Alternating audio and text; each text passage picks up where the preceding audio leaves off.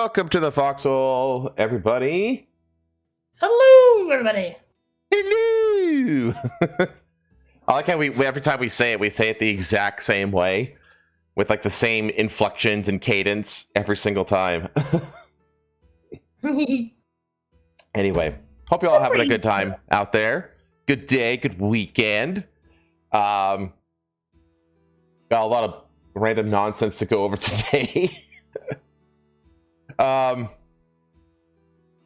But let me see here. Who we got in chat? Hello, Marku. Hello, Viking. Hello, NDA. Hello, typing. Hi. At some point, we're gonna have to actually come up with like actual redeems, like point redeems on this show, because several people in chat have been claiming their daily cogs forever, and there's like nothing to use them for yet. Yeah.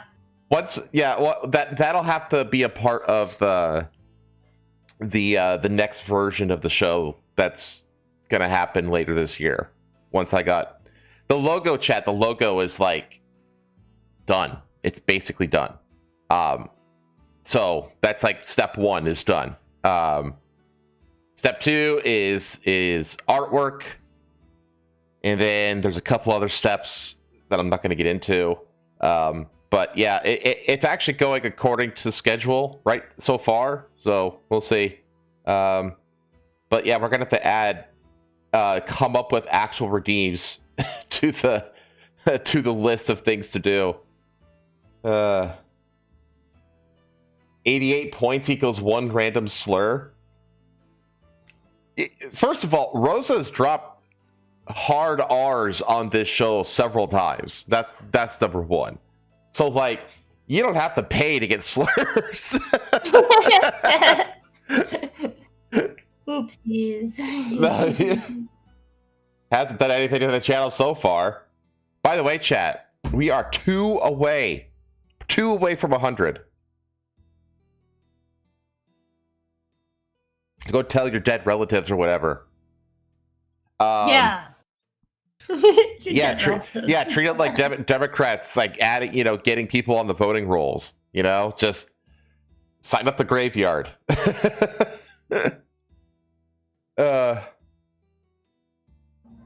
Miller off himself on 430. Things going as planned for a streamer? Yeah, right. Yeah, no fucking way that's ever gonna happen. But anyway, how's your week been? I saw you actually hit 15K. We hit 15,000. Yeah. It finally happened. It only took literally forever. You were gonna delete everything last week out of frustration, and now you've blown past your high so far. Yeah. Just the way it works. Yeah, you should threaten to quit more often. No, I'm kidding. I mean, that's how I got all of my my fucking promotions when I was working for a company. Oh, really? Yeah, if you don't threaten to quit, they won't move you. Honestly, there's a lot of truth in that, because the last job that I had before this one, so when I took this job, I literally more than doubled my pay. And I was kind of just stuck in the same place at the last job I was at. And the moment that I gave him my notice, they were like, they're like, oh no, don't tell me. They're like, we'll match their pay, we'll do all of this and all this other stuff, and it's just like, yeah, but no, because you're only doing that, you know what I mean? Like, as a reaction, and not because you actually think I'm worth that. Yeah. So no. Yeah, that's a super common thing. That's what they always do. They're always like, and the reason why is because the people always like, all the boomers always like, these youngins, they got no loyalty, blah blah blah. Well, it's there's a reason why. It's because loyalty is no longer rewarded. Yeah, exactly. On the contrary, if you do a good job, then that person's doing a good job and they're working the hardest in the position that they're in. Why the fuck would I move them? Why would I oil the the well-working machine? I gotta oil the squeaky cog, not this one. Well, and the thing is that it's like the idea of the loyal company man is dead, and it's the companies themselves that fucking killed it. Yeah. It's their own fault. They devalued loyalty. They don't want to train. They do the bare minimum of skill development and raises and stuff like that. It's just they don't engage in loyalty rewarding behavior anymore. So it's well, yeah, of course the new generations aren't going to be loyal because you don't incentivize them to be loyal. So in a world where it's not you can just go get a job at the factory after you graduate high school and support a family with 2 kids and a house and a car on that single income for the rest of your life. That died in the 80s. Yeah. Jimmy Carter fucking killed that concept. So when people have to hustle, and both people have to hustle, loyalty is a hindrance. So yep. Anyways, what else? Hold on. Had to sneeze. Okay. My week this week has mostly been me working on stuff, actually. Yeah, it has been. Now that I think about it. Yeah, I did. Obviously, we did D&D. That was cool. We had the comeback of my campaign, so I DM'd again for the first time in 2 months. Yeah, it's been a while. It's been 2 months, and so that was fun. And then Tuesday, I edited videos, and then Wednesday I edited videos, and then Thursday I actually did something. I played Divinity Original Sin 2 with Trim, and I'm honestly pretty fucking proud of myself for what I did Thursday. I think Thursday was the one day where I'm you know what, I got a lot done that day, not just in the game that me and Trim are playing, but also outside of it.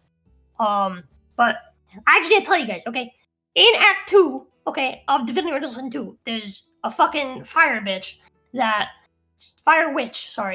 does a fuck ton of damage, okay? I'm talking, she would one-shot me and Trim with one attack if we were next to each other. Okay, me and Trim both have an ability that lets us come back to life.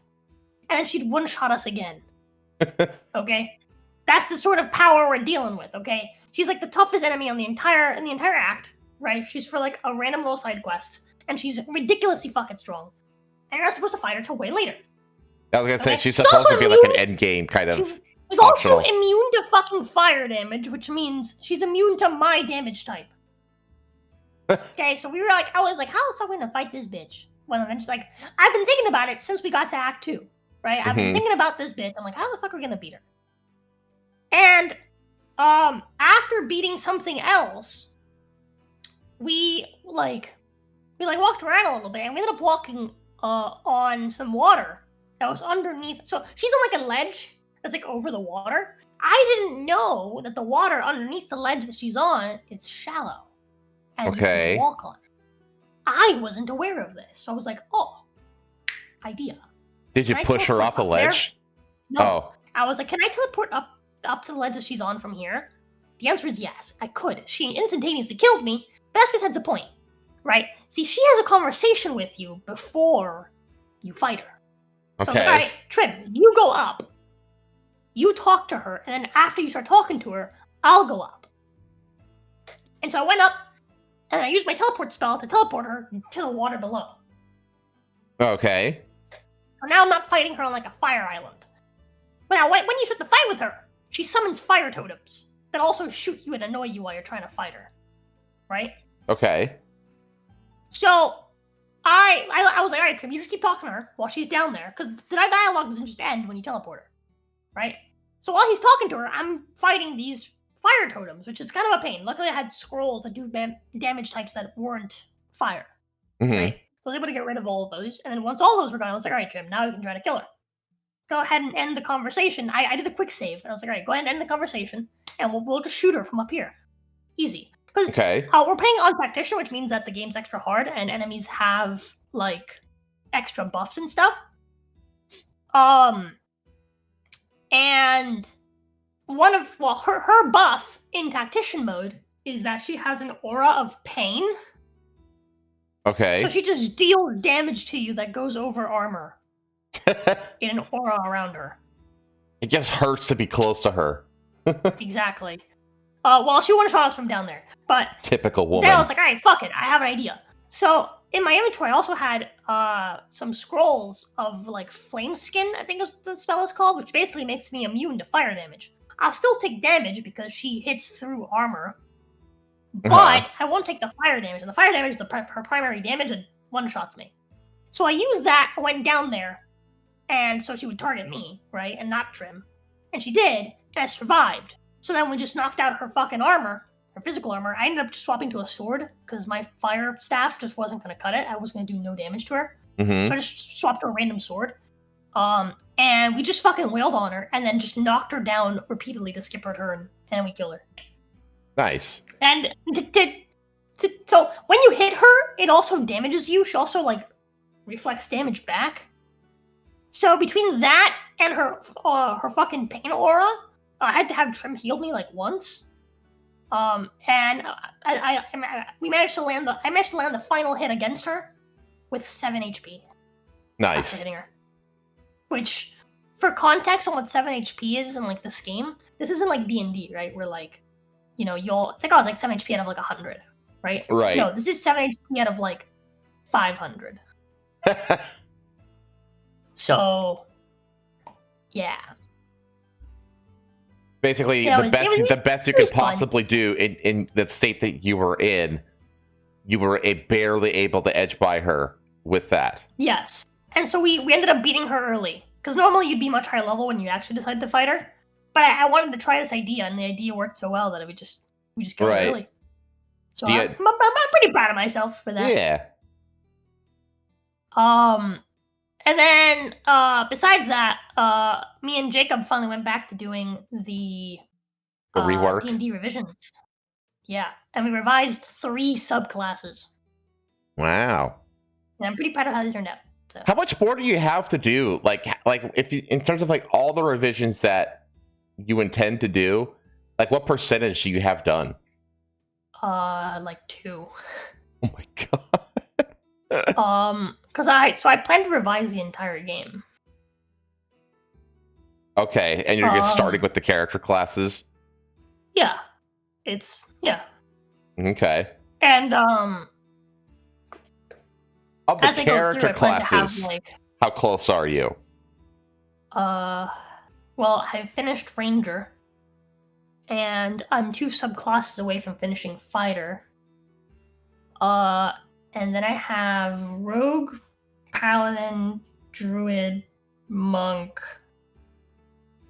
Warlock, Sorcerer, Wizard, Artificer, Cleric. I have like 9 more classes to worry about. Oh, I forgot about Bard. 10 more classes to worry about. Oh, Barbarian.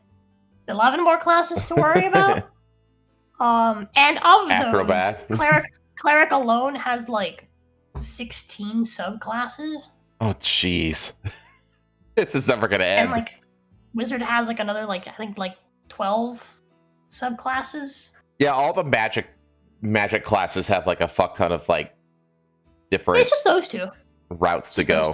The other ones have less, but yeah, it'll be a minute. It'll be a minute. It'll be a minute. Don't hold your breath. Yeah. I mean, at the rate we're going, it takes us 2 hours to do 1 subclass. Okay. Which isn't the worst in the world. I mean, it depends. Sometimes it takes us multiple days to do 1 subclass. Depends on the complexity and how much work is actually needed. Because some of them don't need like a ton of work.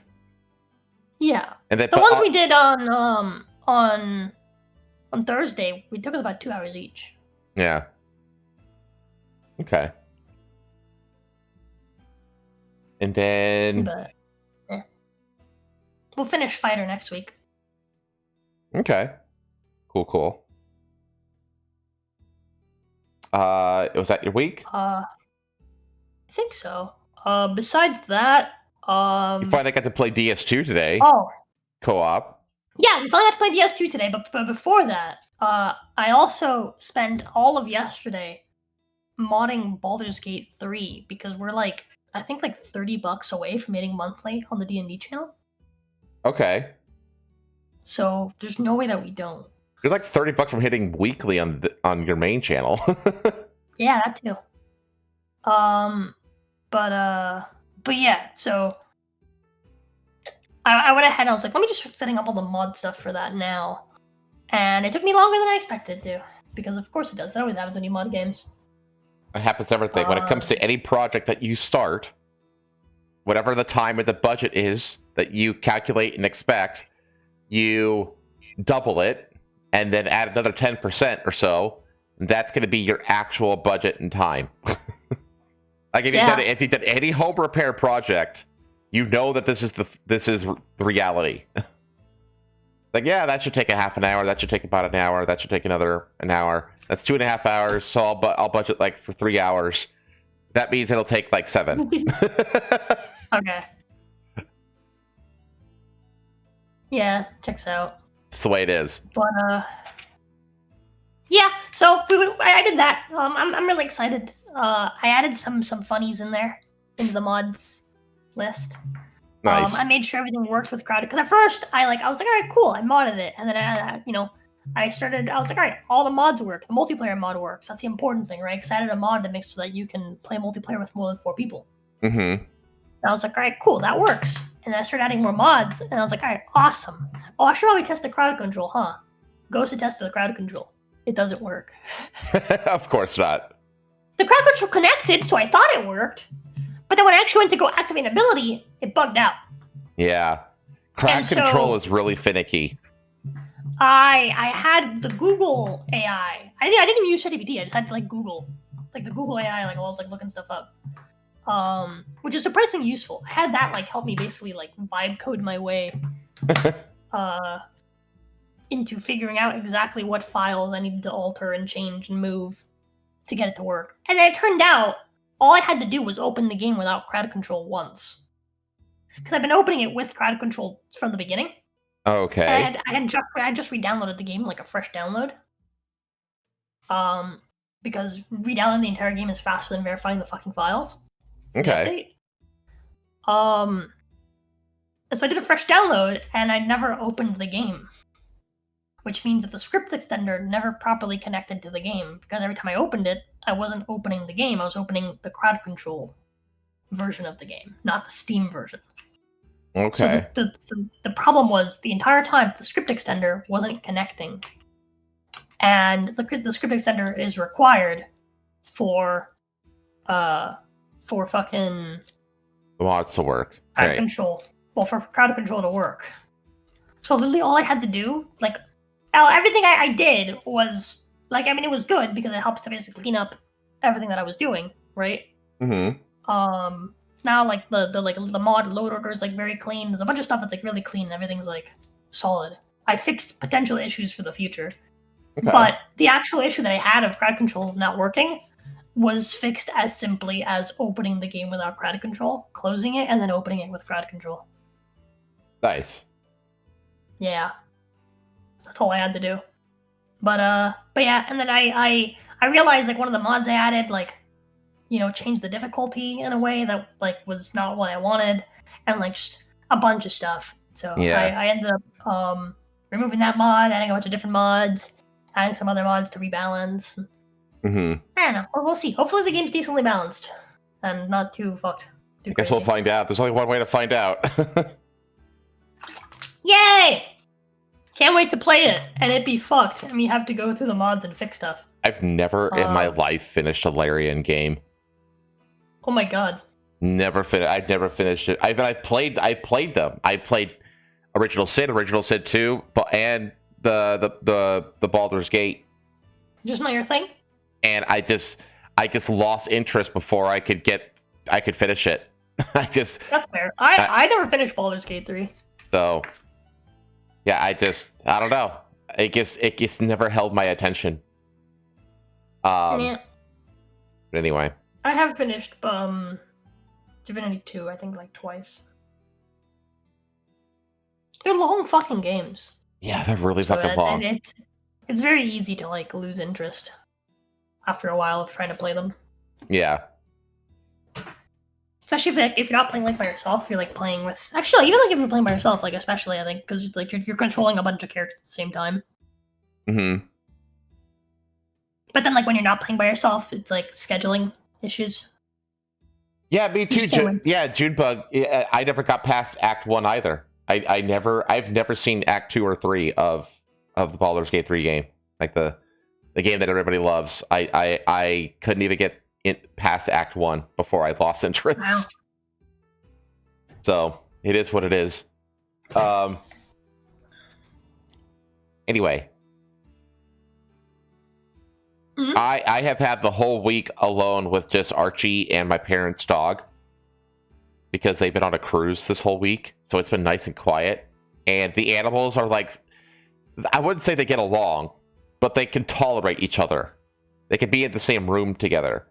And it's also really funny, like watching Archie like hiss and growl whenever Toby, the dog, gets like close to him, because Toby doesn't give a shit.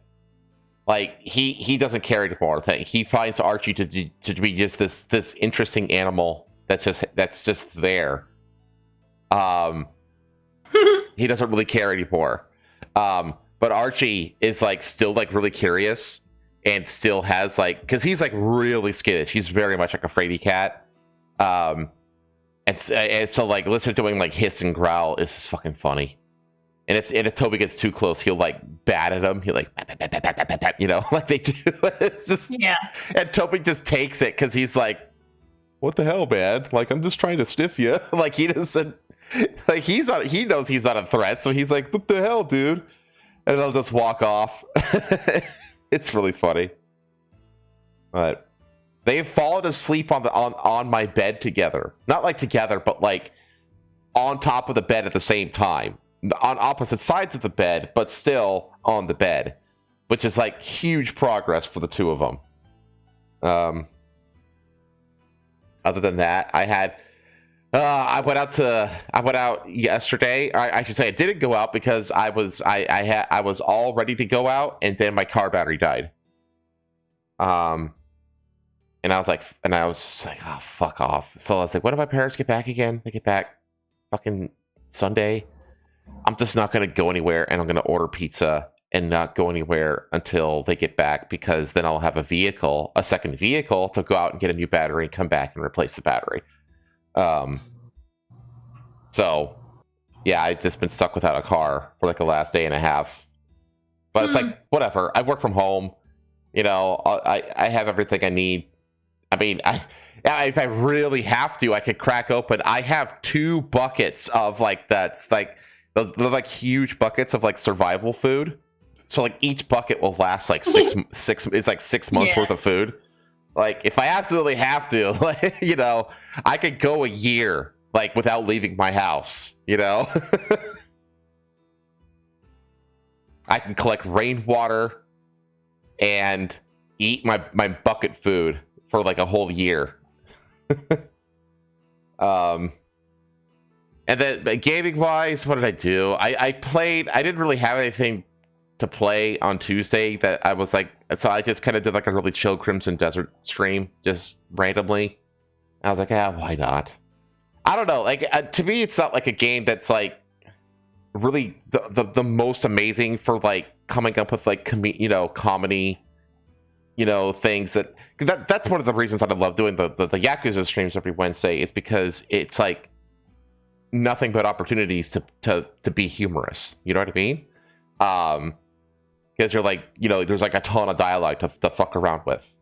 But like Crimson Desert, it's not that. It's a very chill kind of game, honestly. But I did that, and there was a couple good moments that came out of it, but otherwise it was very, very low energy. I need to figure out what to do on Tuesdays, because I guess I could try the wheel, but I gotta find games.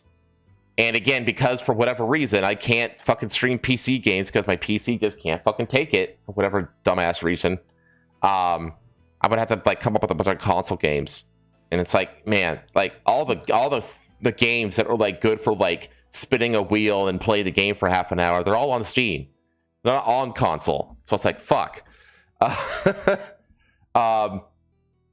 So I don't know. I got to figure out what the hell to do with Tuesdays. I know that you want to do the Sekiro stuff at some point. Maybe that can be Tuesdays. Yeah. Maybe.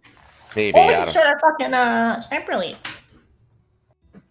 Oh, we could do Sniper Elite. That could be fun. Yeah, well, maybe we could talk. We'll talk about it off stream. And then Wednesday did the Yakuza stream, which is always fun. Thursday.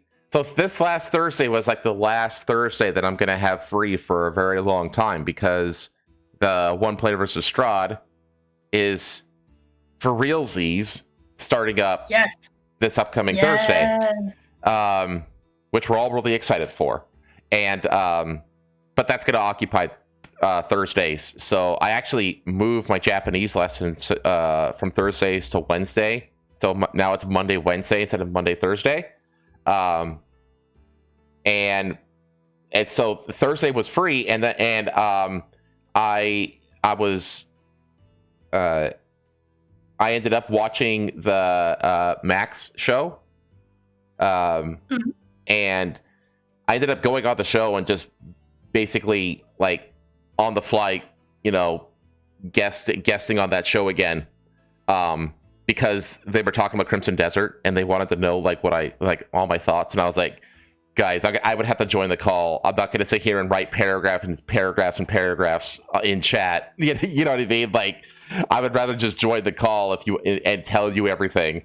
And they invited me on, so I went on and we talked about Crimson Desert a lot, and then I just stayed on and we talked about all the other stuff on the show. It was a lot of fun. And it actually inspired one of the stories that they covered. We're going to be covering tonight too, because it was just I couldn't pass it up. But that was Thursday, and then Friday, I had to reschedule my Japanese lesson to like the middle of the afternoon when I'm usually streaming, and it's like, it would be like not even an hour before, if I started streaming like after work, it was like not even 2 hours before my Japanese lesson, and then I was also backseating pay for Red Dead Redemption. And I was like, oh, man, I don't... It's too much. It's too much. Yeah. And so I was like, I'm going to do my lesson, and then I'm just going to backseat, and I'm going to skip my GTA stream. Because, like, the timing just didn't work out for it. But that was, like, just this last Friday. Like, that was... normally, again, it's usually Monday, Wednesday. But, like, this week was weird, and she could only do Friday instead of Wednesday, so I was like, okay, I'll do Friday. It is what it is. And then now I'm here on Saturday, yay! And that's my week. I got Archie new food too, by the way, and he really likes it. So, anyway, it's done. I think it's time. I think it's time to get to the news. So, let me see here. I think I already have. Yep, I'm already sharing it with you. I've heard about this. So, we're gonna start off with a story that's it's really shocking and sad, but it's just like everything around the story is fucking hilarious. And that is it's not showing. What the hell? What's going go. It's the quadruple amputee who committed murder. He's like he's a cornhole champion, quadruple amputee who shot a guy while driving his Tesla, and upon booking for murder, had to get his little nubs finger. He got nub printed because he doesn't have fingers to fingerprint. So they took nub prints. I mean, you'll have no trouble IDing him. Yeah, right. Yeah. So, Dayton Weber, the quadruple amputee cornhole professional who was arrested for murder earlier this week, wasn't fingerprinted at the jailhouse for obvious reasons. Authorities took an impression at the ends of his arms instead. Wait a minute. Let's back up. Hang on. Let me let's back up and like talk about like the actual story here. So let's talk about, let's do this. So let's see. Quadruple amputee cornhole champion charged with murder. American Cornhole League declines to comment.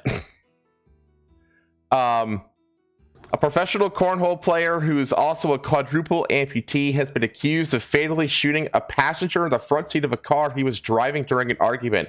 I have to say, it is just endlessly impressive that a quadruple amputee, number one, was able to hold and fire a gun, and aim and fire a gun. Number two, was able to drive a car. And number three, do both of those things at the same time. Like, yeah. How do you do that? I have a hard enough time fucking texting while driving. Like, and I have all 10 fingers. How did he do this? So Dayton James Weber, 27, was featured by ESPN in 2023 in a story of inspiration, noting that he rode dirt bikes, wrestled, and played football before becoming a professional cornhole player. Wait, how did he do any of these things? In the same year, it's all impressive. It's all incredibly impressive. It's amazing. You know, it really is incredible that he was able to do this. In the same year, he wrote an essay for the Today Show about how he became a professional competitor. On Sunday night, he was arrested and charged as a fugitive from justice by police in Albemarle County, Virginia. The Charles County Sheriff's Office said in a statement. Let me see. Charles County is seeking his extradition from Virginia. It said he would be charged with first-degree murder, second-degree murder, and related charges. Those are like... Because, like, I guess let's keep reading here. It wasn't clear Tuesday whether Weber had an attorney yet. Messages seeking comment were left for his mother. In a 2023 essay for the Today Show, Weber said doctors amputated his arms and legs when he was 10 months old to save his life after he contracted a serious blood infection. His medical team gave him a 3% chance of surviving, he wrote. Weber went on to become a professional player of cornhole. Wait a minute. He also rode dirt bikes and wrestled. How can you possibly win a wrestling match as a fucking nugget? I don't... Can't hold down what doesn't have limbs, bitch. How can he possibly gain leverage? He's literally just dead weight. He's dead weight that wiggles. Like, that's... Like, how? Call him the Wiggler. The Wiggler? That's a really important W. Let's see here. His medical... Weber went on to become a professional player of cornhole, which players throw beanbags through a hole in a slanted wooden board to score points. Yeah, I don't know. For all you non-Americans out there, and even like some parts of America don't know about cornhole, or they do, they just call it something else. But like, it's a very real thing where you really... there's a lot of jokes about cornhole and the fact that like, the goal is to insert your sack into the hole. Like, there's so many like memes that come out of, I wouldn't say memes, but just like there's so many like anal puns that come out of it. And a lot of people in Europe don't even think it's real because of how like silly it sounds, and the whole thing sounds like, you know, like, what do you call it? Like code words for like butt sex. No. And I have to say though that becoming a professional cornhole player for this guy is less impressive than riding dirt bikes and wrestling as an amputee. Like, let's see here. It's called Pop Daddy Pretzels. Pop Daddy pretzels. These are bold snacks made with big heart. What is dill happening? pickle pretzel sticks, hand seasoned in small batches, made with flavor so bold it's lip smacking, finger licking goodness and crunch. Hey, Made in Michigan. I want to see your reaction to trying it.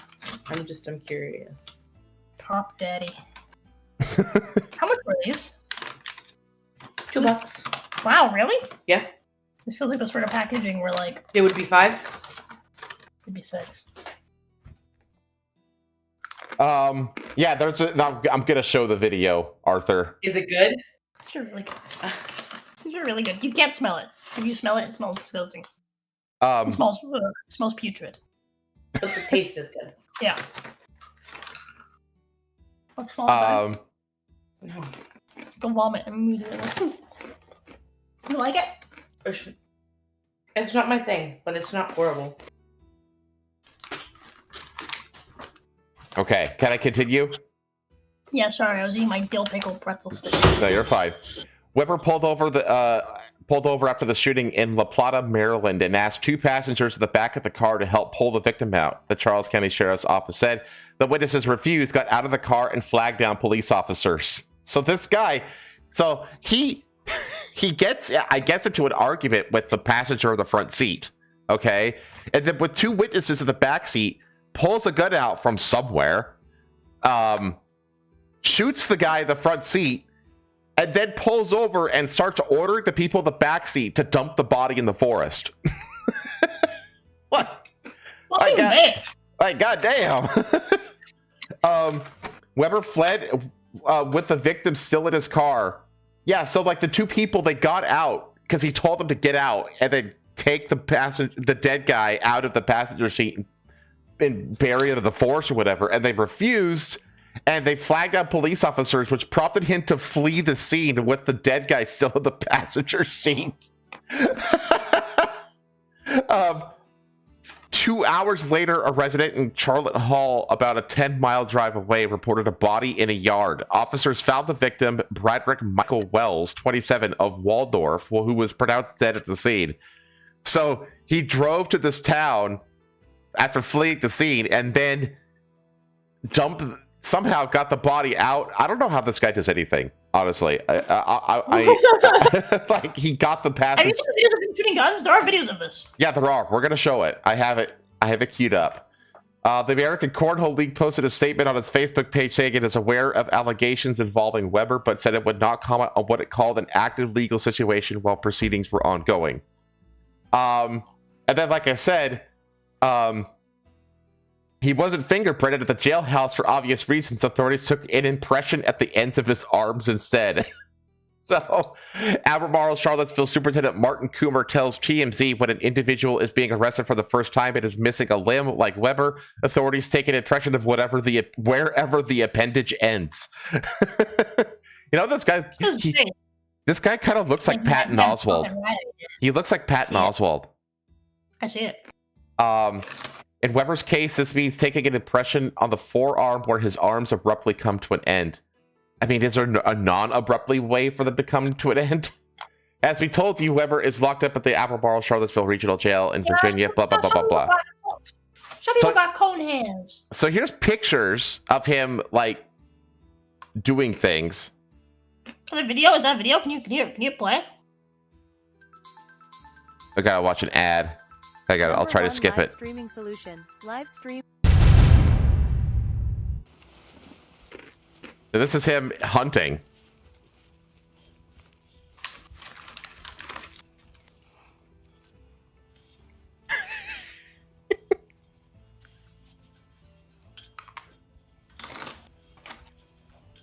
I mean, fair enough.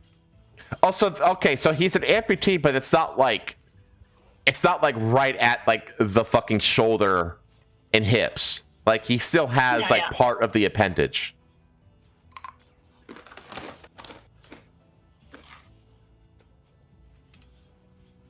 think his climbing down a ladder is more difficult than climbing up.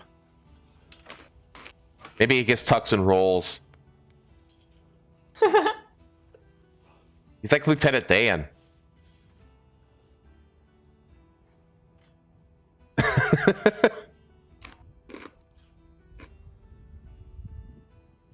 Okay. So that's him climbing a ladder. Wait. Oh. Like that second shot a little better, don't you? Yeah. Did he just clap? He clapped his nubs.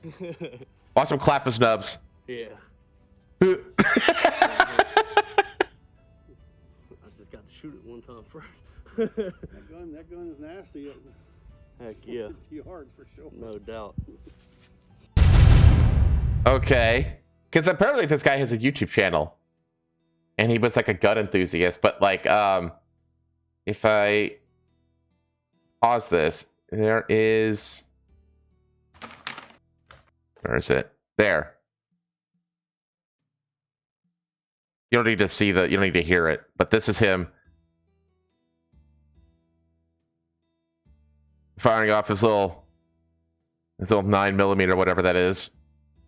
This is how he loads it. Okay. How is he pulling the trigger? I guess he has like a little noodle or something that like a little like nub on top of the nub that kind of he can use as a finger kind of. Yeah. I guess. Okay. But anyway, yeah, that's... Nah, he just gets a fucking, what are they called? Oh my god, I can't believe I'm forgetting.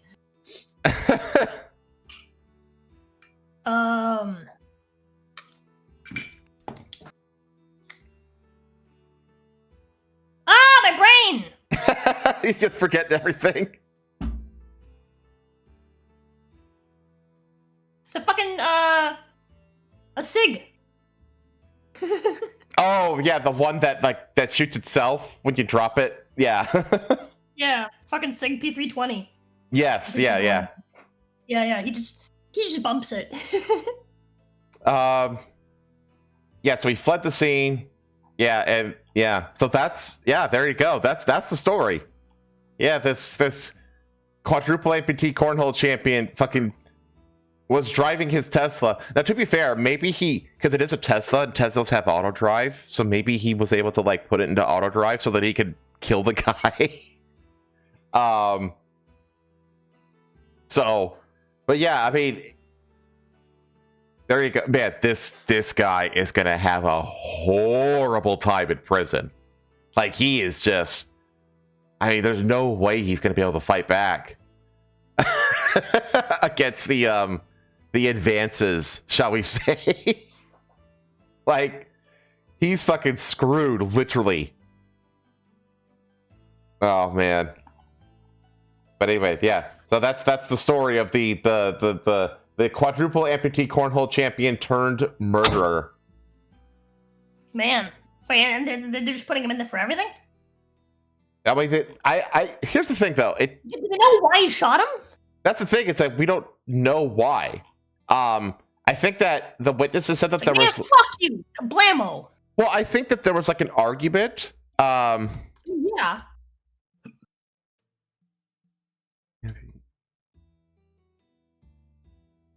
Hang on. How do you let someone into your car who you hate to the point where you would shoot them? Yeah, it's weird. Because I thought he shot someone in a different car. I didn't realize he shot one of his passengers. No, yeah, it was one of his passengers. Yeah, he killed. I mean, he had a full car. It was him driving. He had some, a friend or whatever in the passenger seat, and then two other people in the back seat. But but it doesn't say. We don't know why. Because here's the thing: like, they charged him with first and second degree murder. Like, I could see second degree. Second degree is actually pretty easy for this in this case. You know what I mean? Gets into an arc. But if it's first degree, that means that he planned ahead of time. In which case, he wouldn't have like invited 2 witnesses to watch it happen. You know? Yeah. But again, it's just like, why? Like, if you hate someone to the point where you would shoot them over an argument, why the fuck would you let them into your car? Well, maybe the friend, while he accidentally let slip that he was fucking his girlfriend or something. You know what I mean? Oh. Maybe it's like something like that. Oh yeah, that'll do. Well, in that case, he's innocent. You know what I mean? Yeah. Well, but you know what I mean? Like, in the moment where you learn something about him, or he tells you something that gets enrages you to the point where you want to kill him, and you have the means to do it, like literally at your nub tips. I was gonna say fingertips.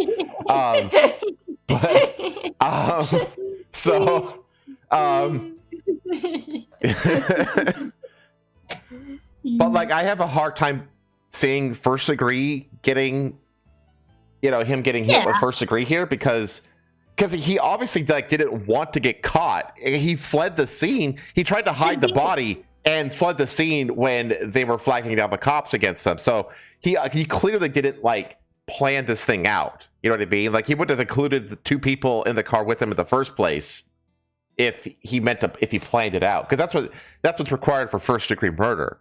It's like, it's like you intended to do this, before it happened, not in the heat of the moment. So, but like second degree, absolutely. That's kind of a slam dunk on second degree. But anyway, what's the guy's name? It's like something Weber. Dylan James Weber, or Dayton James Weber.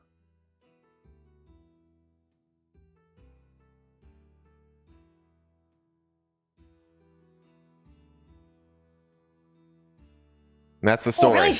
He shot him twice in the head. Yeah, he fucking executed him. Yeah, it's pretty weird.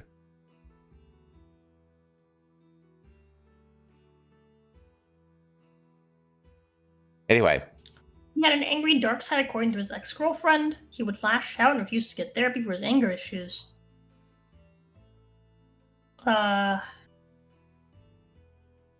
This woman, who dated him for 4 years until the pair called it quits last year, isn't surprised that he's been accused of murder. She even dated the victim after she and Dayton threw in the beanbag, TMZ reported. Well, there's why. Fucking lovers quarrel. There's no dating overlap, Mattingly claimed, as she and Wells decided to just be friends in June. And after months of on and off again dating. Wait, they called it quits in February, and then decided to just be friends in June after continuing on and off.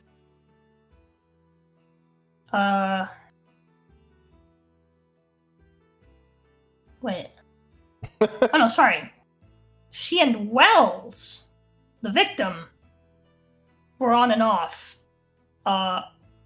until June. Which means she started dating him immediately after?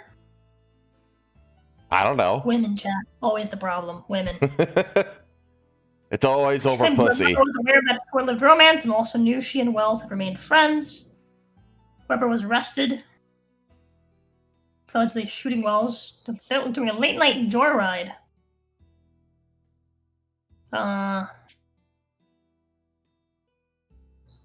Passenger seat with the friends. An argument escalated and ended in gunfire. That part we know. Right.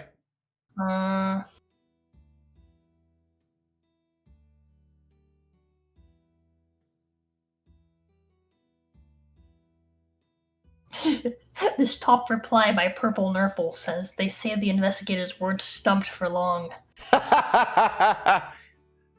Give that man some based sunglasses.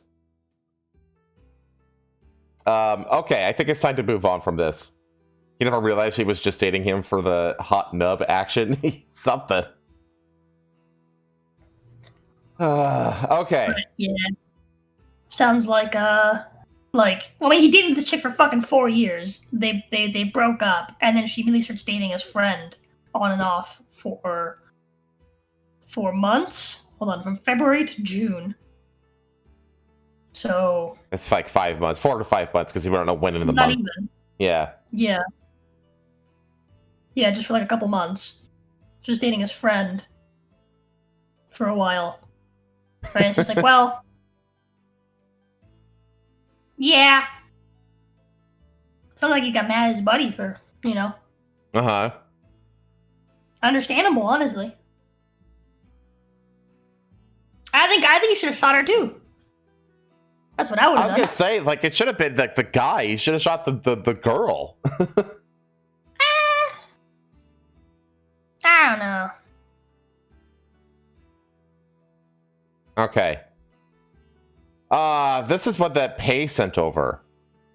Families outrage over Alabama mass shooting plea deal. You don't always get justice. Alright, what's going on? Almost 3 years after Alexis Dowdell's Sweet 16's birthday party ended with her kneeling beside her fatally wounded brother. She sat inside the Tallapoosa County Courthouse next Friday, looking at the man convicted of firing the shots. She admitted later she had been dreading the moment. I hate the feeling of being sad, but I had to get up and I had to go get justice for my brother, she said. And she added, even though that wasn't served. Families of the victims of the 2023 Dadeville mass shooting that killed 4 people and wounded 32 others expressed outrage over Friday's guilty plea and the sentences of the 5 men in the case. Willie George Brown Jr., now 21, of Auburn, Wilson Lamar Hill Jr., now 23, of Auburn, and Tuskegee brothers Tyreek McCullough, now 20, and Travis McCullough, now 19, and Sherman Peters, now 18, pleaded guilty before the circuit judge Steve Perryman to the deaths of Dowdell, Collins, and Smith. Killed in the shooting. I think that what happened is that basically they decided to do a gang shootout in the and they chose this girl's Sweet 16 birthday party to do it and killed a bunch of people at the party. I was gonna say this all sounds like gang violence. Yeah, that's what it is. The shooting were Phil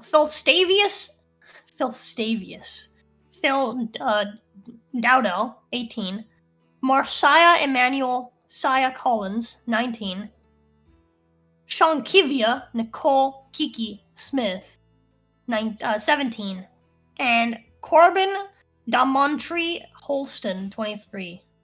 Under the plea agreement, the defendants were sentenced to 20 years in prison with 5 years to serve.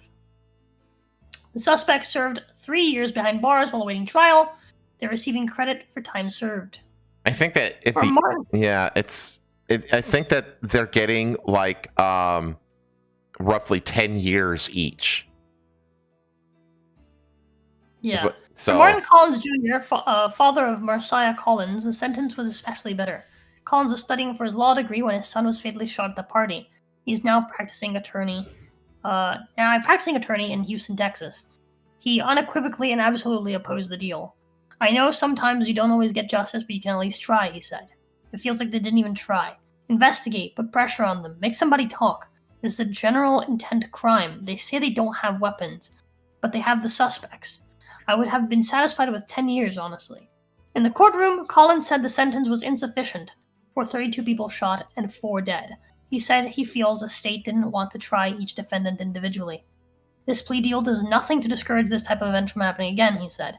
Who's to say there won't be another mass shooting like this? He particularly blamed District Attorney Mike Segrist, who he said is not sufficient in prosecuting crime. His son, Collins, said, was a better version of himself. Marcia was an amazing kid, he said, his voice breaking. He was funny, tall, athletic, loved music. He had dreams and aspirations. He had a future that he will never get to fully realize since this horrible crime. For Cheryl Sledge, the mother of a shooting victim, Trinity Richards, I didn't read that name. It was day 1077 since my baby was injured. Oh. Richard is now studying to be a social worker, largely because of the marks left by the shooting. We don't want anyone to think that because she looks well, you can miss the things you can't see. The emotional scars, the physical scars, we can hide with hair and makeup, she said. This is a 19-year-old child who, for all intents and purposes, who walked out of the house without a care in the world, whole life ahead of her, cheer scholarships on the horizon, transitioning to a college in Georgia. She came back with a helmet full of part of her skull. Sorry. No. She came back in a helmet without part of her skull, with a bullet in the head, 4 other injuries, seizures, strokes, balance issues, memory deficits, processing problems. Sledge struck her hands together, listing the health problems to punctuate the lingering pain. You don't see that in her today, but it is there, and it's going to be there with her for the rest of her life. But it's not going to stop her. Sledge said she came to court understanding Perryman would announce a sentence later. I think like all the families with a 5-year split, there's just no guarantee on them serving the rest of the term. It's just not fair or equitable to the crimes and what we face as a result, she said. Dowdell said she still thinks every day about that moment in the Dadeville Performing Arts Center. It started out as the kind of party, she said, that every other girl would dream of having. She wonders how it could have been prevented. In addition to her brother being murdered, her mother still has 2 bullets inside her from the shooting, she said. It's really hard because people don't understand what we go through on a daily basis. You can be up one minute, then down the next, even though people say it heals with time. I've gotten better with grieving. I still find myself in certain moments where I just break down and want to give up. I feel like I'm not good enough. And sometimes I feel like it's my fault, even though my family tell me it's not. When asked what she thought of the men who pleaded guilty in her brother's death, she said, I'm just praying for them, and I want to keep it at that. Yeah, so the gist of this, like, the context of this is that they had, basically, there was a gang shootout at a quinceañera. Well, I guess it's not a quinceañera. It's like a Sweet 16 party. Sweet 16, yeah. They don't have the weapons that they had. The perps, I think there was 5 of them. And they basically pleaded guilty. And the way that they charged them as like a group instead of as individuals. And so like once the sentence was like handed down, that sentence is like evenly distributed among each person, so they each get like a maximum of 10 years basically. Like I said, they said that they're likely to not even serve the full 10. Well, they give them each 5. They each get 5. And then they're more likely not going to serve the full 5. Right. So, yeah, it's kind of ridiculous. But here's the thing, though. They said that, not, try them as a group instead of as individuals. Like, it's not enough of a deterrence to stop this from happening again. It's like, it's gang violence. Like, they don't think about the consequences. Like, that's not how this works. Like, if you tried them as individuals, that would be no more of a deterrent than trying them as a group. This is just you try them as murderers and fucking shoot, just execute them. That's what you should do. You should fucking execute them. That would be a fucking deterrent. Yeah. Because fucking gangsters don't like going to jail. On the contrary, they like it. It's part of their rep, Yeah, exactly. You just get more reps. Especially, like, yeah, man, I went to jail for blah, blah, blah. Especially because... Now I'm out, and now I'm going to do another crime. Blah, blah, blah. You just gotta fucking shoot these goddamn niggas. That's all you have to fucking do. They're going to be in their 20s. That's how you solve it. They're going to be in their 20s when they get out of prison. You know what I mean? They're going to have like pretty much their whole lives ahead of them after they get out of prison. And they're going to have fucking prison cred. They're going to have the tattoos. They did this as teenagers. So, but the thing is, it's like, it's not the deterrent. Like, this is mostly just, for their, the family's peace of mind. There's nothing that deters this kind of shit, except like you said, public executions and such. Where's what state is this in? Maryland. Tallapoosa? Oh no, not Maryland. That was the last story. This was Dadeville, Alabama. Who's Alabama? Yeah, this was Bama. Wow. So. Just Bama. Do better. Yeah, so like all these gang bangers were like at the party, and I guess like they didn't know that like rival gang members were going to be there. I think just fucking opened fire like from opposite sides of the party, and like 36 people were hit by stray gunfire at the party, and 4 of those ended up dying. So Yeah, it's like, like that every should be single like person, every single one of them should individually get 4 murder charges. And what is it, 32? Yeah, 32 assault charges. well, it should be attempted. It should be like it's attempted murder, manslaughter, reckless. Reckless endangerment. There's a fuck ton of stuff that you can get them with that would easily add up to 25 to life. And you don't need to find the weapons. They admitted to it. They admitted to guilt.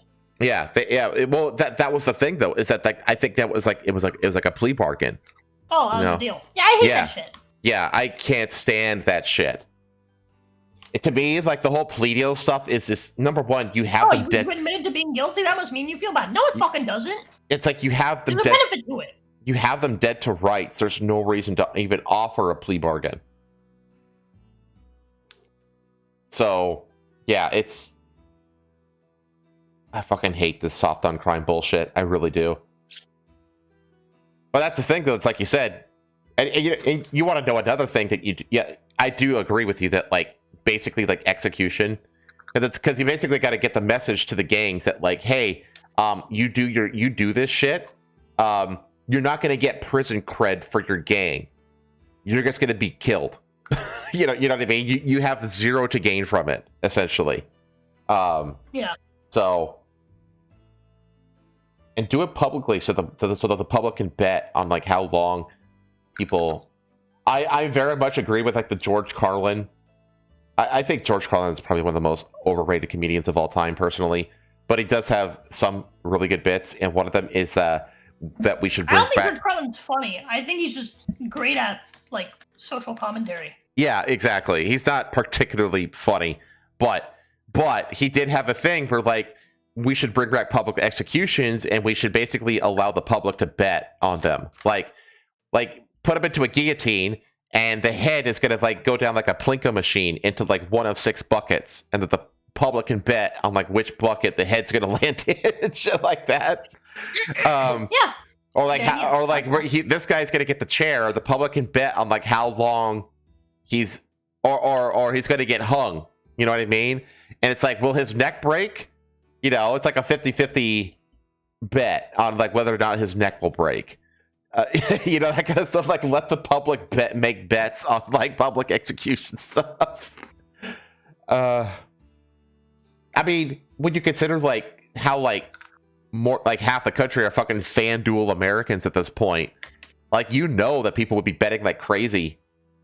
Yeah. For public execution related stuff. It would absolutely be. Yeah. It would become an industry overnight. But anyway,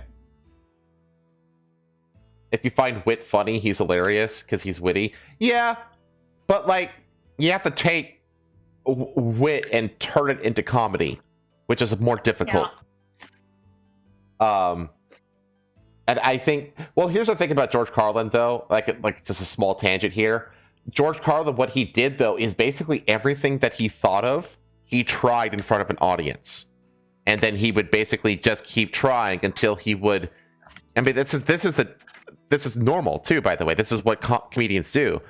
Is they come up with a bit and then they try it on audiences. And then if it's not good, then they dump it.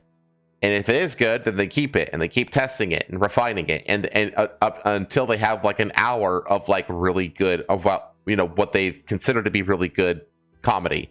And then that becomes like their Netflix special or whatever, But George Carlin was famous for like never not trying a joke. So like a lot of his jokes don't really land very well because he just basically threw everything he could think of out there, and then whatever. Yeah, I can respect it. But anyway, okay, let's move on to I guess more of a lighthearted story, which is this guy that unloaded on a robot that asked him to push a crosswalk button. So a Washington man unloads on a delivery robot when it asks for help. You took a human's job. Before we read this, I just want to show you the interaction because it's fucking hilarious. Of course, this is a World Star Hip Hop video, but whatever. By the way, World Star Hip Hop has a ton of crazy shit on it. It's a great website. Yeah. World Star! That's amazing. It's such a good website. But okay, let's just play the whole interaction. Huh? Hello, what do you want? What do you want? You want me to press the button for you? You want me to press the button for you, Mingo? Fuck you. Press it yourself. You took a human's job and you want me to press the button for you? No, hello, fuck you. Excuse you? Yeah, excuse you. I'm not pressing nothing. You press it. You sit there, you took a human's job, you take over our infrastructure, and then you want me to help you out? Go fuck yourself. Go fuck yourself. Okay, really? Press it yourself. Oh, that's right, you don't have fingers. You got the green light, but you can't go because you don't have the walk signal. But you don't walk, you roll. Well, that's too fucking bad. Again, it's a cold war. You can sit here all night. Tell whoever's food that is to come press the button for you. It's not my problem. What the fuck you ever done for me? Mingo's just fucking stuck. He got the green light, but he can't go because it doesn't have the walk signal. Not my problem. Not my problem. Now you better not let the machine overlords catch you bullying their little brother. Back to the Matrix with you.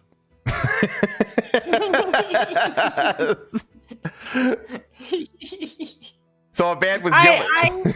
I will say, while dude's just a fucking retarded asshole, dude is also highlighting a really genuine problem with this idea. And exactly why it should not have been implemented. What the hell just happened? Right away. So, I mean, good job. So a man was seen yelling at a delivery robot after it asked him to press the crosswalk button for it to cross the road. He argued, saying, "You took a human's job." Amid the rise of AI and robotics, this kind of response may become more and more normal. Well, the thing is like... Why don't they say this to Mexicans? Because they're at least people, I guess. Many jobs are under threat over the next decade as automation replaces human workers with computers and programs. Here's the thing, though. Like, at what point... Like, this guy... Like, the delivery bot got lucky here, because this guy, number one, like, you could kick the thing over... and and destroy it. I mean, there's probably a way to make it, to steal the food out of it. Probably, like these things are going to get vandalized and destroyed. The frustration was giving the video. Yeah. Push crosswalk button for they clearly wanted to cross the street to complete this delivery. However, the man asked the robot, "You want me to press the button for you? You want me to press the button for you, Mingo? Fuck you. Press it yourself. You took a human's job and you want me to press the button for you?" Here it comes, sir. The robot displays the message. "Excuse me." He then added, "Yeah, excuse you. I'm not pressing nothing. You press it. You sit there. You took a human's job. You take over our infrastructure, and then you want to help." No. He did not say infrastructure. Okay? Yeah, he said like infrastructure or something. You take over infrastructure. Infrastructure. And then you want me to help you out? Well, fuck yourself. Press it yourself. Oh, that's right. You don't have fingers. Two delivery robots made the news. Hey, so does a guy that's committed, armed nub assault on the guy who killed the man. There's a running theme on today's show, which is people without fingers. Two delivery robots made news in the last few days after they crashed into bus shelters in Chicago. What? The guy with the itchy trigger nub. Yeah. According to UPI, the first incident occurred last Sunday when a Serve Robotics delivery robot crashed into a Chicago Transit Authority Grand and Racine bus shelter, breaking the glass. Fortunately, no one was harmed by the crash. A Serve Robotics spokesperson commented on the incident. He said, "We're aware of the incident involving one of our robotics in Chicago. No injuries were reported. Our team responded quickly to clean up and we're reviewing what happened to make improvements. We also have been in contact with local stakeholders and are committed to addressing any concerns directly. We take this matter very seriously. The second incident occurred on Tuesday when a Coco Robotics delivery bot smashed through the bus shelter glass near North Avenue and Halsted Street. Fortunately, nobody was seated at the bus shelter at the time. Carl Henson, Coco's vice president and head of government relations, told CBS Chicago about the incident. We're aware of an incident today in Chicago involving our robot. This is something we take seriously and is well outside the norm of our operations. I am generally against delivery services just in general. like fucking get off your ass and go get it. I get like there's some things, like pizza, okay, Amazon delivery, yeah, and that kind of stuff. But working, man. Fucking DoorDash is a scam, though. Like, it's such a fucking scam. But the thing is, it's like now even like the fucking DoorDash like gig people are going to get replaced by these little fucking delivery bots. You know? I mean, if it makes the DoorDash cheaper, I'm all for it. Well, it will. I assume it will. I hope it will. It probably won't. Yeah. Normally when they would pay to their fucking dashers, they'll just add it as part of the service fee, quote unquote. Quote unquote. Yeah, they'll just make it some kind of they'll find some bullshit nickel and diming reason to keep the price at where it is, even though it costs them less overhead to have these fucking delivery bots. They're gonna raise the price for the electricity fee. But they'll do something. At what point does somebody hack these things and like get like an army of food delivery bots with all their food to like go to like one house, and then it's like set for like the rest of the year? The great food heist. The great food heist, yeah. I actually had one of those. Like, wasn't it in Fast and Furious, one of the movies where they like took over all the cars and like they had like an army of like self-driving cars like chasing after them? Like they could do that, but with delivery bots instead. So I want to do a Fast Furious like movie marathon. That'd be fun. My favorite one is still Fast 5, where they do the bank robbery. That was pretty good. Which turns out to be like the actual source of like the final baddie of the franchise. Actually, is that bank heist one? Okay. Let's move on to speaking of stealing shit, 12 tons of Kit Kat bars were stolen in a chocolatey heist in Europe. A massive 12-ton shipment of Nestle's Crunch Kit Kat bars. Did you just say Nestle? It's Nestle. Yeah. Like Nestle Crunch. A massive 12-ton shipment of Nestle's Crunch Kit Kat bars. I hate you. Was stolen in a chocolate heist that risked causing a shortage in stores right before Easter. The gas. Oh, no. Kit Kat, owned by Swiss food giant Nestle, told AFP on Saturday that a truck transporting 413,793 units. One fucking odd number. Yeah, right? Like, the only number in that fucking entire number that was even was the first one. Its new chocolate range has been stolen during transit in Europe. The shipment disappeared last week while heading between production and distribution locations, the company said. We've always encouraged people to have a break with Kit Kat, a spokesperson told AFP, referring to its famous catchphrase. But it seems thieves have taken the message too literally and have made a break with more than 12 tons of our chocolate. They broke too hard, too fast. The company said the stolen truck had left a factory in central Italy and was making its way to Poland when it was stolen, adding that the vehicle and its contents remain unaccounted for. Investigations are ongoing in close collaboration with local authorities and supply chain partners. Wait, so they hijacked the vehicle itself?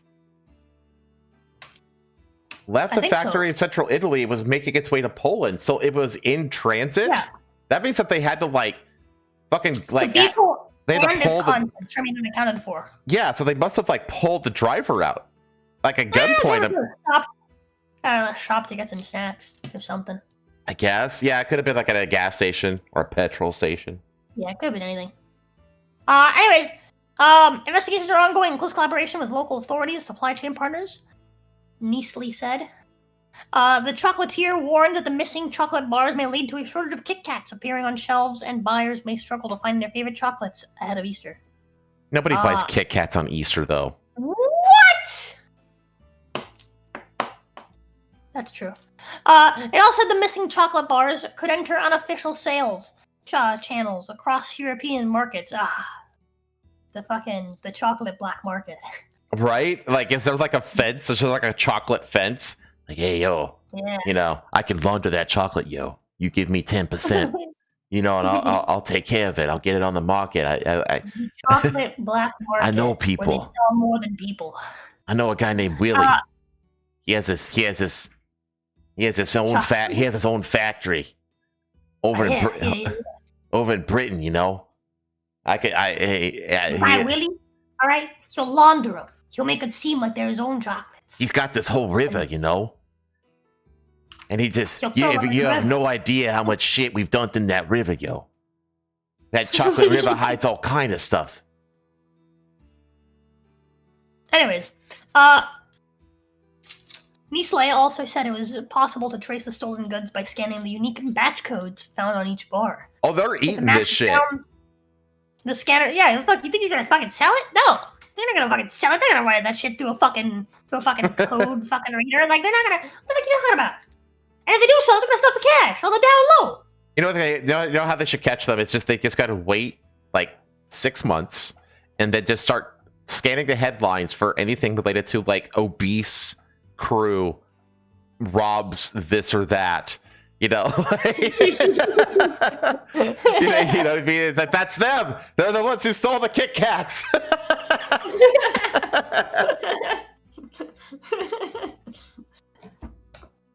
After Kit Kats, they're gonna start going for the Twix.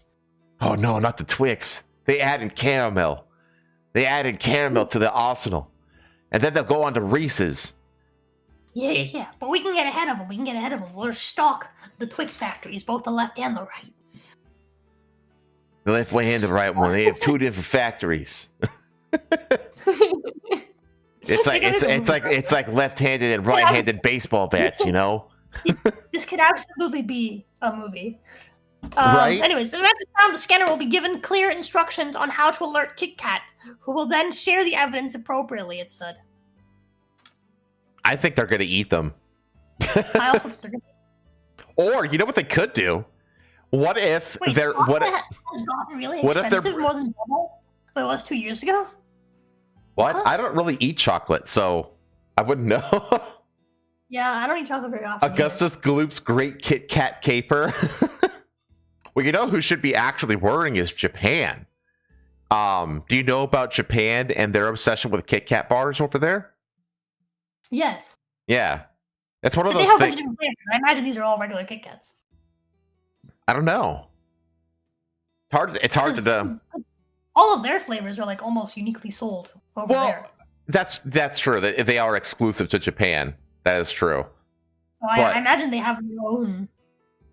Well, not only Yeah. that, but like I wonder if because it's saying like these could interrupt like Easter. Like I wonder if they have like special Easter packaging. That would like it's almost like marking a like low jacking a dollar bill. It's like any Kit Kat sold in Poland or in Eastern Europe with a Easter special 2026 Easter wrapping on it is like probably like a receiver of stolen goods kind of scenario. Do you think someone out there is like selling these on the download? It's like, hey man, these are special limited edition Easter Kit Kats. All right, I promise they'll be worth billions. in 10 Here's years. what we're gonna do, okay? We'll sell the collectors. We're gonna buy a bunch of Ziploc bags, and we're gonna give all of our kids Ziploc bags full of these Kit Kat bars, and they're gonna sell them for $2 each at their schools. That's cool. And they're gonna claim it. They're gonna be claiming they're all for fundraising, but they need to get that field trip to the Rhine. You know what the best part is? They're not old enough to pay taxes. All the money's gonna be clean. 100% non-sequential Kit Kats. Easter Kit Kat. Happy Easter, motherfucker. We're gonna hand these out at all of our. It's like a Catholic.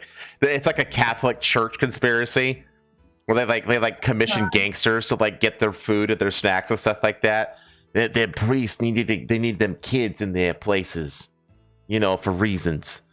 What better way than to lure them in with Kit Kats? We're gonna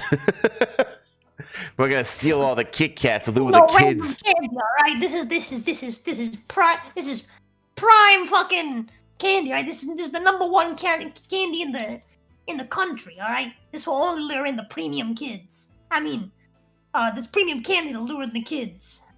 It's actually more prominent in synagogues than in Catholic churches. It's actually not that common in Catholic churches, the whole, like, you know, child diddling shit. It's actually very rare in Catholic churches. It's actually way more common in synagogues and in, like, U.S. public schools. Well, yeah. So, but anyway. Yeah, so if you're in Europe and you eat a Kit Kat bar, you could be bringing shame upon your family. You could committing a crime for receiving stolen goods.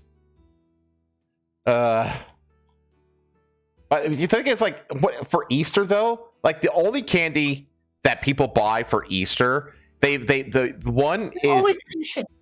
buy Cadbury eggs. Which have you had a Cadbury egg recently? Not recently. They're fucking disgusting. Oh my god. Yeah. I used to really like Cadbury eggs as a kid. The last time I had one, I want to say was like a couple years ago or like a year and change. No.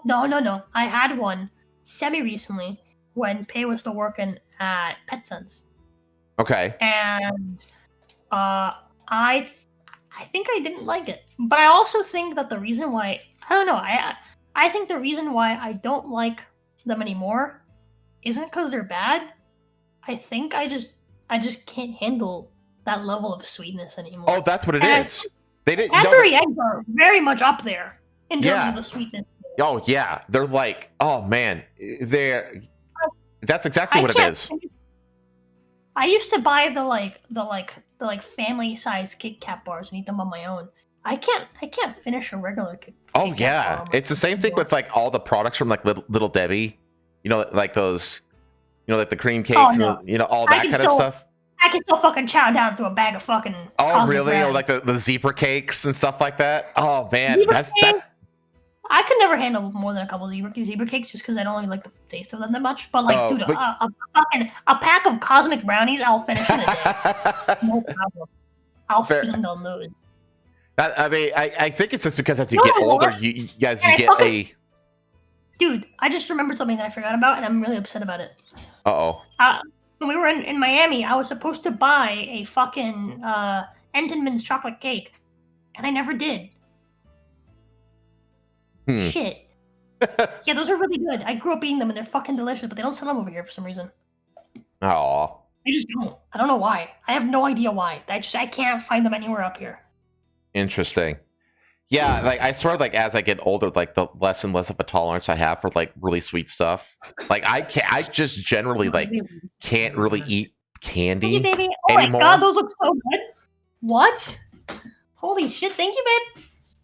My wife just brought me some homemade chicken tendies, and they look fucking fantastic. Nice.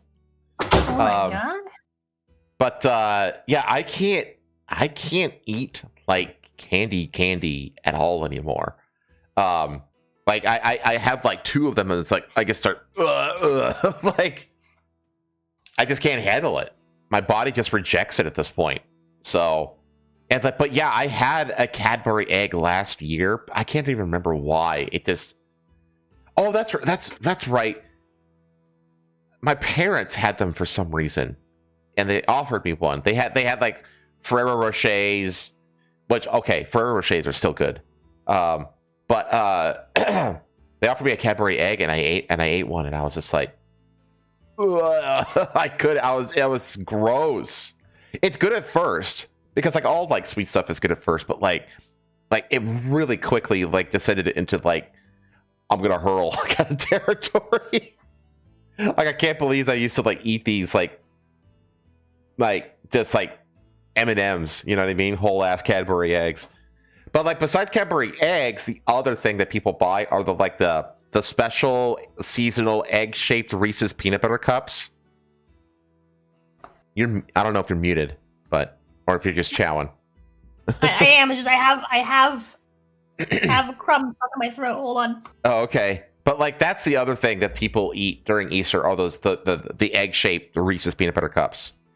So I don't know like what else do people candy? Oh, obviously like the chocolate bunnies. That's the other one.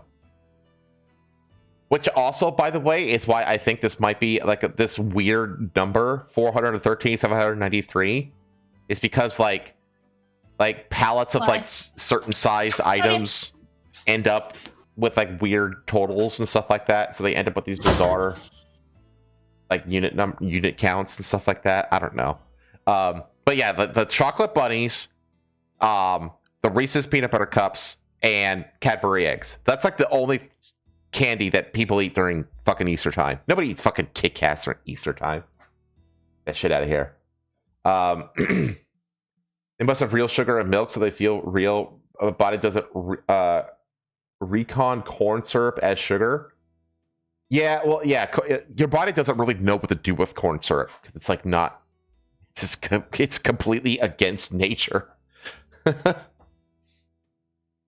Finished chocolates. I also. Well, I like Japanese sweets are good because they're much more mild. Like they don't like go like hardcore on their sweets in Japan like they do here. So they're still very, very tasty to me. I think they like Swedish and Finnish chocolates and some really expensive stuff, and Pei wanted to use it as cooking chocolate. Damn. I had some of that, by the way, when I was there for some reason. I can't remember if it was the first trip. I think it was the first trip that I was there. We shared around all the chocolate, the sweets that you got sent from Scandinavia, and most of them were pretty good. Yeah. Okay. Let's stay in Europe for a bit. Let's laugh at the communists. 2 Italian anarchists, communists, killed in Rome bomb blast. So Rome, 2 Italian anarchists were killed in an explosion at a cabin on the outskirts of Rome, apparently while making a bomb. The couple, named as Sara Ardizzone and Alessandro Mercogliano, died Friday while preparing a protest meant to draw attention to the fate of jailed anarchist figurehead Alfredo Cospito, Italian media reports said. The couple were known to the police for their activism in the anarchist movement. Cospito, 58, is serving a 20-year sentence for a series of parcel bombs and attacks targeting the authorities. He is being held in highly restrictive prison conditions applied to terrorists and mafia members, which some rights groups have condemned as excessively harsh. Fuck off. Human rights groups are a plague. Cospito staged a hunger strike 3 years ago in protest at the measures. They should have let him die. A court is set to rule in May whether to relax its detention conditions, and the press suggested Ardizzone and Mercogliano could have been preparing a bombing to draw public attention to his case. The La Repubblica newspaper reported they had been preparing an attack, which said it was not aimed at killing people, but an act of protest. X to doubt on that one. Why would you build bombs without the intent to kill people with it? Like, what? Ardizzone had told the court during a 2025 trial that she and Mercogliano were partners in life and in the struggle, according to the Corriere della Sera newspaper. She defended violent protests in her testimony, telling the court there's an enormous difference between the violence of the oppressed and that of the oppressors. The former follows an ethical code, the latter none. Classic Marxist bullshit. Yeah. Classic. It's okay when we do it. Fucking low IQ behavior. Yeah, I'm sorry, but you know what? Here's the thing. Here's what I believe. I believe that you're a fucking common piece of shit, and thus you're less than human. I do agree. I do think that one of these is significantly more ethical than the other. And I think that the violence that is ethical is violence against communists. I think we should fucking kill you. I think we should hang you from fucking street lamps. Yeah. All across the country. Until no one dares raise their fucking voice in favor of communism.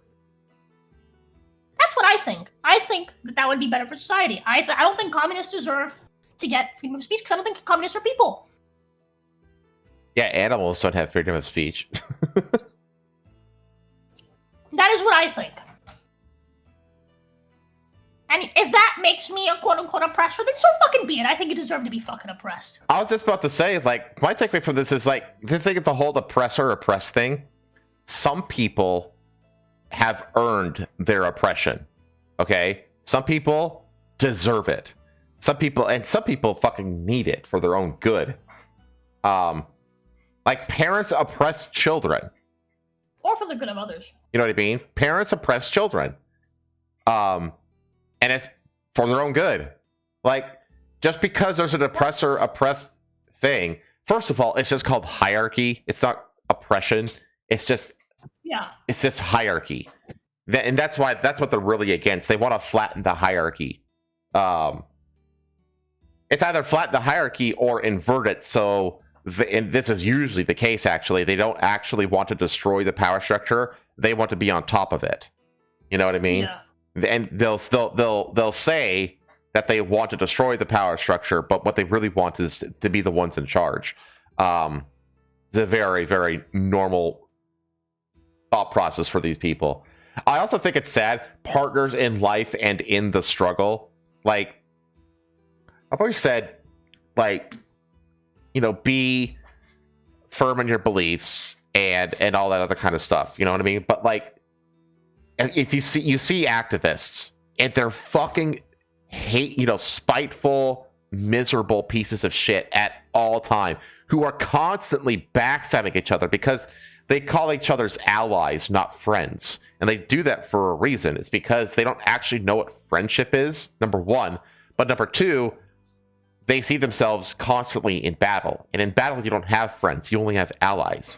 You know, because allyship is conditional. Which is why they're always eating their own and backstabbing each other and all that kind of stuff. But it's like, if you find yourself like in this kind of a scenario where your whole life is just defined by like self-inflicted misery, then you have found yourself in a very, very bad place. Like, yeah, like, it's also like very common for like people to like, when they get into like activist kind of mindsets, they kind of become the thing that they hate. And it's like that, whatever, that's another good sign that you've become the thing that you hate, is when you only have allies and you're always in the struggle and stuff like that. It's like, yeah, you're not even a person anymore. You know what I mean? You're just a tool. All you are is a tool. So anyway, good riddance. Next, nothing of value was lost. Exactly. Except for maybe the building they were in. Okay. Let me see here. And the materials used in making the bomb. Those probably had more value. Go. Okay. Now to get to some funny shit. Oh, wait. Yeah, you can see this. Oh, chat, what I did is I tried to fix my stream crashing issue. I don't know if you've noticed, but like the stream quality has been, for the most part, like good the whole stream. Knock on wood, salt over the shoulder, all that. But what I did is I found out this feature that you can do in Chrome and in other browsers, all the browsers, is that you can take tabs and you can group them. And then you can open up individual groups of tabs. So it's like opening up a new window of tabs, but keeping it all inside of a window. And so wow. so that way I can have one window and I just have groups. I've taken the stories and I grouped them into 3 different groups. And so now, like we just finished group 1, I could keep the same window open and then just open group 2. And that way I never have like more than like 7 or 8 tabs open at any given time. And that's, yeah. And so it saves like a whole bunch of memory in the system, which is, I think, what the cause is of the bad stream quality. So yeah, fingers crossed that actually solves that issue. But anyway, OpenAI will shut down Sora video app. Disney drops plans for $1 billion investment. So this happened like very shortly after the metaverse, because we covered the metaverse shutting down last weekend. And like 2 days after that happened, the Sora video app, it was announced to be getting shut down. So Sora was famous because this was like the AI video app that Disney basically handed over all of its IP to. So they had inked a major pact for Sora, said it will continue to engage with AI platforms and find new ways to meet fans where they are. Basically, what they wanted to do is they wanted the public to be able to essentially use Sora to generate their own Disney content using their IP, essentially. OpenAI said it would discontinue Sora. We're saying goodbye to Sora to everyone who created with Sora, shared it, and built community around it. Thank you. What you made with Sora mattered, and we know this news is disappointing. The statement added, we'll share more soon, including timelines for the app and API and details on preserving your work. OpenAI didn't respond to requests for additional info. The announcement comes just 3 months after Disney inked a groundbreaking deal with OpenAI. Under the 3-year licensing agreement, Sora would have been able to generate user-prompted videos from a set of more than 200 masked, animated, or creature characters from Disney, Marvel, Pixar, and Star Wars. Sora and ChatGPT images were to generate fan-inspired videos with Disney's licensed characters in early 2026, with Disney Plus adding a curated selections of Sora-generated videos. Yeah, the plan was they were going to have a whole section on Disney Plus streaming service dedicated to user AI generated content. That's a terrible, horrific idea. Isn't that awful? Yeah. Disney has... That is absolutely... I wish they had done it because it would have been so funny to watch them backtrack on it. But... yeah. So, and this is crazy too because... I have to give them, props for catching it. Because also remember that like Microsoft also recently ditched OpenAI, remember? Yeah. So, like, OpenAI, like, I've said it for a while now that I actually don't think that OpenAI is going to be in the equation, like, when all the dust settles around AI, the AI race, races. I said, yeah. I was going to say race war, but that... So it included plans for the media conglomerate to take $1 billion stake in the artificial intelligence company led by CEO Sam Altman. Disney represented in a statement to Variety, as the nascent AI field advances rapidly, we respect OpenAI's decision to exit the video generation business and to shift its priorities elsewhere. We appreciate the constructive collaboration between our teams and what we learned from it, and we will continue to engage with AI platforms to find new ways to meet fans where they are while responsibly embracing new technologies that respect IP and the rights of creators. I mean, honestly, from what I've seen, their video AI stuff isn't very good. Hang on. Just you wait. Now, let me finish reading the article, and then we're basically just going to laugh for 10 minutes, okay? The second iteration of OpenAI Sora, which launched in late September 2025, generated stunningly realistic-looking videos and raised alarms in Hollywood given the Sora 2 opt-out model requiring IP owners to proactively flag that they wanted their copyrighted works excluded from the system, which is insane. Like, you should have to opt in. Yeah. The fact that we could just take your IP, and if you don't, and then you have to make a case to get it back. That's fucking bullshit. In November, Japanese content trade group Coda, whose members include animation house studio Ghibli, issued a letter to OpenAI demanding the AI company stop using their content to train Sora 2.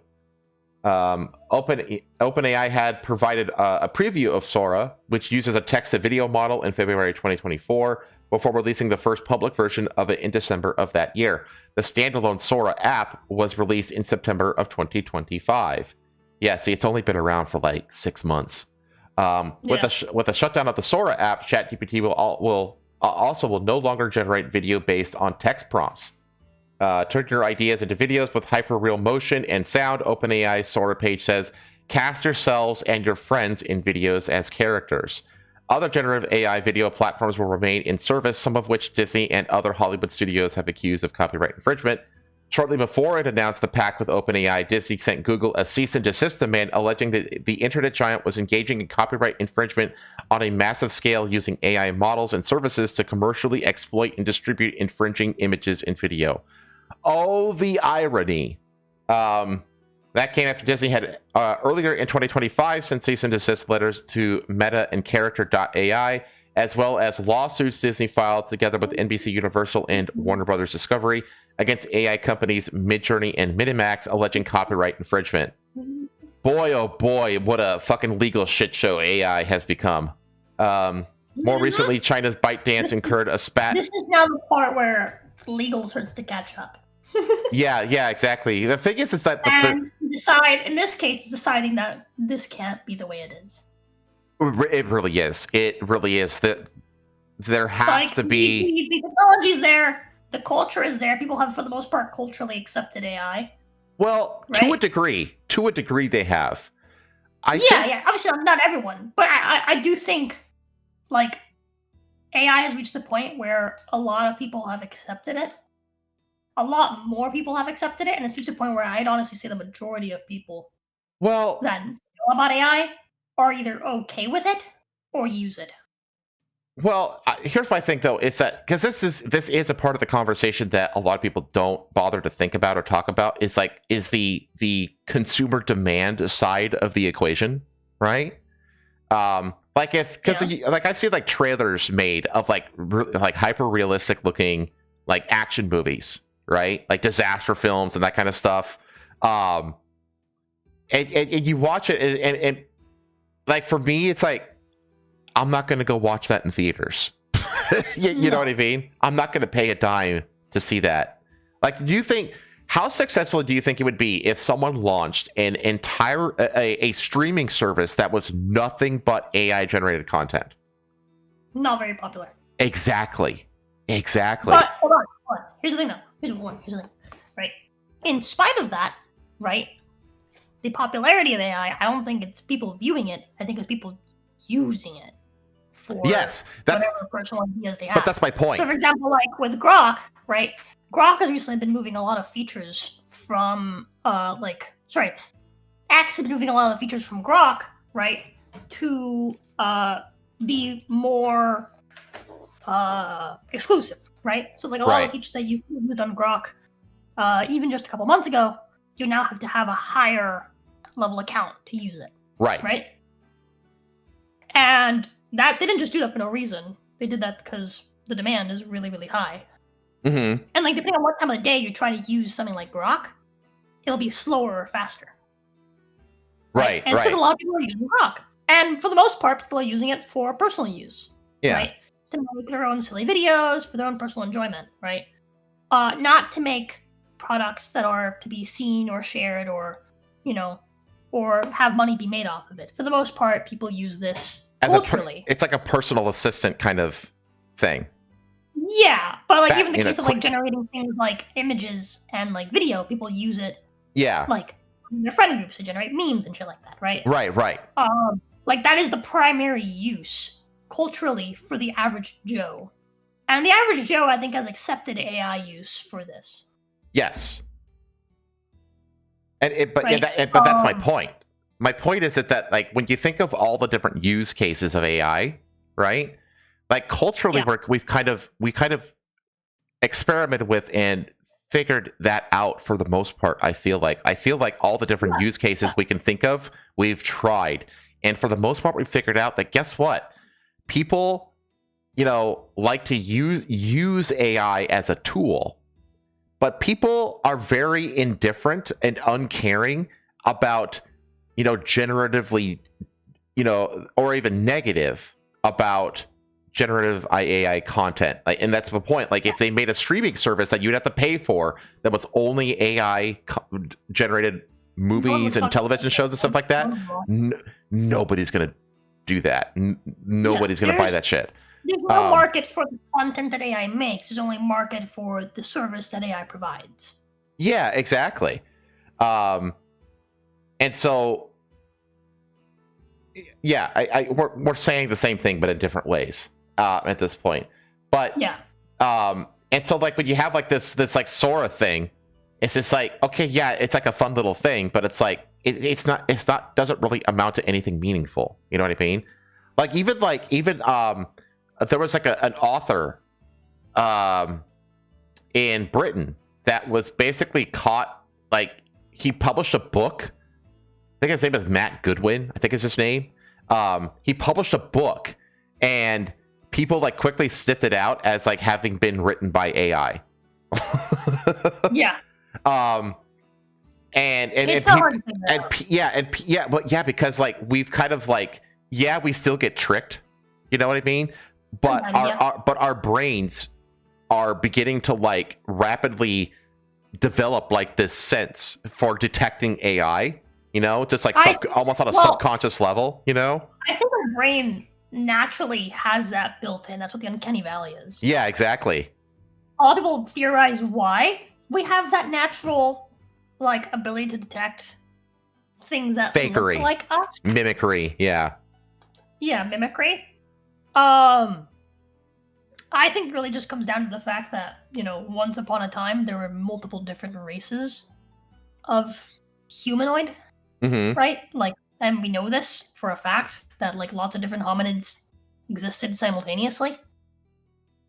And so I think that feature that humans have is just a something that stuck around from them, like from then.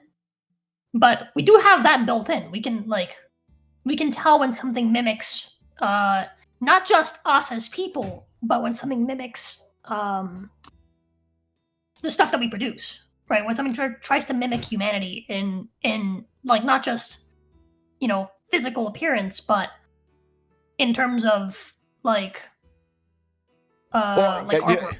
Okay, you know what great example of this that from the pre-AI days is in the Marvel movie The Eternals. One of the superheroes in that movie is an Indian guy, and at one point in the movie, there is a Bollywood style like song and dance scene, right? They do like one of those Bollywood music videos in the middle of the movie kind of things. They do that in this Marvel movie, but like you can tell that it wasn't made by Bollywood, and if it's not Bollywood, it's just not the same. And you can just tell that it's like that it's mimicry. You know what I mean? You could even if it's done well, you could still tell. You know what I mean? Yeah.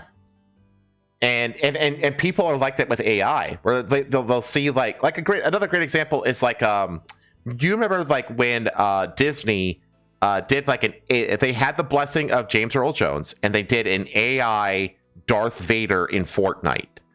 Do you remember that? And yeah. And people were just constantly fucking with this thing, trying to make it do what whatever they were trying to get it to do. Like I think at one point they had it like recite like the Bible or something like that. Like it just started saying the entire Bible or some shit. Yeah, because because like I feel like the way that people view AI generated content, they either don't like it in general as like an ethical thing, and I think that crowd is shrinking more and more. Yeah. Because I think that the overall vibe of the culture is one of indifference and novelty. We see it as a novelty. And guess what? People are curious about novel things, okay? But they're not gonna fucking pay for them. Which is why the best use of AI generated video content for something like Sora is this. Mama, I want a baby brother for Christmas. Oh, honey, but Daddy's gone. But all it takes is a Christmas miracle. What's going on in there? Mama? Ho, ho, ho. Tyrone, the babysitter's here. Just one more game. Hey, gamer boy, why don't we go watch a movie? A night he'll never forget. What is going on in there? Netflix and chill. Classic. But there was a new Santa in town. Hell yeah, this is better than EBT. Fatherless Christmas. He's just a friend, right? Of course. Let's work out. Let's finish with cardio in the bedroom. Hey, what's going on there? Just a friend. Time to goon. Testicles, are you there? Hot singles in your area. My tub is leaking like crazy. Come quick, I'm so wet. Where's the hole? Down here, can you fill my crack with your cock? You saved me. Thank you. Got any other cracks to fill? Tyrone's cock. I need to get stronger for the hug. One boy, one goal. I think I'm ready, babe. I can finally pick you up. Toward a pounder, coming in 6 or 7. What? It's about the motion in the ocean. A woman on a search for bigger and better. I got just what you need. You know what I love about a campus like this? Every voice has a spot in the song. Counting or not counting gang violence. Whoa! Ha ha! Guess I needed a cool down. Nice shot, buddy. Dad, they're just helping with homework. Jesus. I told you no boys allowed in this house. What about your son? Son? Daddy? Gay son or thought daughter. Kids, the name's Epstein. Let's get you out of here. This place is amazing. We're really staying here. As long as you like. I want to plug my USB-D in your port. That's the clanker talking to prototypes. Whoa, she updated to iOS 18, I swear. Catch a clanker. How did it get so big? I'm just right-handed, I guess. But he had a secret to his strength. Time to shine, little one. Master Bader. Y'all have chicken here? Yeah. But the worst is yet to come. Now. Dine and Dash. From Disney and Pixar. I can't stand these Snickers. Oops, sorry, sugar. That's it! Get this Snicker lady off the plane! I won't bow to Snickers! The Crowned King. Whoa, that is not normal. Did my thing just... You're welcome. Hi. Hi. Wanna walk? Yeah. From Babe, I'm pregnant! Where you going? Going to grab some milk? Ma, who's my dad? I ain't paying no damn child support! Mary, you ready to get your back blown out? Tyrone, it's that time of the month. Ain't nobody got time for that. How'd you like my strawberry jam? You're gonna clap some cheeks tonight? A boy on a mission to smash. But his luck was running dry. Evening, gorgeous. Until love struck when he least expected it. Need a lift? I don't have any cash, but I can repay you another way. How do you plan on doing that? Ready for your payment, mister? Free ride coming soon. Daddy, pass me the salt. Dad, Tyrone is my boyfriend. Oh! Dad? The last straw. Dagestan and forget. It's Dagestan. Давай, faster! Use your hip! Oh, neck hurts! Hey, just take a Tylenol. But this choice was about to change everything. I like peanut butter. No. Tylenol. 6th or 7th guy this week? Must have been the wind. Quick, my husband's home. Get under the bed. Honey, why does it smell of chicken? Tyrone is under the bed! I just shat myself. Blabberbeak. You showed up. Wouldn't miss it. From Disney and Pixar. That was... wow. I'm a man. I'm a Man, a new kind of love story. What's he always doing in there? Nobody knows. He just sits and it moves. It's kind of gross. Disney and Pixar present the story of a kid who's a little different. What's wrong? Why am I not allowed to say it? A boy on a mission to find answers. Use it wisely.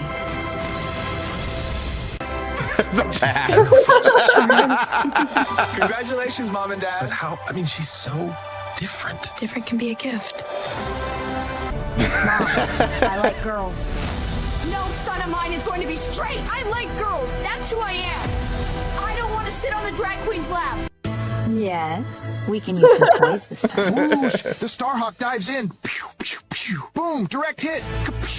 Rent's late again. I'm running out of options. Until she met Phil. You look like someone who could use a little champagne and a little hope. I'm not exactly your usual crowd. Good. You're really into this, huh? It's art and, okay, maybe a little bit you.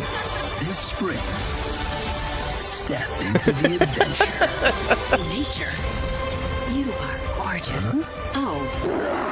Hang on, ma'am! I've got you!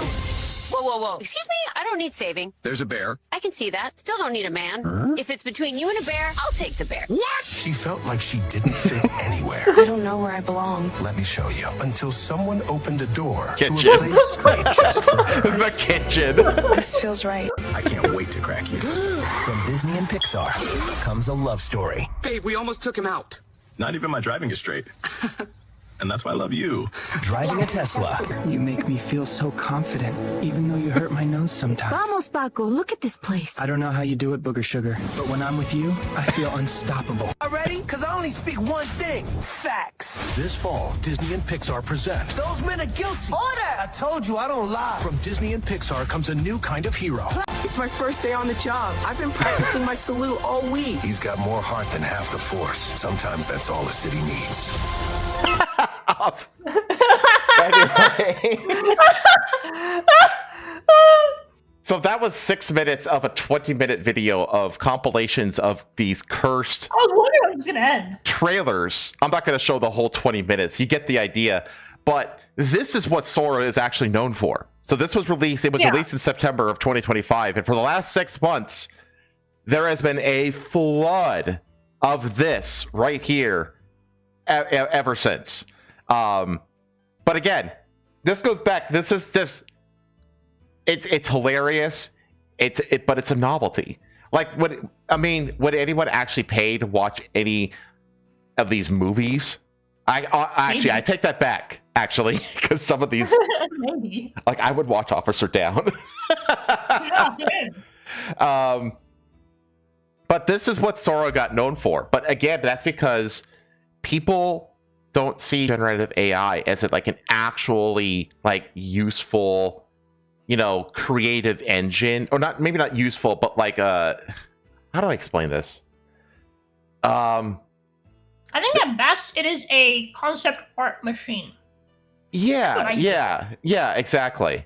And the thing is, it's like if it's in the final product, like, people are very like, even Crimson Desert got in trouble because like a couple of assets that were very initially generated as AI actually ended up in the final game, and they patched it out real quick, because it like got past whatever safeguards. And again, going back to like the Matt. What company was it that they revealed that they used AI for? I think, was it Larian? They revealed that they would use AI for concept art. Right. Yeah. I think it was Larian. Was that Larian? Yeah, that was Larian.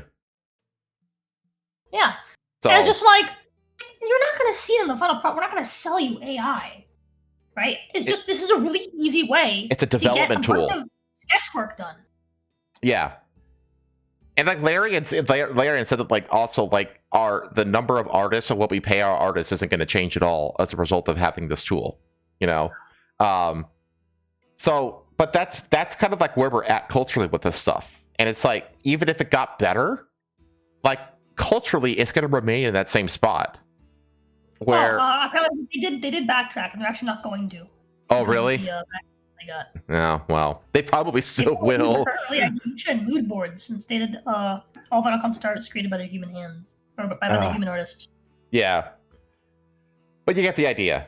And I'm gonna miss the generation of these. I make it skip. Again, there's 20 minutes of this. This is just a small handful of, these like meme trailers, essentially. Too high. There's blinking, they're gone. Oh, wow. It's the perfect size for me. This cucumber tastes weird.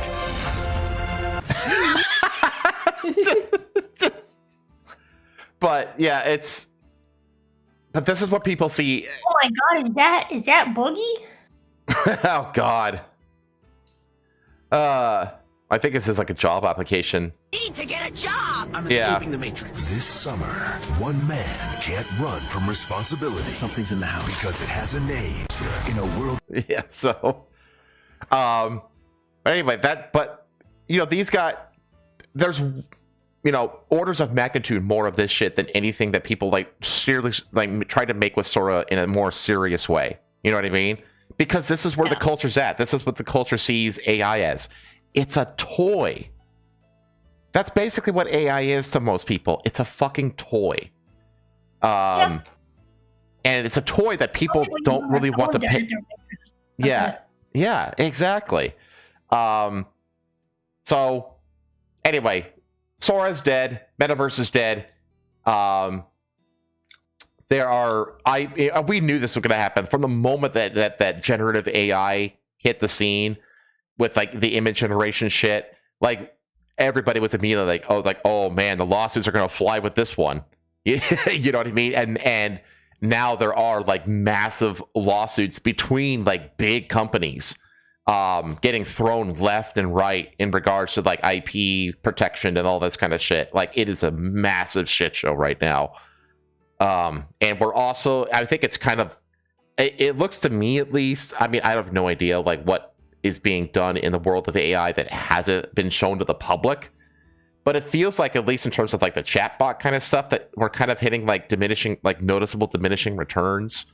Or like companies are spending, all this money, but like the betterment of each iteration is like less and less and less, to the point where like OpenAI's, ChatGPT, a lot of people consider version 5 to be worse than version 4. I am one of those people. Yeah, so and it's I can't access version 4 anymore because now they've updated past it. Yeah, exactly. So it's like to the point where like it's not even, because like ChatGPT lets you access like legacy models, and I can't go back to access 4 anymore because now they're on like 5.4 or something like that. Yeah, I get to access like the last like 2 or 3. They sped run the product all the way to the inshitification stage in like less than 2 years. It's crazy just how quickly they're running the gauntlet of this shit. And it's going to come to a head. Like eventually it's going to, the dust will settle on this shit. And everybody's like, whenever you hear someone say like, oh, AI is going to replace us all, everybody, 60% of the workforce is going to be out of the job, all sorts of kind of stuff like that. Usually people who say that are people who have like big money invested in AI in some way or another. So follow the money. Don't try not to be Chicken Little about AI. Keep making the memes, because that's honestly the best use of AI, is for humor and memes like this video. Okay, let us move on from this and let's go. Let's continue with like the humorous trolling, a little bit more of a serious version of it. But Post reporters called the White House. Their phone showed Epstein Island. Someone messed with Google's widely cited databases of business listings. That's a good prank. Or maybe it's not a prank. Who knows? It all started with Melania Trump and her robot. On Wednesday, the First Lady kicked off a Fostering the Future Together summit at the White House with a humanoid robot called Figure 03 that greeted the assembled spouses of world leaders in 11 languages. As the robot loped awkwardly, the First Lady walked beside it with a deliberate, poised, foot over foot gait that brought to mind her past as a model. Where's the rest of the article? Hey, what did you send me? Is that? Try refreshing it. See if that helps. Yeah. What's going on here? Good old fucking Washington Post. Democracy dies in dark. Well, we've gone dark on this article. Hang on, let me find a replacement. Actually, we've gone very bright. Fuck my eyeballs. Oh, sorry. Yeah, that should be a little bit better. Okay.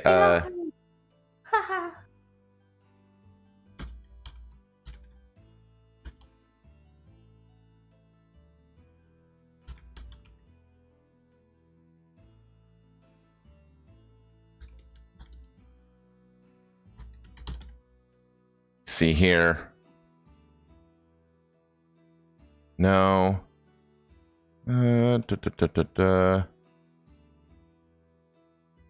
This one. There we go. There's an actual article. It isn't retard walled. Reporters get odd surprise calling White House as Epstein Island pops up. that said that the Washington Post reporters got an eyebrow-raising surprise when calling the White House this week. Some phones labeled the number as Epstein Island. It was not a wrong number, the outlet reported Friday. That's what the phone displayed when some Washington Post journalists called the White House switchboard. The strange label appeared on some Android devices, particularly Google Pixel phones, while iPhone users saw no name at all. After being alerted, Google said that the issue stemmed from a manipulated listing in its system. A company spokesperson said Google identified what he referred to as a fake edit in Google Maps that was briefly picked up in the call identification feature of some Android phones. The unauthorized edit has since been reversed, and the user behind it has been blocked for violating company policies, the spokesperson told the Post. Man, he changed them to the Epstein files and didn't cover his tracks. It's very much and then got banned. Very much a for love of the game kind of mindset here. Wow. By Friday, calls to the White House switchboard no longer displayed any name on affected devices. The White House official said that the issue was external and unrelated to the White House systems. Yeah, it's entirely on Google's side. The bizarre glitch comes... Well, it wasn't a glitch. Someone purposefully edited it as like a joke. Comes as the White House's face ongoing questions about President Donald Trump's blah, blah, blah, blah, blah. We know all that shit. So, that's funny. Funny. Let's see. NASA astronaut Mike Finke suddenly couldn't speak in space. This is one of yours. This is weird. Oh, yeah. This is weird. Alrighty. Cape Canaveral, Florida. The astronaut who prompted NASA's first medical evacuation earlier this year said Friday, March 27th, that doctors still don't know why he suddenly fell sick at the International Space Station. 4-time space flyer Mike Finkel said he was having dinner on January 7th after preparing for a spacewalk. The next day, when it happened, he couldn't talk and remembered no pain, but his anxious crewmates jumped into action after seeing him in distress and requested help from flight surgeons on the ground. It was completely out of the blue. It was just amazingly quick, he said in an interview with the Associated Press from Houston Johnson Space Center. Fink, 59, a retired Air Force colonel, said the episode lasted roughly 20 minutes, and he felt fine afterwards. He said he still does. He never experienced anything like that before or since. Doctors have ruled out a heart attack, and Fink said he wasn't choking, but everything else is still on the table and could be related to his 549 days of weightlessness. Yeah. He was 5.5 months into his latest space station. Stay when the problem struck like a very, very fast lightning bolt. My crewmates definitely saw that I was in distress, he said, with all 6 gathering around him. It was all hands on deck within just a matter of seconds. Fink said he can't provide any more details about his medical episode. The space agency wants to make sure that other astronauts do not feel that their medical privacy will be compromised if something happens to them, he said. The space station's ultrasound machine came in handy when the event occurred, he said, and he's gone through numerous tests since returning to Earth. NASA is pouring through other astronauts' medical records to see if any related instances that might have occurred in space, he said. Fink identified himself late last month as the one who was sick to end the swirling public speculation. He still feels bad that his illness caused the spacewalk to be cancelled. It would have been his 10th spacewalk, but first for crewmates Zena Cardman, and resulted in an early return for her and their 2 other crewmates. SpaceX brought them back on January 15th, more than a month early, and they went straight to the hospital. I've been very lucky to be super healthy, so this was very surprising for everyone, he said. Fink stopped apologizing to everybody after NASA's new administrator, Jared Isaac, ordered him to stop. Isaac ordered him to stop. It's funny. This wasn't you. This was space, right? His colleagues assured him. You didn't let anybody down. I have the optimist. He's holding out hope that he can return to space one day. Yeah, you definitely want, like, very humble people to be your astronauts. You know what I mean? Yeah. Like, you need to have humility for that kind of a thing. But it's like, it's because my first thought was like, was it a stroke?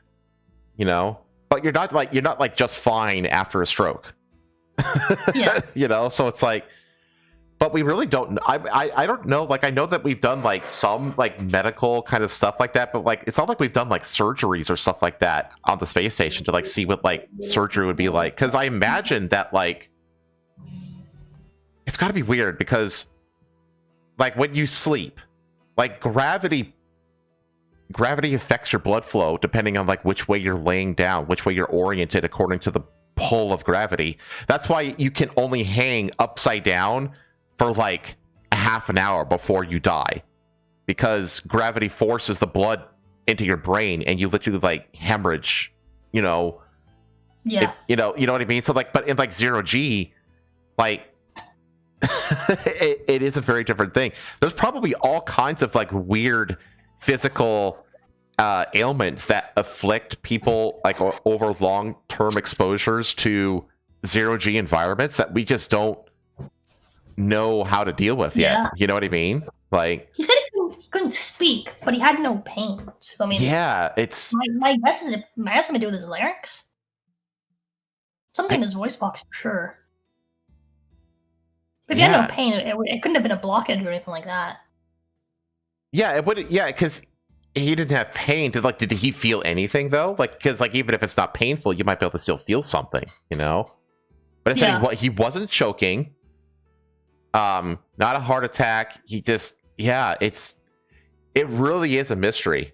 But I totally get, like, you know, other astronauts don't feel that their medical privacy will be compromised if something happens to them. Yeah, that's totally fair. I get that.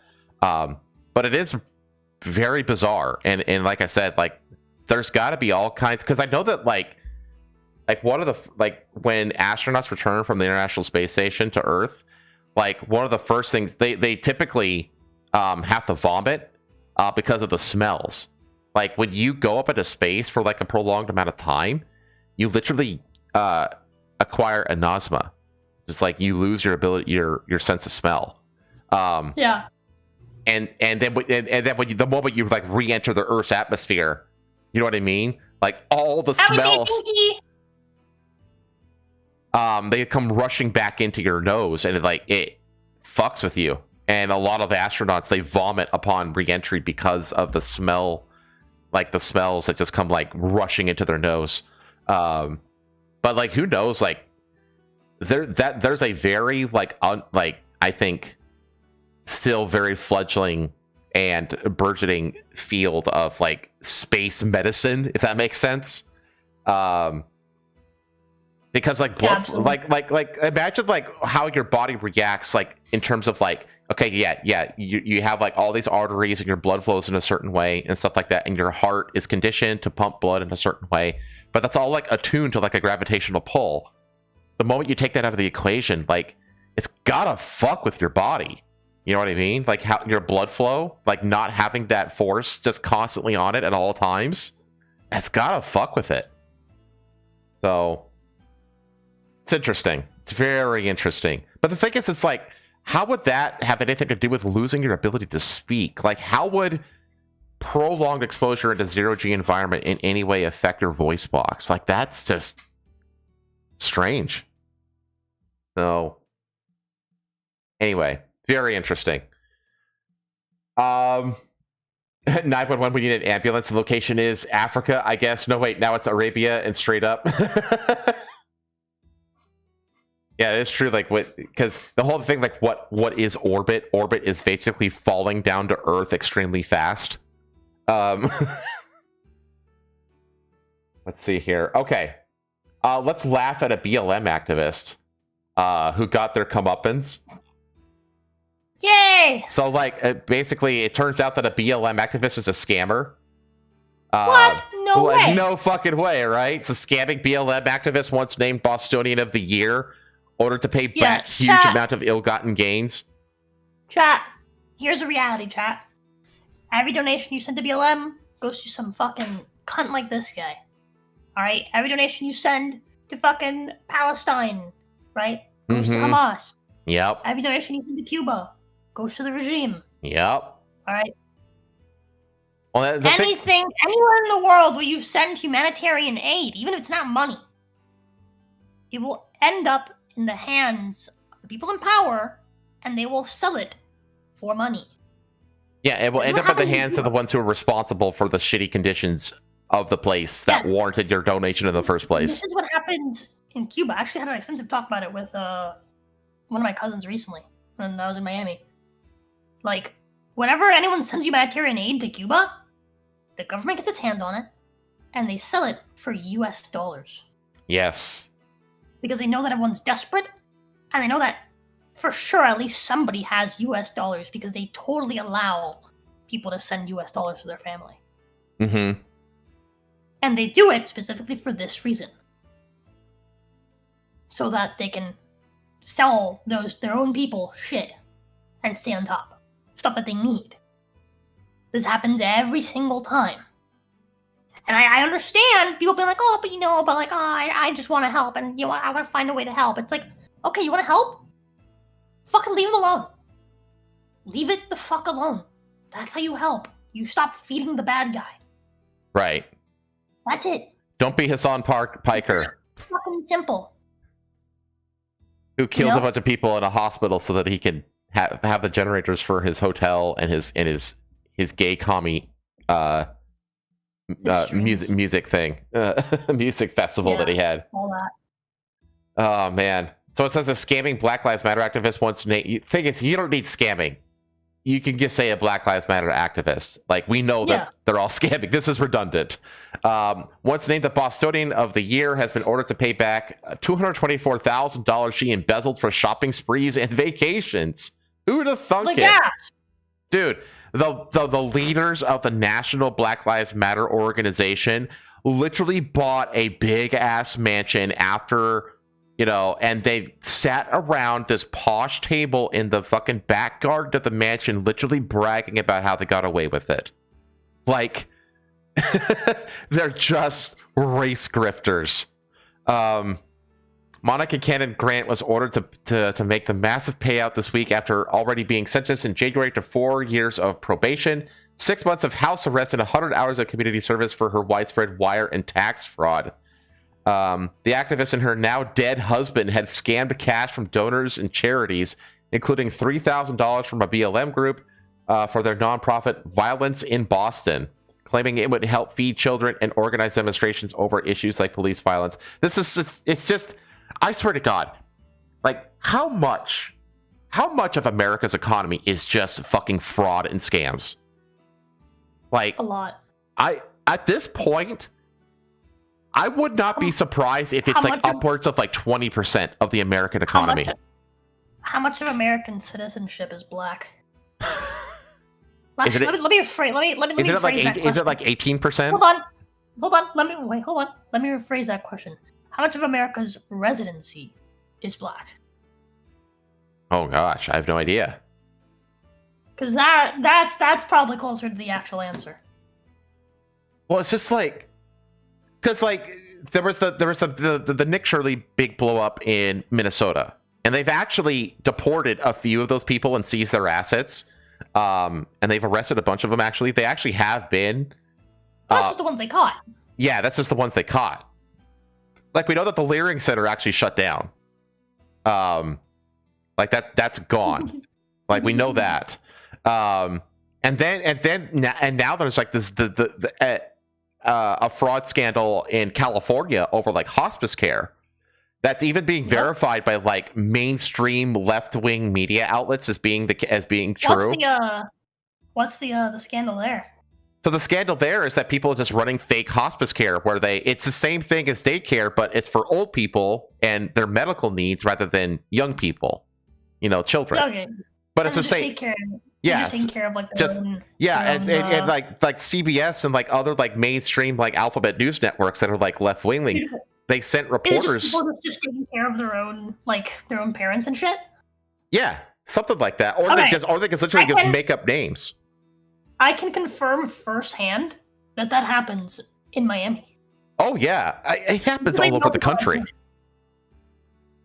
But like, there was a place where they went to that had like, I think like over 100. It was like over 100 like hospice care, and they go in there, they look at the window, and it's like literally abandoned, or there's like no furniture at all. There's like literally nothing there.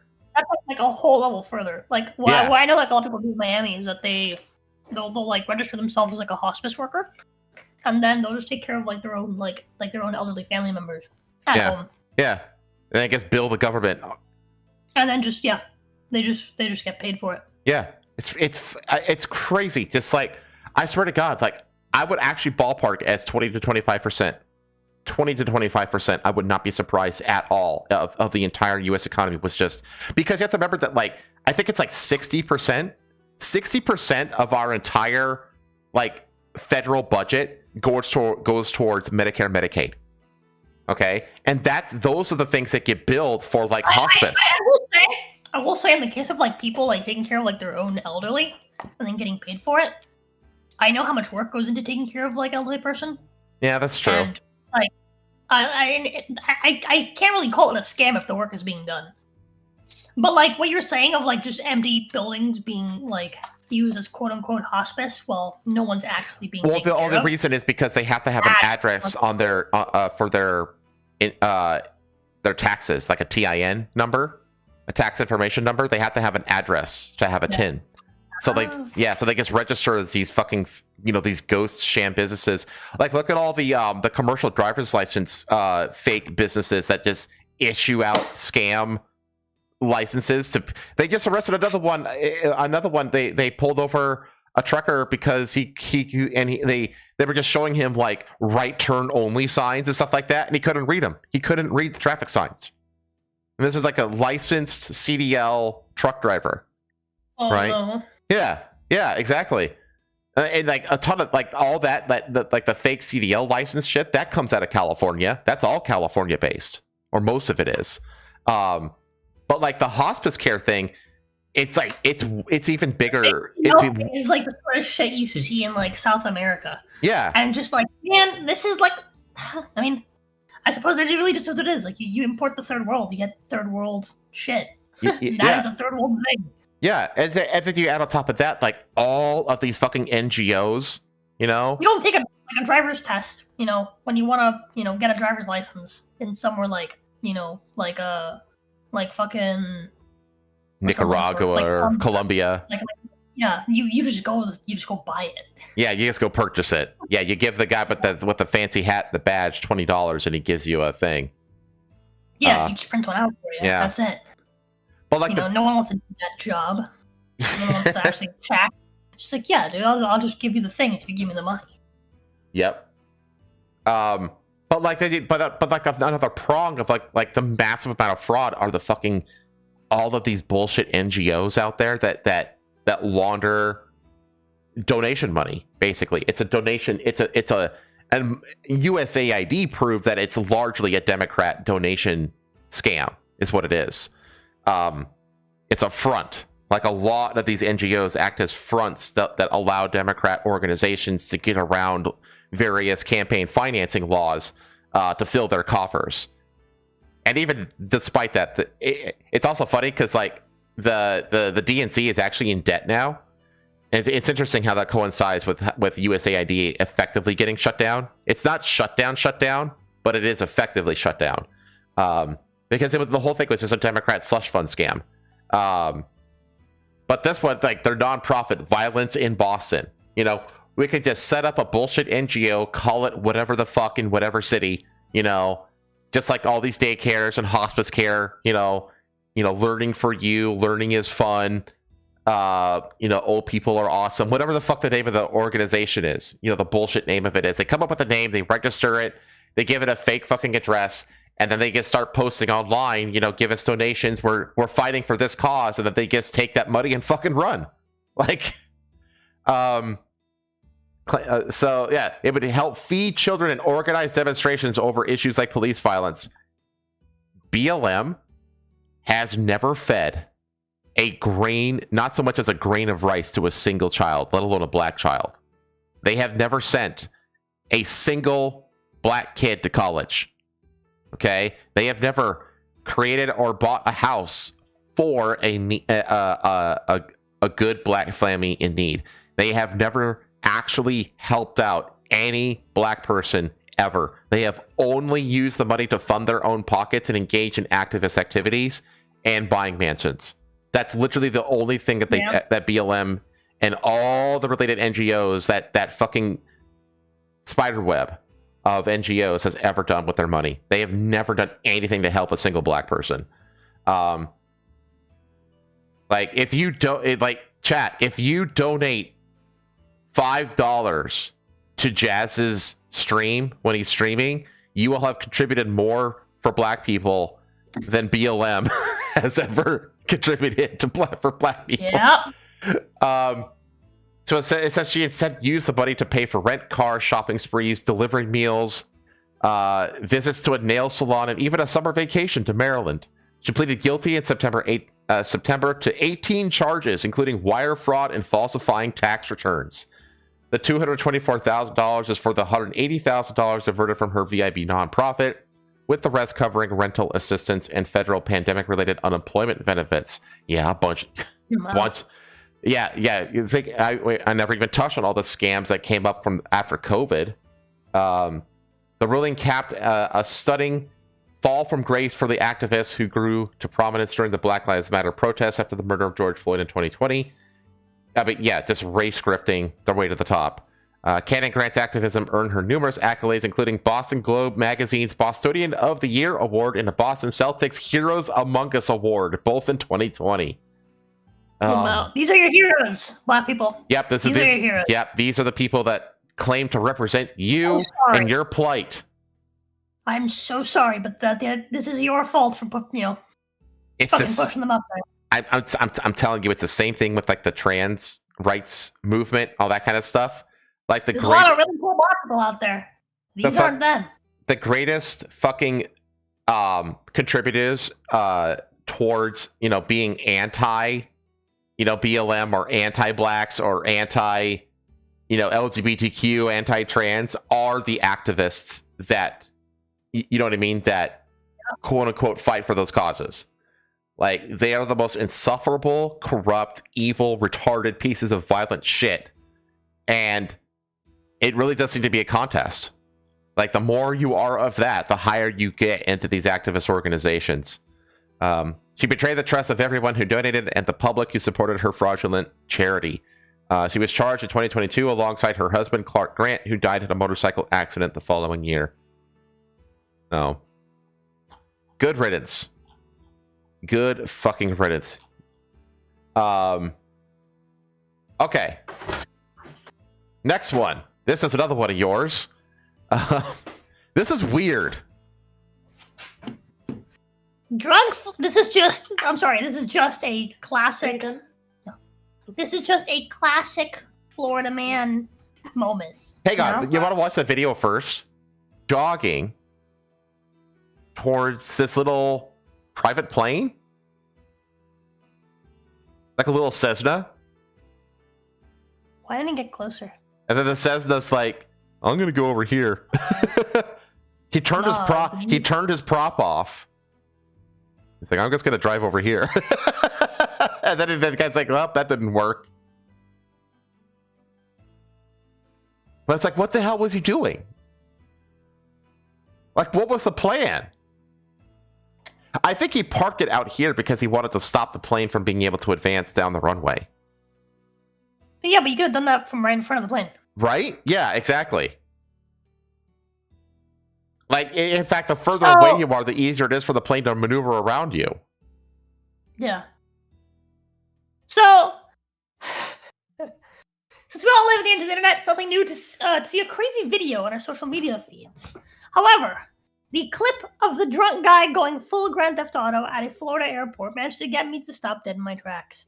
According to Fox 5 Orlando, the Volusia County Sheriff's Office said that approximately 4:20 p.m. local time on Wednesday, a blue Ford Mustang crashed through a security gate at Daytona Beach International Airport.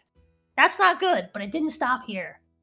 It didn't stop there. The car continued onto the tarmac and nearly hit a taxiing plane that belonged to the nearby Embry-Riddle Aeronautical University.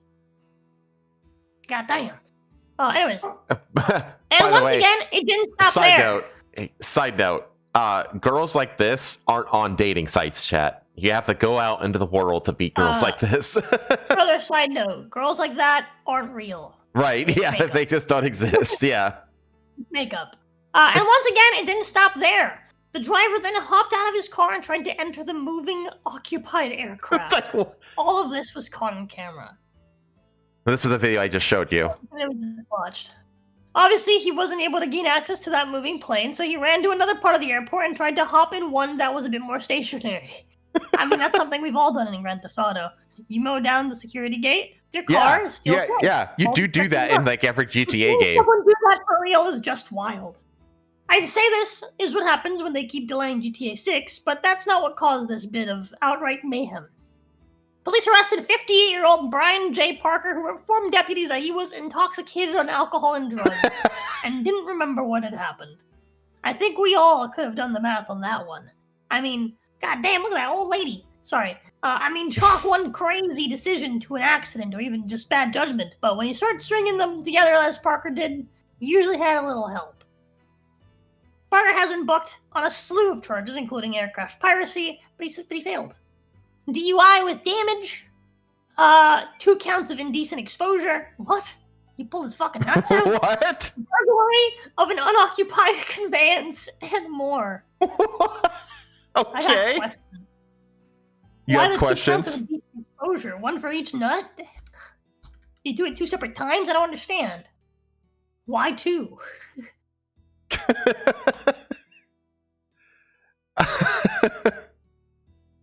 I got questions, man. But anyways, Chad, that's Florida man for you. Florida man. Actually, now that I think about it, can I even show this? Can't really see anything. No, you can't see anything. I could show this story. It's not really a story, but it's there is a South African finance minister named Enoch Gondongawa who accidentally gave a speech with his penis out. What? This guy. So, okay. Wait. Does the video show or? I mean, not really. Hang on. Let me scroll through this again on on full screen to make sure that. Hang on. Oh, that's all good.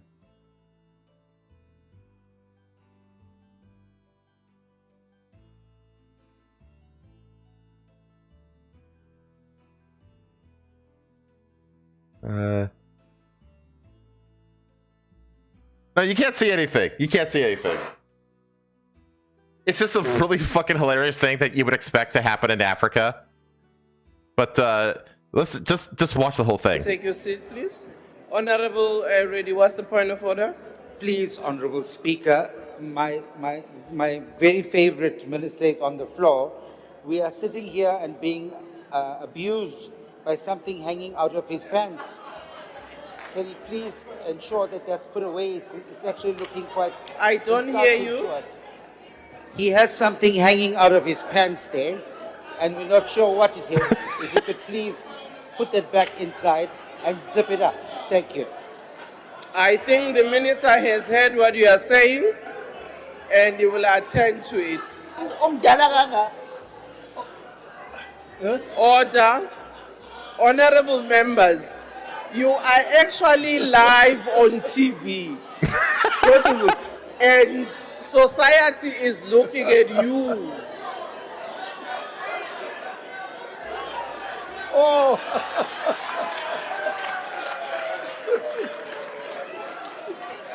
It's very short, Speaker. Very short. Reddy, I am going to ask Honorable Reddy has a Candy Crush. That's the video. Yeah. What the fuck? Apparently, he somehow managed to have his dick out while he was giving a speech, and that's when the military guy was like, "You have something hanging out your pants, and it is offensive." This is Africa. This is Africa. Yeah. This is from Blood Diamond, by the way, a fantastic movie. There's no story. That's it. Like, the video is the story. So there you go. Okay, and then his name was Dongwana. No Dongwana. No Dongwana. No wanna dog wanna. Okay. This up.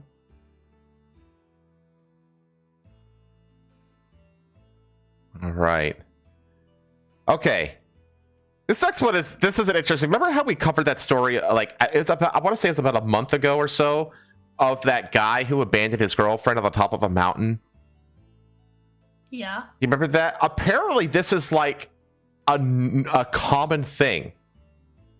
Huh? To the point where The Guardian recently published an article called "Women Are Being Abandoned by Their Partners on Hiking Trails. What's Behind Alpine Divorce?" Huh? Yeah, so this is like a phenomenon that's happening where guys are abandoning their girlfriends out in the wilderness.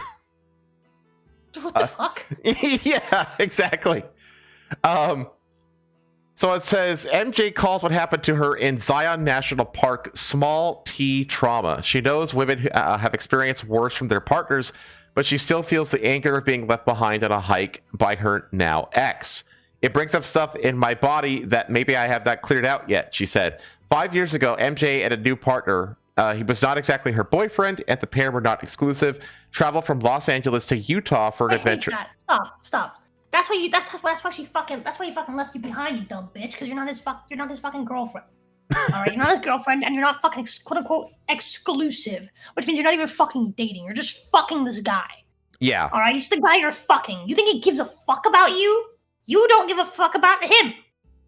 So why the fuck would he not just leave you the fuck behind? Are you fucking retarded? Are you fucking retarded? He's not responsible for you or your safety or anything fucking involving you. That's why he fucking left you. Because he was just gonna continue on his fucking hike and he'll meet you at the bottom when you fucking get there, bitch. Like, what the fuck you on about? I swear to God, he doesn't owe you shit. A lot of women are just like, I just want to be with this guy who's not my boyfriend, and we just have sex every now and then, but also have sex with other guys. But I want him to take care of me and buy me stuff. Go fuck yourself. Literally, please, go do that. Is this like the ultimate? Dumb bitch. Is this like the ultimate like men's shit test? Like leave her on a mountain, and if she makes it back alive, then she's viable. Like, you know? No, I don't think it's that. I think it's what I'm saying. It's that she's not his girlfriend. Right? She's just a girl he's fucking who fucks other people as well. Right? He's not responsible for her safety or her ability to hike or anything, really. He's not responsible for her. She's not his. So why the fuck does he care? Say hello to the bear for me? Yeah, exactly. Yeah. Like, why the fuck should I, like, sorry, you're fucking slow. I want to enjoy my fucking hike. You're probably nagging and bitching constantly. I've hiked with a woman before, chat. They want to stop all the time. Okay? oh yeah, it's They're insufferable. nagging and bitching constantly, right? It's like, I'm just gonna go enjoy my fucking hike. And I'm not responsible for you, so I'm not gonna stick around and hope, wait for you and what the fuck not. You can also enjoy your hike. I'm the one stopping you. I hate this, like, oh, he left her stranded. It's like, if he goes off by himself, is he not also stranded by himself? It's a hiking trail. Follow the fucking trail. You'll get back. Yeah, like, what the fuck are you talking about? What the actual fuck are you talking about? You're not stranded, you're not lost. Oh, he left her by herself. It's like, she can fucking keep walking too. She doesn't have to stop. That's a choice. I've been on like group hikes before. I mean, you leave behind people all the fucking time. Yeah, they'll catch up. It's a trail. You're gonna be okay. So it's just like I just don't understand this weird, like, it's like, oh yeah, and he fucking left me. It's just like, you're not fucking. Oh my god, this gets better. This gets fucking better. Read it. Hold on. Yeah, So, do you want to read this? the Paradox. No. I don't even want to get there yet. Okay. Paradox exclusive. Travel from Los Angeles to Utah for an adventure getaway. MJ, who's 38 and works in PR, Yeah, was immediate looking red forward to flag. exploring Zion's striking scenery. Its vast sandstone canyon and pristine wading trails were on the list. But on the morning of their big hike, MJ was not feeling well. She could not shake the feeling something was off. Indeed, MJ would learn on this trip that her partner was seeing other women. Your partner who's not your boyfriend? You're not. Yeah, I was gonna say you're not exclusive. What the fuck happened to not being exclusive? What the fuck happened to that? Yeah, like, okay. What the fuck happened to that? I go back to Denver each year till I can go to a convention that I'd like to go to with a friend. And it, she, is a woman, obviously, my friend that I go to this convention with, okay? And it'd be like if I traveled there and then got all butthurt about her fucking another guy. It's like, we're not dating, we're not a couple, I have zero interest, and you know what I mean? Like, we're not exclusive. Like, it's so fucking bizarre. It's just like, yeah, he was not exactly her boyfriend, and the pair were not exclusive. And that's when I found out that he was seeing other women. It's like, you're not okay, and you're not a couple. You just said you're not exclusive, which means you're also seeing other men, you stupid whore. Like, what the fuck are you talking about? As they made their way up the Angel's Landing, MJ's partner started walking faster than her. I could tell it was getting on his nerves that I was slow, she said. I was like, fuck it, just go ahead of me. And he did without hesitation. It's like, okay, so you perceived, you could tell. He didn't tell you. You could tell, you could feel it in the divine that he was getting annoyed at you for being slow. Okay, you could just tell. Right? So you decided to tell him to just go on ahead. This is great, and actually. And then he does. He doesn't fucking owe you a wait. You chose this. He met Holy shit. He met this man another dodged woman. A massive bullet. Look at this. Read this next paragraph. This is fucking hilarious. At the top of the mountain, they took a picture together. Then her partner hiked down the mountain with a woman he had met on the way up, leaving MJ to finish by herself. They broke up shortly after that trip. MJ asked to be referred to. Oh my god, dude. He left prom with a different woman. That's fucking hilarious. Completely based. I'm sorry, there's nothing, quote unquote. That guy's got riz, man. This guy is a fucking G. This guy is a fucking Chad. And this guy quickly figured out that you were fucking bad for him because you probably had a bitch fit over him, seeing other women. Man, Unless this is him seeing other women. Unless him seeing other women was literally he saw a woman on his way up and they became friends and now you're upset about it. She went to fucking other men. Some fucking whore. She went to the mountain to go hiking. He went to the mountain to go hunting for bitches. Last month, MJ opened TikTok and heard the phrase alpine divorce laboriously now attaches to her experience in Zion. Yeah, she divorced this guy who she wasn't dating or exclusive with. You're a fucking moron! Let alone married. My god, dude. What a fucking idiot. What a complete fucking nonce. Holy shit. That's not a story, never listen to women. Yeah, most of the time the shit they bitch about is nothing. Oh, yeah. Also, a hike actually is like a good, like, before you're a couple date, like a good second date, because it will very quickly reveal if she's insufferable to be around, basically. Yeah, it's a really good way to gauge if she's actually viable before you decide to commit. I think most women are insufferable on fucking hikes, though. It's just normal. It's hot. But that's the point, though, is that you want to filter the insufferable ones out.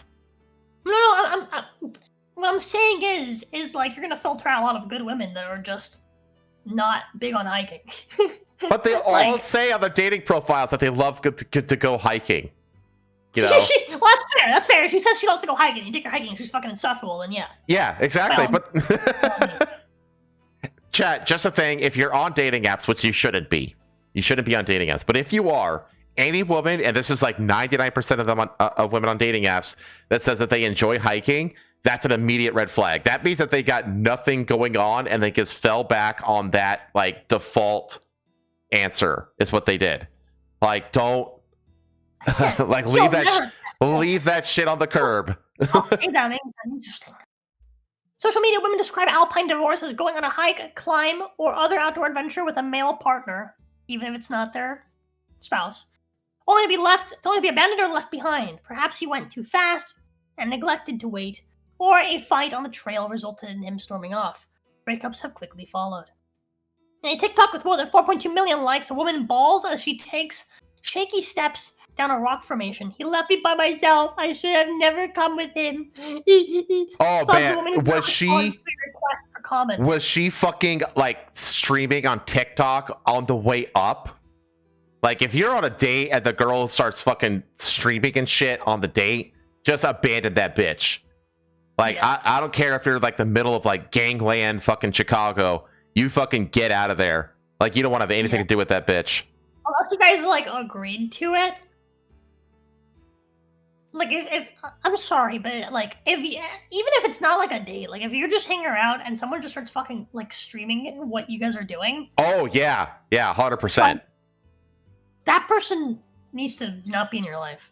Yes. Anyways, others flooded the comment section with stories about being served with an alpine divorce. One woman described a 12-hour journey out of the Grand Canyon after her boyfriend ditched her, during which she was assisted by a very nice man from Norway who carried her backpack. Another described getting lost. Well, being left in the Grand Canyon is actually diabolical. That one's God, a it bit- is actually. That one's a bit crazy. That's a real one. That's a real one. That's what I'm saying. It's like an ultimate shit test kind of thing. Yeah, that one's actually fucked. Get her That to the one's bottom of the actually super canyon, then leave her behind. Climb up. If you reach the top, you are worthy of having my babies. Earlier described getting lost in the woods after a man left her behind and immediately blocking his number once she got home. Many other women described having some level of dependence on their partner in nature. They may not have been carrying the right supplies or enough water, or were not familiar with the terrain, making them feel vulnerable. It's such a common thing, said Julie Ellison, the first female editor-in-chief of Climbing magazine, who now works as an outdoor lifestyle photographer. She has heard so many stories of men fumbling outdoor dates. There's that male ego element to it that's not necessarily evil or ill-intended, but it usually has a negative effect on the partner who's being left behind. Well, not all men are like, are into like outdoorsy shit. Yeah. So yeah, if you're fucking like, if you're Most- dating some fucking like lefty liberal, like, artsy guy that you fucking met on Tinder and he doesn't know shit about the fucking outdoors. Well, that's another phenomenon too, is that like the kind of guys like when women list out the things they're looking for in men, they have a hard time finding it because women are typically lefties and they will only date lefty men, and lefty men are like the opposite of like what's on their list. And so you almost have to wonder if like maybe they're like going out with like these politically misaligned dudes, and the dudes are just like, they find out that they're like another lefty lunatic, and they just like, I'm out. Yeah. And then like, because they're saying like, oh, there's a male ego element to it. It's not necessarily evil or intended, but it has a negative effect on the partner. It's like, what male ego element? Like you just oh, this guy's egotistical, but he doesn't annoyance know. isn't ego. Yeah, it's just like, isn't this guy supposed to be a man? Is he supposed to know how to bring all the things we need to be outdoors? It's just like, you just assume that of a guy and then call him the egotistical one. That's insane. I swear, it's like a hike. Going on a hike with a girl is like such a phenomenal way of finding like can you go 2 hours without having a woman moment? Is it possible? You know what I mean? A recent case illustrates this point. Last month, an amateur Austrian mountaineer was found guilty of gross negligence, manslaughter for leaving his exhausted girlfriend behind on his country's highest peak. That's the one that we covered. That's the one we covered. Yeah, we covered that one. Yeah. Yeah. I'll explain why he failed to wrap his freezing girlfriend in her emergency blanket before heading down the mountain without her. Yeah, like he just left her up there and didn't like cover her or anything. Yeah, exactly. He like took all the absolutely gear. Insane. Yeah. Almost as bad as leaving her in the Grand Canyon. That's almost as bad. Actually, that's probably worse. That's for sure worse. Yeah. A former girlfriend testified that he had also left her behind on a trail during a hike. Oh my god, it's his MO. That's crazy. Oh my god, this is how he does it. This is how he does it. I'm telling you, it's a shit test. Outdoor culture romanticizes pushing your limits and flexing endurance. Folk heroes have been made out of rugged men such as Timothy Treadwell, the environmentalist who was mauled by the grizzly bears he lived alongside. Lamel. I wouldn't call that a fucking folk hero. I call it a retard. Yeah. Christopher McCandles, who eschewed society to live alone in the wild and later died of starvation. Yep, there's another one. This is Darwin Awards left and right here. Yeah. There's this emphasis on strength, independence, and stoicism that is really embedded in the way males are taught to prioritize character traits, said Doriel Jakov. A New Name is York-based Jakov. therapist.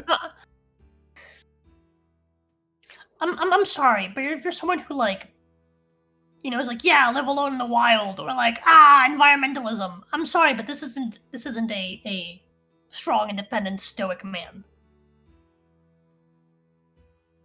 I'm sorry, but that's just those things don't line up. It's emphasis on I just read that. Said Doriel Jakov, a New York-based therapist who specializes in relationship patterns. Masculinity seems to play a role in how alpine divorce manifests in real life. Man walking 100 feet ahead of his girlfriend because he cannot be bothered to wait for her is bad manners, but failing to properly care for someone in an environment they're not prepared to handle alone can cause real harm.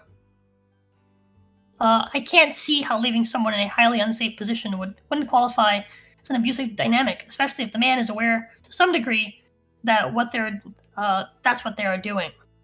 Well, again, it's like if you're someone who likes fucking hiking, yeah, and then a guy who also likes hiking takes you on a date and then leaves you behind, why the fuck would he assume that you can't fucking hike the rest of the way? Yeah, exactly, because you've obviously done this alone plenty of times. So, right? Surely you don't only like hiking with men, right? Yeah, go hike with the bear. Surely when you say you like hiking as a hobby, you don't just mean you like hiking as your go-to date with men. Well, you want to know why? You want to know why women put hiking on their dating profiles and stuff like that? It makes them seem more athletic. Yeah, exactly.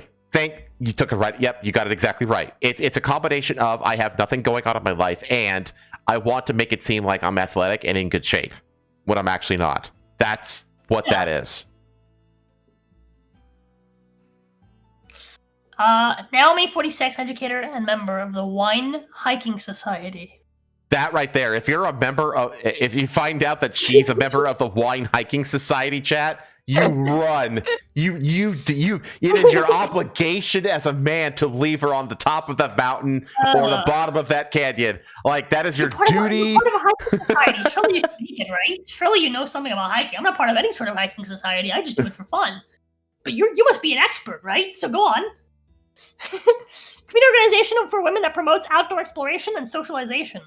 Was not surprised when she saw a discussion of alpine divorce on TikTok. It feels like another version of a Me Too story for me. She said, my response is well, of course this happens. Yeah, you just basically reference Me Too, so you also deserve to be abandoned on a mountain. Your hiking society for women is for women exploring outdoors, is reliant on men. This is I swear to God, this is this whole thing is like a case of just women just self-filtering. Your hiking society for women is entirely reliant on male Sherpas. Male Sherpa. Are you fucking retarded? Don't answer that.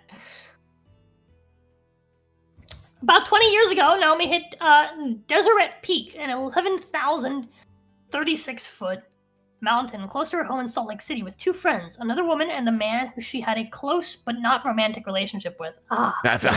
There it is. On the way up, Naomi started to feel disoriented, possibly from altitude sickness, but the man, who was chasing a goal of hiking the highest peak in every county in Utah, did not want to stop.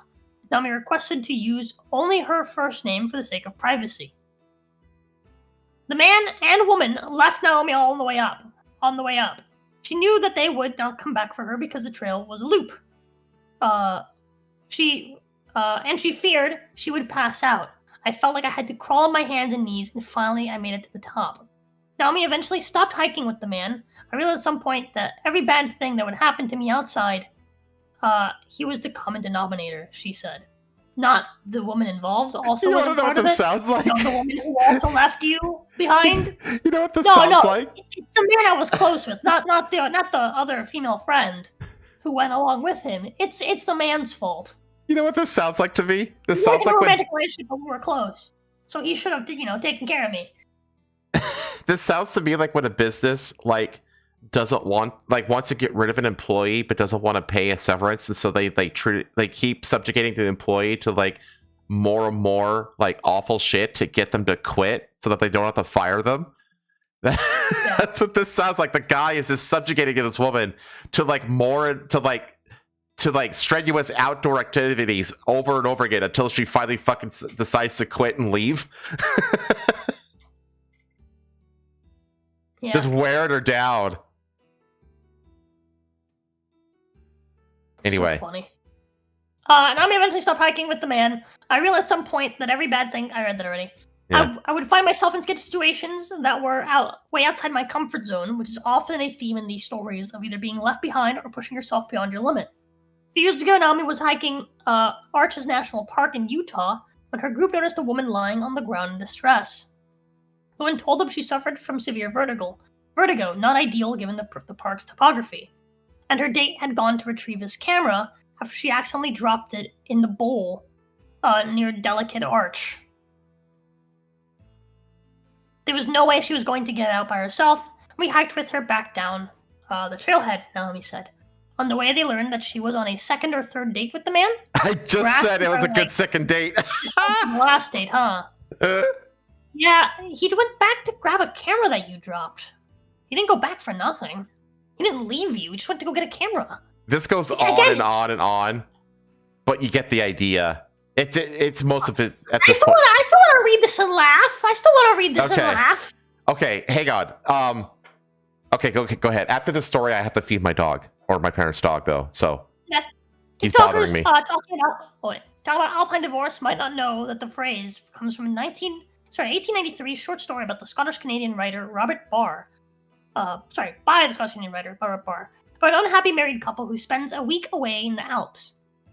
The husband had planned to push his wife off the summit during a hike, but in O. Henry-esque twist, the wife tells him she has framed him for murder before jumping off the ledge herself. Right before the police, she called, "Show up." Wait. What? So, the book that they're referencing is a book in which a woman kills herself and frames her husband for murder? I mean, he was planning to kill her anyway. Yeah, but, like what? Yeah, this God, is your.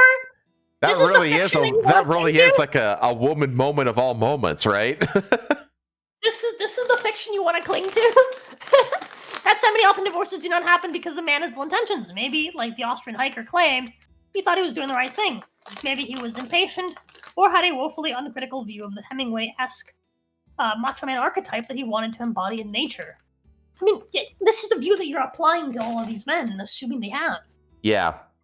If a man goes out into nature, he just is this, Hemingway-esque macho man archetype. You just assume he wants to embody that. Okay. What about the woman? Is she a butch because she wants to go into nature? Yeah, she wants to wear boots and walk on dirt. Yeah. Like, are you? God, I keep asking, are you fucking retarded? But I know you are. Yeah, exactly. You know the answer. I don't know why I'm asking. And you probably don't know you are. So, or maybe he had a radically different goal for the hike than his partner, and they failed to touch base beforehand. David Webb, editor-in-chief of Canada's Explore magazine, says he would never leave anyone behind in the wilderness. If you invite someone on a hike, you're basically acting as their de facto guide. He said, again, why are we assuming that the men are the ones inviting you on the hike? The one time I've been on a hike on a mountain, it was my female friend that invited me to go. Like, come on.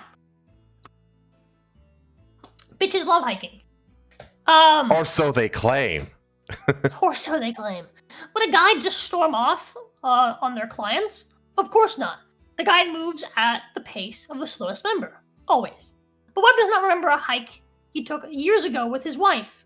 It wasn't that great of a trail, and it became, in his words, a trudge. So he does remember. Webb forged on. He figured that since the hike was so bad, he might as well get to the viewpoint to make it worthwhile. She was not loving it, he said. I did come to a realization that our expectations were totally different for the day. My goal was to go on a mission, and she just wanted to spend the day outside, getting fresh air and exercise, and wouldn't have cared if we turned around. I was a little bit guilty of dragging her on a mission that I had not really communicated about. Avid backpacker, climber, surfer, and skier Daniel Duane, 59, is a writer and marriage and family therapist in San Francisco. He and his wife, the writer Elizabeth Whale, hike together near their home. These days, Whale is faster than Dwayne, but he is more comfortable on technical terrain, such as very steep areas due to his background in climbing. It's just so awesome to share an outdoor adventure with good company.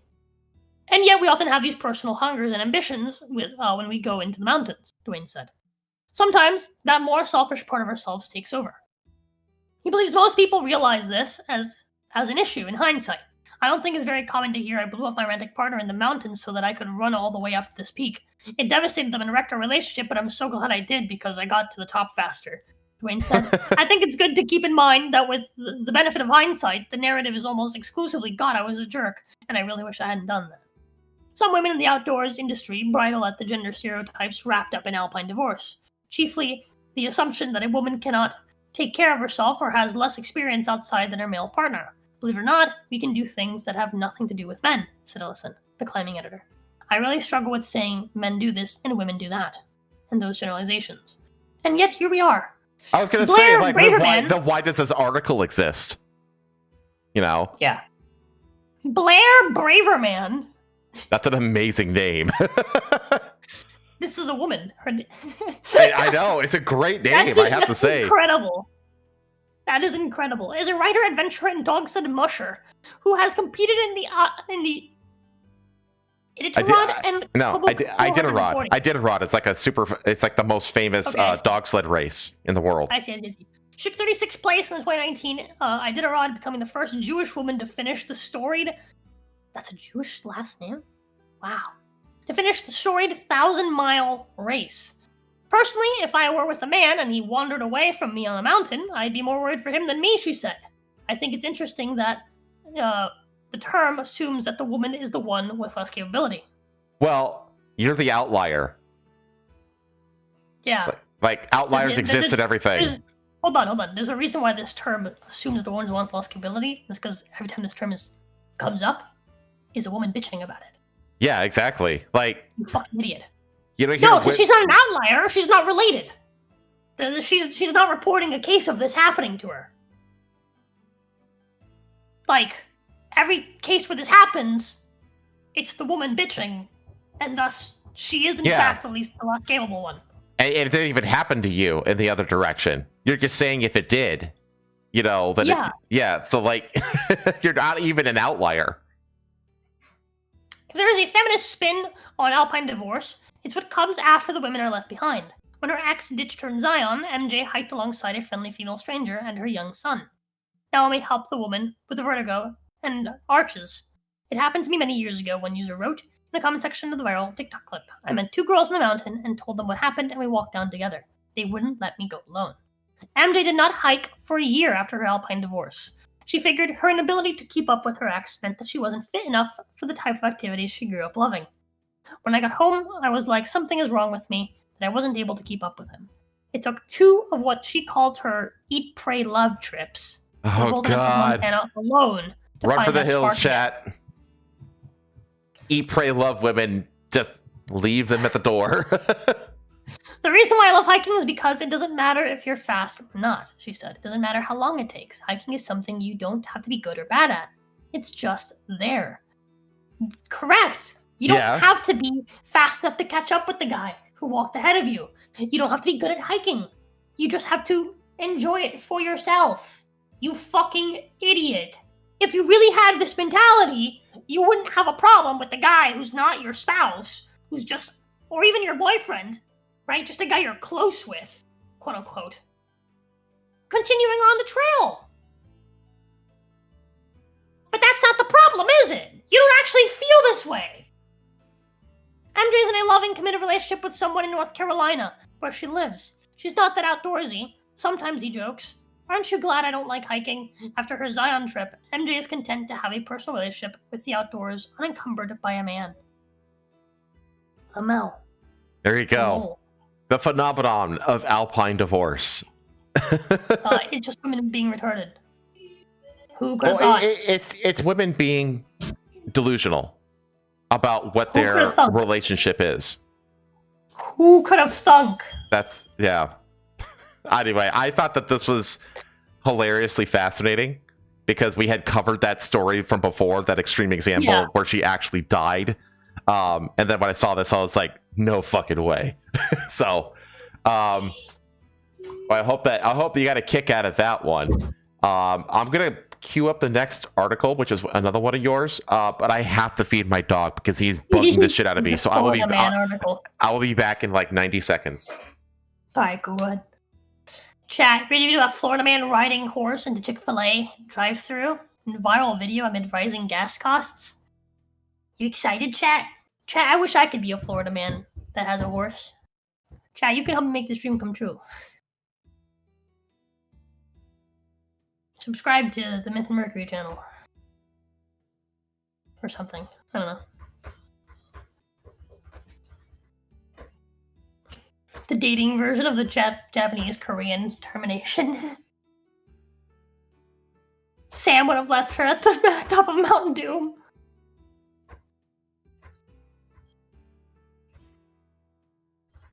She's not athletic if she burns 5,000 calories per hike.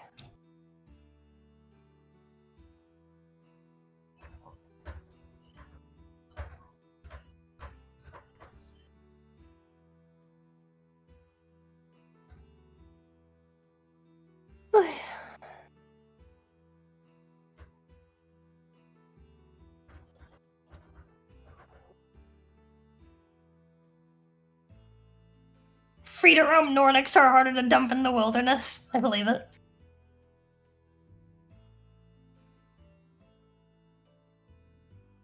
Based murder. You don't even have to do anything.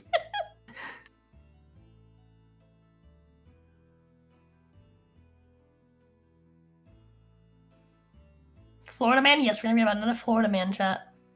Okay, I'm back. Couple. Alright, I'm ready. Oh man. I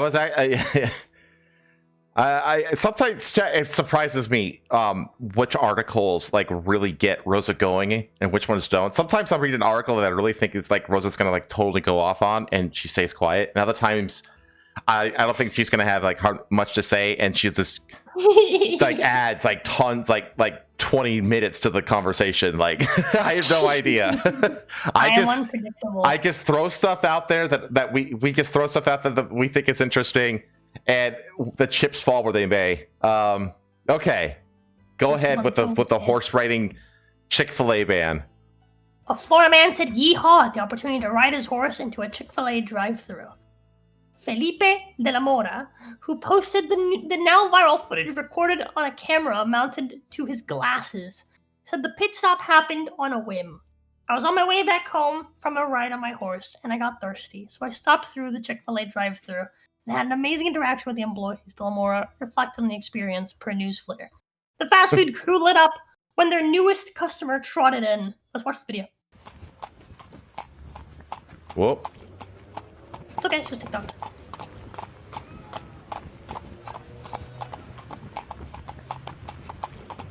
Hashtag Zephyr Hills. Real.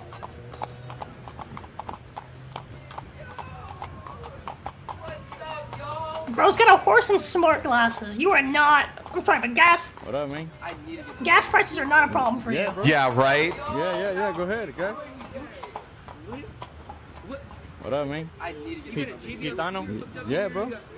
Yeah. Go ahead, okay? Yeah, man, you gotta have the. Gitano? Yes, I do. Yeah, man, you gotta have the. Well, I'm not gonna get food. I'm gonna get a drink though. Yes, I do. What do I even put as the description? Horse? Give me something really cool. Yeah, well, I'm not gonna get food. I'm gonna get a drink though. Yes, dude. What do I even put as the description? Horse?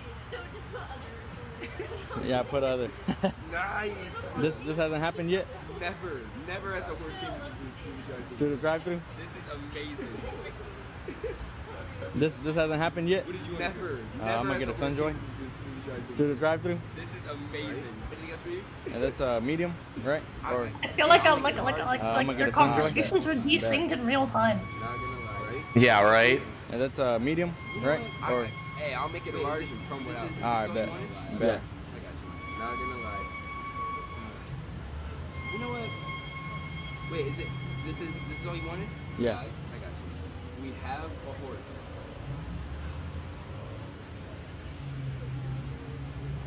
Guys, we have a horse. Hello? Are they freaked out? Hello? Brother, can you just finish the order? Can I go? I know, right? Can you like get this guy on so he can have his drink? The drive-through guy is kind of making it hit about him. Look at the cameras right now. We have a horse. Bro, it took so long. No, yeah, of Man, course. man, smart glasses This died. is so funny. This is amazing. No, yeah, of course. This is so funny. This is amazing. Thank you. You too, man. I'm trying to. I was just telling them there was a horse. Like, do they care? Thank you. You too, man. Bro fucking repeats himself more than my fucking grandma. I know, right? I was just telling them there was Holy a horse. shit. Like, do they care? I hate these employees. Same. I don't listen to this anymore. Anyways. What's up, y'all? That's what you say. Wait, Do we even need- what's up, man? It's just even because this is the Yeah, this is whole just the conversation. fucking... Yeah.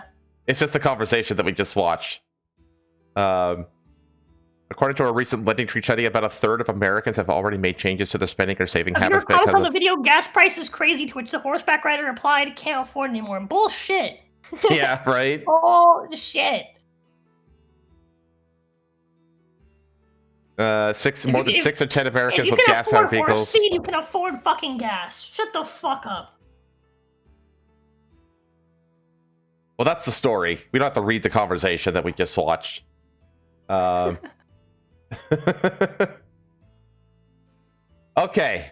Who is Dean Roy?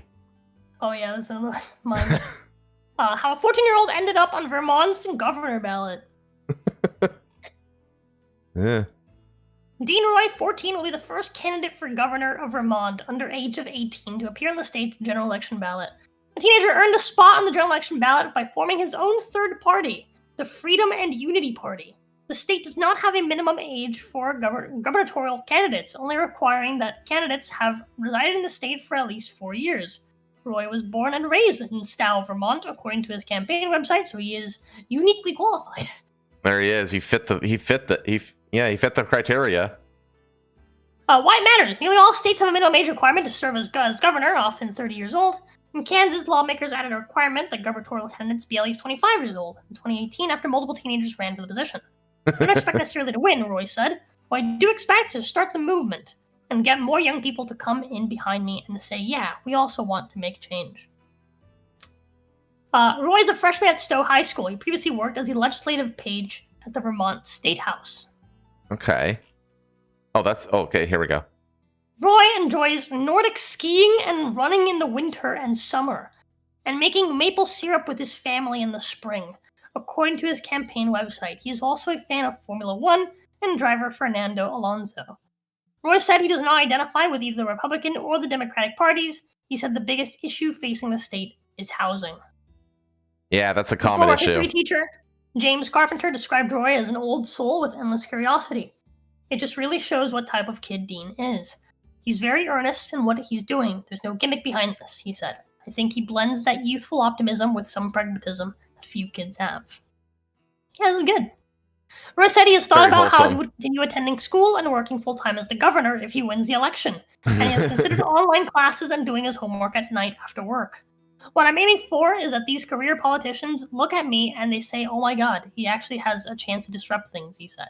If I can get people to think that I'm a threat to them, then I know that's been a success. Because what I want is to show them that the youth have a voice. We're gonna make change. The future is now. Sorry, I had to yell at my dog. Here we are. We've arrived at the fucking maybe not the Zoomerwaffen, but we've arrived at the Gen Alpha evolution of that, I think. Yeah, well, the next wave of politics is going to be like older millennials and Zoomerwaffen. But I remember, like in 2016, it was like the meme wars online largely got Trump elected, or at least it moved the needle at least. Hold on. I think that by the time that the boomers die, it's not just going to be older millennials. I think it's also going to be younger millennials. Younger millennials right now are like around this kid's age. Yeah. And he's like what, 14? My youngest brother he's like a younger millennial. He's not millennial, sorry, a younger Gen Z. Gen right? Z, yeah. And he's 15. He just turned 15 in March. Like, I think this guy technically might even count as Gen Z. I don't know if he's Gen Alpha. But, like, older Gen Alpha and younger Gen Z will absolutely be part of the next, or next government. I think absolutely. And I do think that younger Gen Z lacks the spite of older Gen Z. they didn't witness the downfall firsthand. But at the same time, they're seeing the problems and they're sick of it. Oh yeah. I think younger Gen Z and like older Gen Alpha, I think they're gonna turn out to be slightly more mellow than older Gen Z. I was gonna say I think that the older Gen Z will be like the vanguard, but the younger Gen Z, it will take very little convincing to go along behind the vanguard. You know what I mean? Yeah. So. Yeah. But like the older Gen Z are like the true Zoomerwaffen. Yeah, we're fucking sick of everything. Oh yeah, we're absolutely. So you're the reincarnation of, or you're like the younger version of the Gen X. The thing is though, is that the what Gen X did though is that Gen X, our response to how shit everything was we retreated. We retreated from society. You know, latchkey kid kind of stuff, you know, all the culture and all that kind of like, we were very much like independent to a fault. Whereas the way that Gen Z is responding is like, no, we're going to get in and fight. Yeah, exactly. Like, and to be fair, I mean, I think part of the reason why is because if Gen Z was able to become independent to a fault, I think we would have done that. Mm-hmm. But the opportunities are not there. We can't do it. Right. That's the thing. It's like Gen X. Here's the thing: is that Gen X was able to retreat because we had our boomer parents, the safety financially, etc. of our boomer parents. We still had that despite the fact that you had ways out. You had different ways you could go. You had different paths you could take. Whereas Gen Z very much feels like it's been backed into a corner. Yes, and they have been. Like, Gen X was able to retreat because we could afford to do it. Gen Z can't afford it. Like, literally cannot afford it. So, and that's the thing. Like, when the boomers die off, and the Zoomerwaffen becomes like the big wave in politics. Like, there will be like the entire Gen Z generation, minus the women, and but you will also have the Gen Xers largely siding with you as well. The Gen Xers will become like the new boomers, like joining that fight, basically. Yeah. Because the Gen Xers, well, we're not like, we don't have like the same kind of, we have a rebellious spirit, but that's not the same as a fighting spirit. But you know, we're I think the Gen X and the Gen Z have a lot in common though.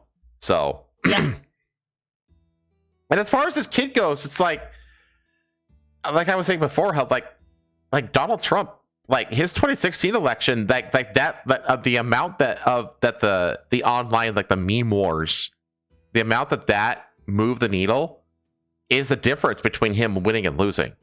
You know what I mean? Yeah. Like, so I'm hoping that what this kid's doing, right, by trying to bring attention to the third party, I'm hoping it'll at least do like push some headway. And I hope that people support this kid, even if it's just for like the joke of it. And I hope that enough people do it that, you know, that it again, is as he's saying, he doesn't have to win. He just has to show that third party is capable of, you know, of genuinely being a threat. He's better than the Libertarian Party. And if he can show that third party can be a threat, that might help to push third party further in the next. Man. You know? And eventually, maybe we can finally kill off the fucking bipartisanism. Mainly, the two-party system in this country is so deeply like entrenched. It's very deeply entrenched. But here's the thing. The grand majority of Republicans are not happy with the Republican Party. Oh The yeah. grand majority of Democrats are not happy with the Democratic Party. I think half of both parties just vote with their side because they feel it's better than the alternative. Well, right? I think Not it's a because matter they actually- of it's not because they're actually proud of their side. And then you have like more than a third of the entire population like of voting age doesn't vote at all because they don't identify with the side and they don't want to be responsible for whatever happens. Well, not just that, like this is especially true in like traditionally like red areas of the country where it's like, yes, they have like these places are largely Republican, but they're very like what do you say, like unengaged. They're very unengaged with politics. So they only really vote in, you know, local stuff. Yeah, but they typically will like only show up to the ballot boxes whenever the presidency is on the ballot. Oh, that, yeah. You know? Yeah. That's why you have like a lot of these like special elections going to Democrats right now. Which is the Democrats are all like claiming it's like this big victory, it's a sign of things shifting and stuff like that. But it's like a lot of these people are just going to be up for re-election again. Like there was one that happened. I can't remember where it was, but like the Congress is in recess, and by the time Congress gets back, they're going to get voted out of office anyway. So like a lot of these special elections are like smoke and mirrors. Like, oh yeah, they're going to Democrats. It's like, yeah, because it doesn't really matter because it's an off-cycle election. It's a special election. You know, it happens on its own timeline. It doesn't happen on the normal timeline. And they're just going to be like in office for like 8 to 12 months or whatever. And then the actual election is going to happen and then they're going to be gone. Like it's just, they're almost like a temporary placeholder. And when the actual election happens, that's when the voters actually show up, you know? But like, I don't know, like Godspeed to the kid. I mean, personally, I don't think he should be the governor. I think he should go to school, you know, and do that kind of stuff. But I think it's it is. I fucking hate Amanda Wheeler, press secretary for Republican Vermont Governor Phil Scott. In a statement obtained by the Associated Press, he believes it's important for our youth to get involved, but the governor also believes that a teenager may not be best suited to serve in that role, given the lack of experience and lived perspectives youth have at that point in their lives. That's a bad argument. I'm sorry, but your argument is dog shit. There's a ton of. I think how out of touch. I think if you're fucking like if your governing is so fucking dog shit that the kids are affected and are aware of it at all. Yeah, a 14-year-old shouldn't have politics anywhere close to his radar. Yeah, like again, just the fact that like the kids are like you fucked up so bad that the kids want to be involved and they feel like they'd do a better job than you. They probably will. Well, the other thing is you have to have fucked up really fucking bad to reach the point where it's so fucking dog shit that the kids are not only aware about it, but think they have a better shot of fixing it than you do. And it's not just that, but like they have, you know, lack of experience and lived perspective youth have at that point in their lives. It's just like, but how many old fucking geezer, how many old ass geezer fucking politicians are in office right now that are completely detached from the reality on the ground? You know what I mean? Like that's a non-argument. Then I'll have one more. Do you know what kind of for governor of Vermont on his campaign's Instagram page? I know it sounds crazy, a 14-year-old running for governor, but honestly, look at the people in charge right now. They've been doing this forever, and things still aren't working. Beige! Yeah, exactly. He just shut down her fucking. He just shut down her argument. Yeah, just like that. That's what we were saying too. It's like, what happens next? The Vermont gubernatorial election will be held on November 3rd. That's it. Circle, including point with your breath. That's it. Yeah. Yeah. But yeah, like look at that. He had the right comeback and everything. Yeah. He knows what he's fucking saying. And again, I would trust this kid over any fucking boomer in office right now. Well, because the other thing, it's like, if something crazy happens at a 14, I mean, obviously he's not going to get elected, but let's say hypothetically he did. It's not just him making decisions. You know, he's going to surround himself with like adults who can That are hopefully like-minded. Yeah, exactly. That can give him, like, you know, you need to learn about this kid. You need to learn about that kid. You know what I mean? It reminds me, there's like a baseball movie. I can't remember what it was called, but like it was where a kid becomes the general manager or like the head coach of like the Chicago Cubs, I think. And he starts like calling all these like high school plays that they don't really do in the major leagues, but they end up working because they're just not expected and stuff like that. And they end up losing, but like by the end of it, like they all gain this respect for this kid, you know, because it's like, guess what? Yeah, he's young, but he fucking knows the game, you know, and he got him all the way to the playoffs, you know. So I don't know. It's a silly thing. Yeah. Okay. This is one of yours, and then the last three are mine. So. Okay, I'll just do this. Yeah. Scientists dive into a flooded Texas cave and discover a massive prehistoric graveyard hidden underwater. Deep inside a flooded cave in Texas, researchers made a discovery they were not expecting at all. Scattered across the cave floors were remains pointing to creatures far larger and more unusual than anyone expected. A water-filled cave in central Texas revealed an extraordinary concentration of prehistoric fossils, hidden beneath glowing. I was about to say glowing groundwater. Flowing groundwater. The site holds remains of massive animals that lived around 100,000 years ago. Discovery was made in Bender's Cave, located in Comal County near San Antonio, where scientists explored submerged passages using snorkels instead of excavation tools. What they found was not a handful of scattered bones, but a dense accumulation covering entire sections of the cave floor. Wow. The findings, described in a study published in Quaternary Research, point to surprisingly. So Quaternary Research. Yeah, on the geological timescale, the Quaternary is the most modern like chunk of time that can, and it has, there's two smaller times within that. Basically, there's the Pleistocene, which is the older one, and the Holocene, which is the one we're in right now. So the Holocene plus the Pleistocene make up the Quaternary period. And that goes back to, it's like 5.3 million years ago, something like that. I can't remember the exact time. I want to say it's like 5.5-ish million years ago is how far back the Pleistocene goes. So that's the Quaternary. Quaternary is 5.5 million years to now. Okay, continue. Okay. Point to surprisingly diverse megafauna ecosystem. The site may represent a rare snapshot of life during a warmer phase of the last ice age, a period still poorly documented in this part of Texas. Cave filled with fossils everywhere. Sheer abundance of remains inside Bender's Cave stood out immediately to researchers, according to John Moretti, paleontologist at the University of Texas at Austin. The density of fossils was unlike anything he had encountered before. There were fossils everywhere, just everywhere, in a way that I haven't seen in any other cave, he recalled. It was just bones all over the floor. Wow, yeah, you can...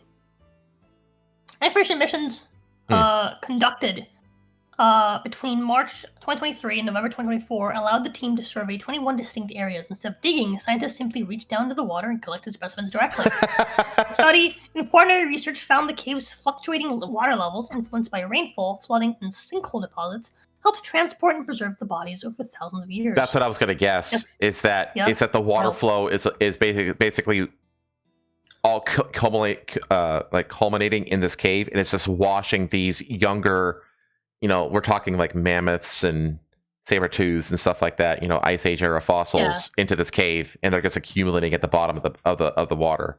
So.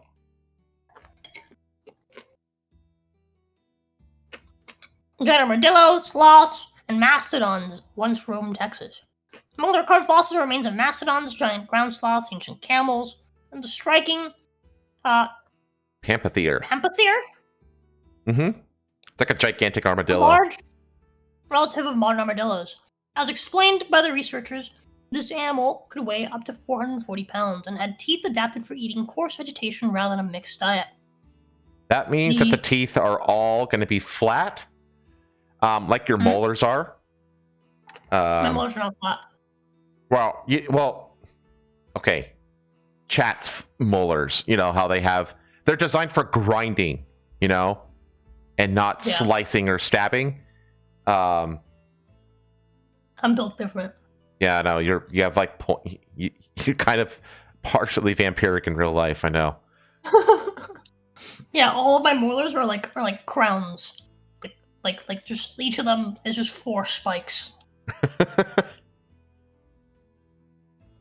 I got Gura teeth, IRL. The presence of the pamphothere is particularly notable, as noted by the study's authors. The species originally evolved in South America and migrated north after the formation of the Isthmus of Panama around 2.7 million years ago. Unlike modern armadillos, which are omnivorous, the pamphothere's jaws and teeth were suited to plant-based diet until the species went extinct around 12,000 years ago. Okay, Isthmus of Panama.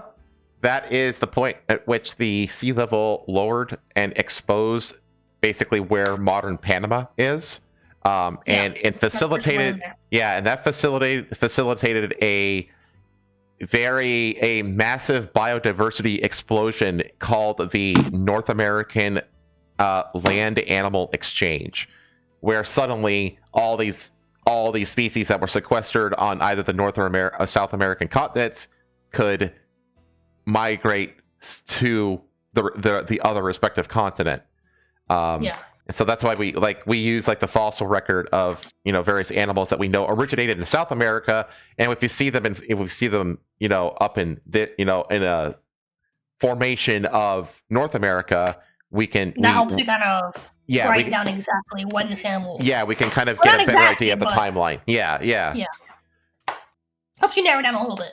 A little bit. At the very least, it was after that. After the Isthmus of Panama formed, right? Yeah.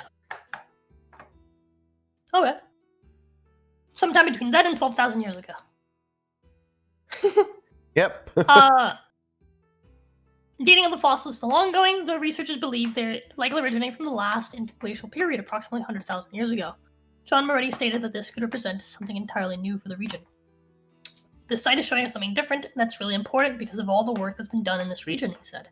He added that if the dating is confirmed, it's a new window into the past and into a landscape environment and animal community that we haven't observed in this part of Texas before. This distinction gives the discovery particular weight. Most previous findings in the area relate to colder phases of the Ice Age, leaving a gap in understanding of warmer intervals. The fossils from Bender's Cave begin to fill that gap, I think. What? He's concluded. Oh. The cave, shaped by water and time, continues to yield clues, quietly preserving a record of a world that once existed far above its submerged chambers. Some of the fossils that John has come across are species that we didn't think would occur in this part of Texas, said David Ledesma, an assistant professor at St. Edward's University who was not part of the study. That we're still learning new things and finding new things is quite exciting. God, this is so dangerous. Dude, cave diving is one of the most dangerous things you could ever do. Oh, that's it. Okay. I mean, they're not diving. The floor is like right there. They're not like diving down to get them. It doesn't matter. It doesn't matter. Submerging yourself underwater inside of a cave is incredibly dangerous. Why? Just because of all of the it's so if you move around, if you go down to one place and then you move and you have to come up in another place, you have no idea. You could kind of, if you have light, if you have, you could kind of make out where the rocks are, but you don't really know, when you come up from the water, where the rocks are, and you can.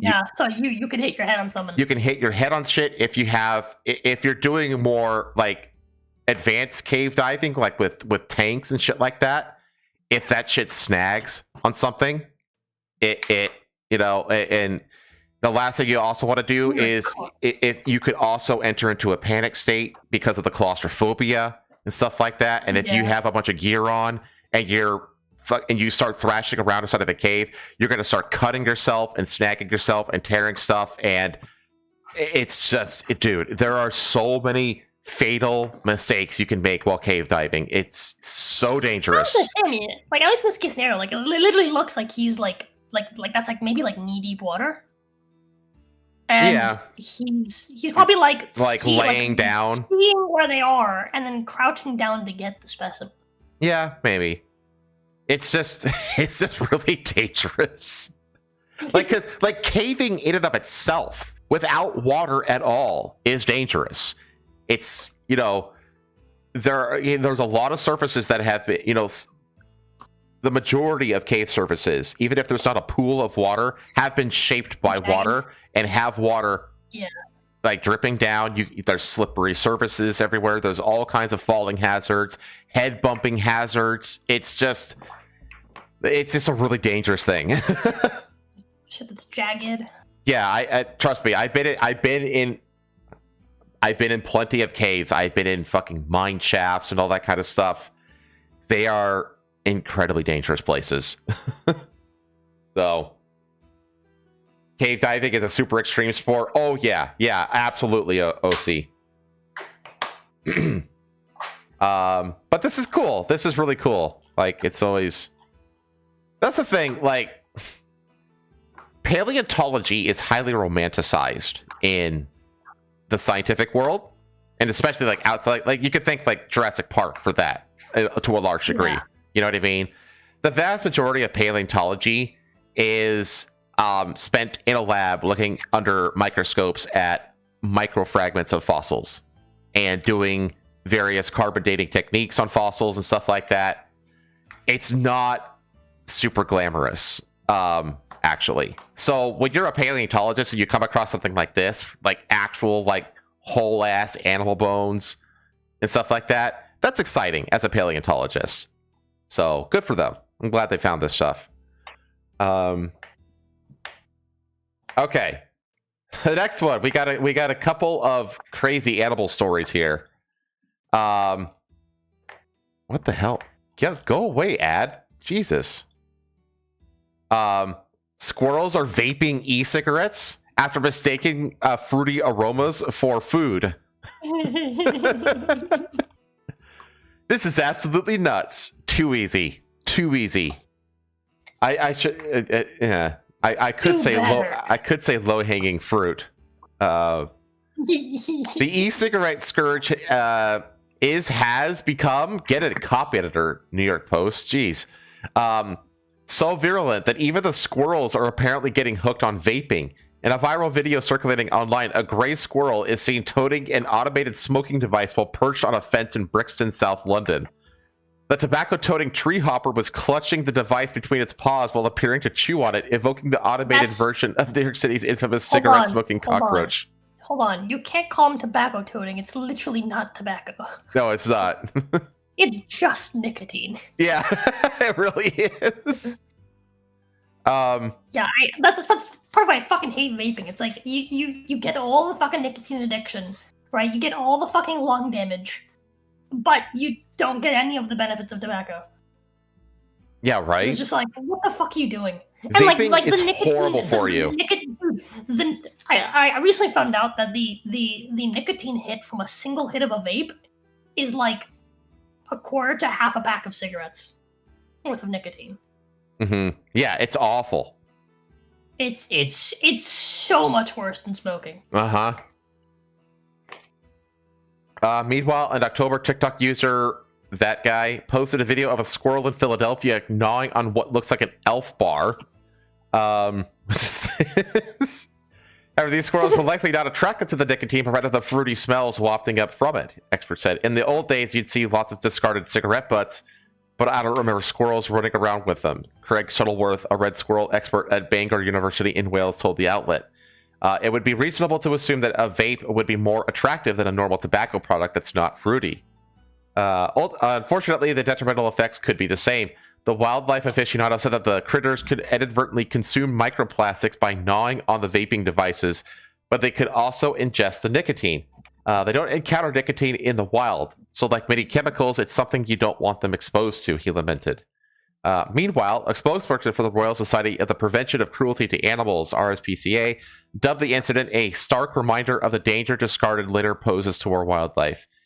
Yeah, I mean, that's fair actually, because it's, you go to, anytime you park in the parking lot of a trailhead or something like that, There's signs everywhere that says like, "Do not leave trash behind. It fucks up the wildlife." You know, and it's true. It totally fucks up the wildlife. We would urge people to hold on to their litter until there's an opportunity to dispose of it safely and responsibly. They said, noting that 5 million single-use e-cigarettes were thrown out each week prior to a state ban on their sale. 5 million single-use e-cigarettes were thrown out each week prior to a state ban on their sale. Wow.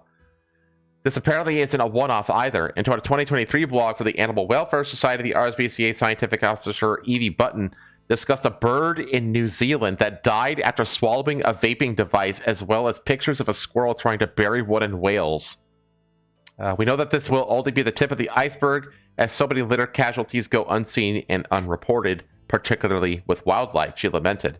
Wild animals aren't the only victims of the scourge, per Button, who noted that the Veterinary Poisons Information Service has received 680 calls about vape incidents involving pets since 2017, 96% of which concerned dogs. She wrote, sadly, there have been reports of pets dying after consuming liquids from vapes. In fact, the adverse effects on humans have been underreported as well. Widely marketed as a safer alternative to cigarettes, they're not. They are 10 times worse, quite literally. Vapes have been linked to everything from heart disease to dementia and, of course, serious lung issues, with several teen e-cig addicts experiencing near death from a lung collapse. The American Heart Association has called the uptick in vape use among youth a serious public health threat. So that's the squirrels. The squirrels are soon to have fucking microplastic in their testicles, just like we humans do. Now let's move into the ocean, where the sharks have discovered cocaine. Fucking ad. Seriously? Jesus. Cocaine-fueled sharks are on the prowl in the Caribbean. Scientists blame partying tourists. You know what else that's funny. You know what else you can blame for this? Maybe it's the fact that the United States has been blowing up drug boats in the Caribbean for like the last year. Yeah. Maybe that's a side effect.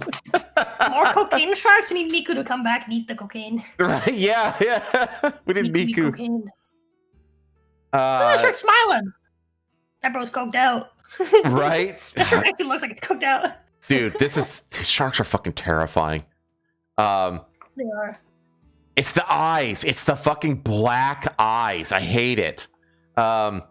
This puts the white in great white. That's better. And New York Post. Good recovery. Move over, Cocaine Bear. That was a great movie, by the way. You should watch it.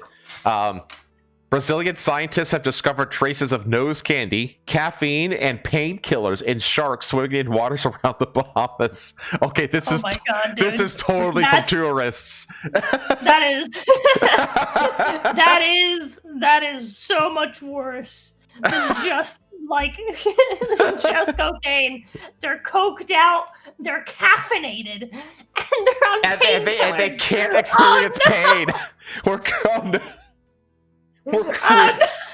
These are fucking, oh my god, we're creating monsters here.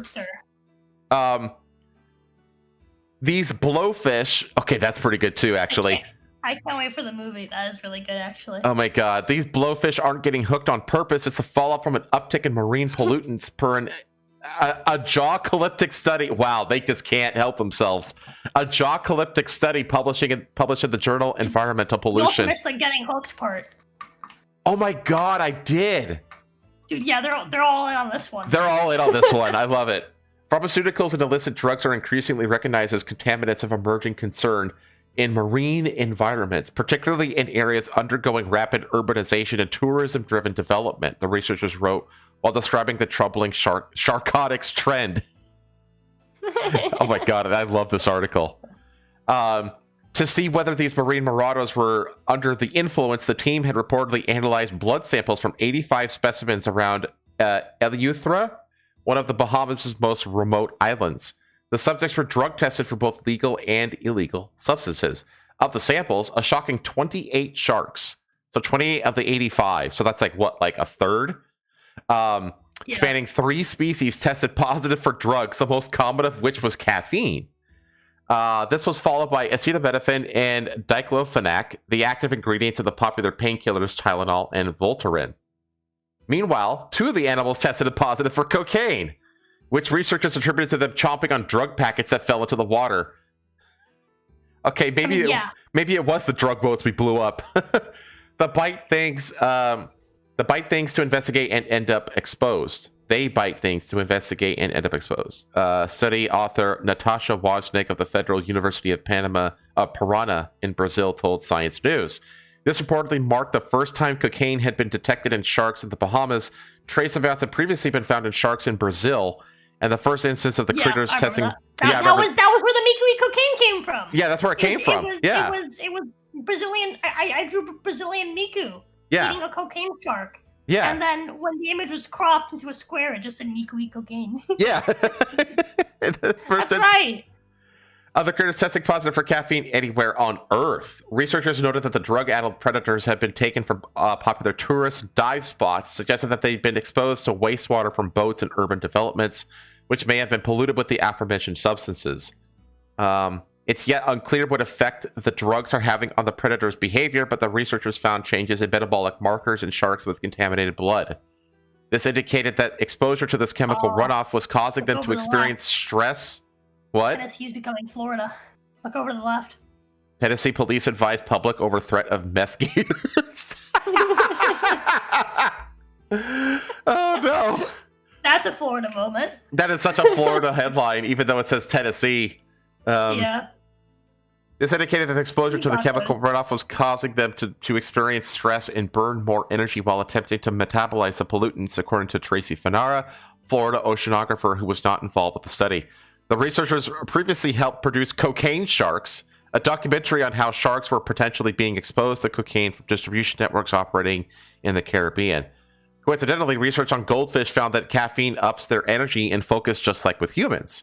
Per Wozniak, although it's yet unclear how this would affect their toothier counterparts' behavior in the wild.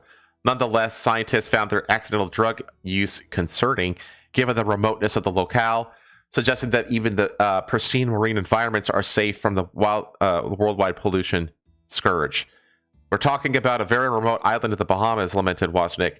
Fanara said that ultimately this narcotic trickle-down effect serves as a reminder that coastal infrastructure, tourism, and marine food webs are tightly connected.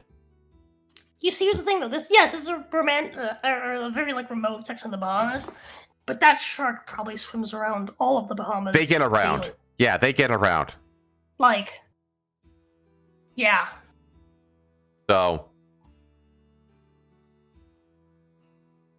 anyway, we have cocaine sharks now.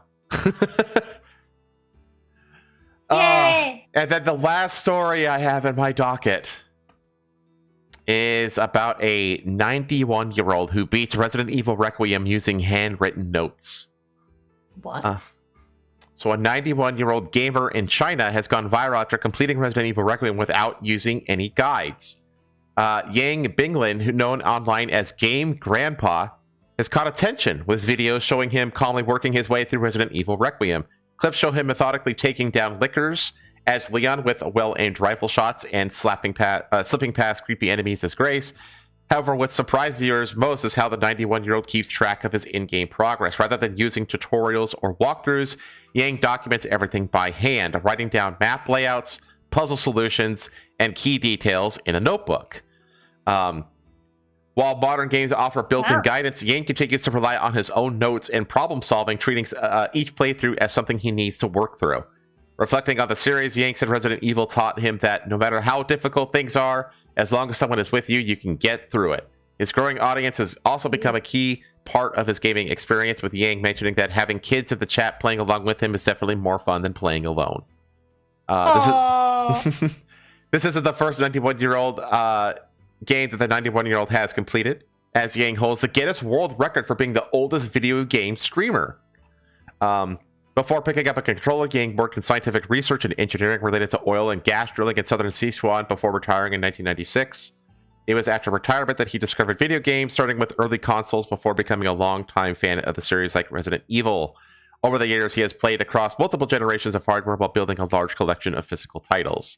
Now, with more viewers tuning into his streams, he has no plans to slow down. As long as Capcom keeps making this game, I'll keep playing. We made it through 30 years. It's okay to wait a few more years. There you go. Just a silly, a fun little wholesome story for the end there. And that's the news. Oh shit, let me go grab the... I'm gonna send a few to pay. He did it like a 90s kid. Exactly, James Cred. He did it like a 90s kid. You know what? Man, back in my day, we would buy books. I would buy books whenever there was a like a guidebooks. Yeah, like a fucking like book fair at my school. I would go and I would buy books that would have guides and also cheat codes. Yep. For games. Yeah, because they used to build games with cheat codes. So,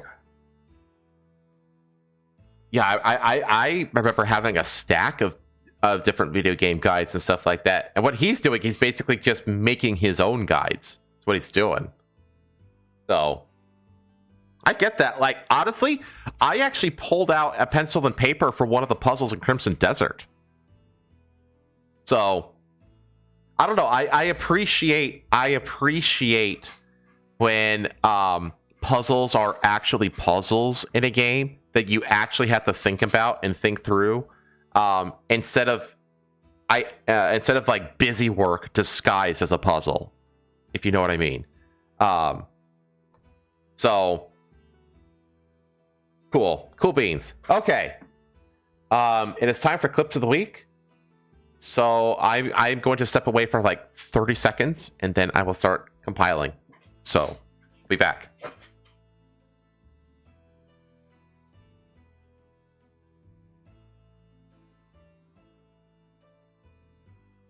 Okay, let me get you the...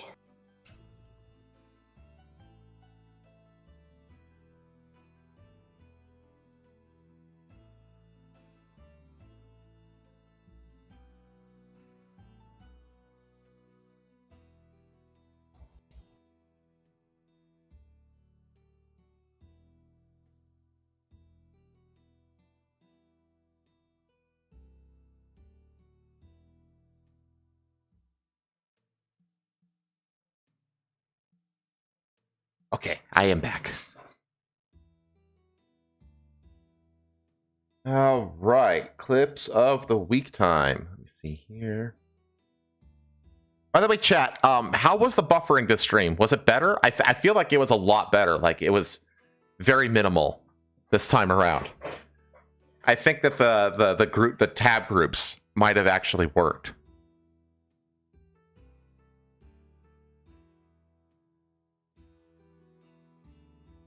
Okay.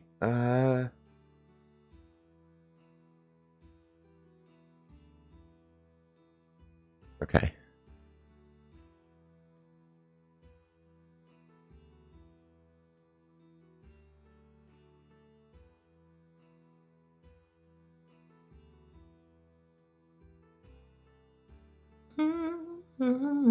Seem good to you? Okay.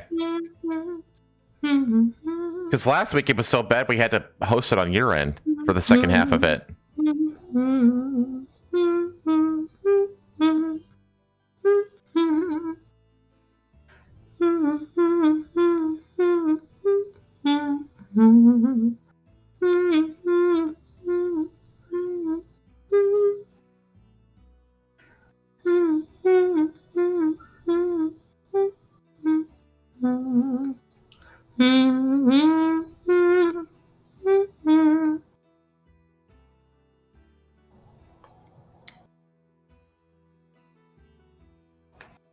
Oh.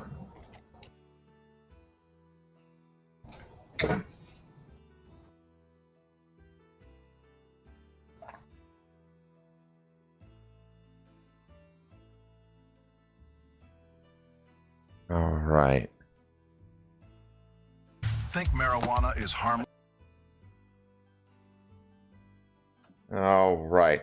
I got all of mine. I'm looking for mine.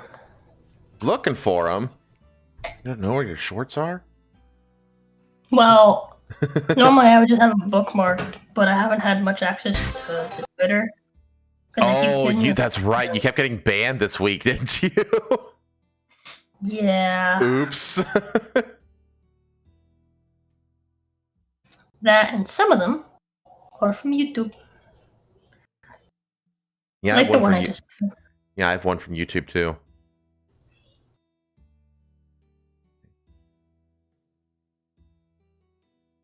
Da-da-da.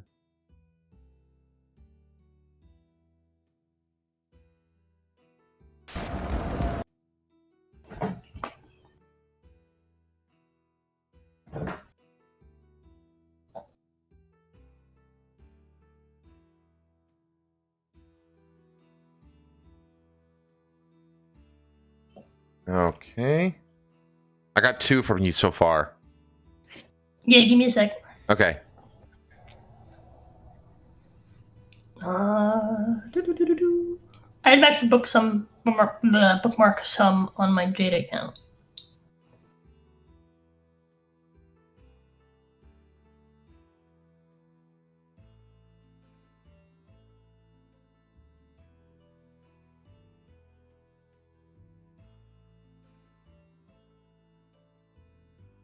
Only just now hearing the question. I think you might have just been behind on the stream a little bit. If I haven't gotten the message from YouTube that I've gotten like poor streaming quality like at all this stream. It happened at the very beginning before we went live, and that's the only time I've seen the message.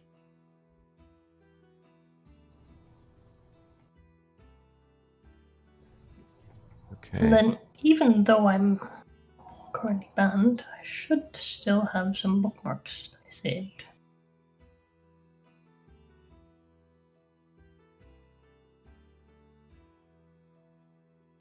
Oh no, you have a video of a woman trying to fix a car. That can't be good. No, she's actually trying to put air in her tires.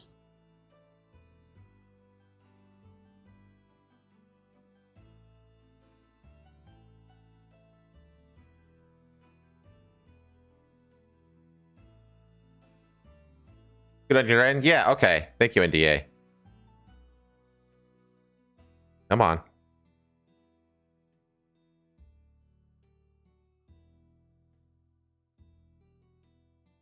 I might be ruining it with all the shorts that I'm opening literally right now.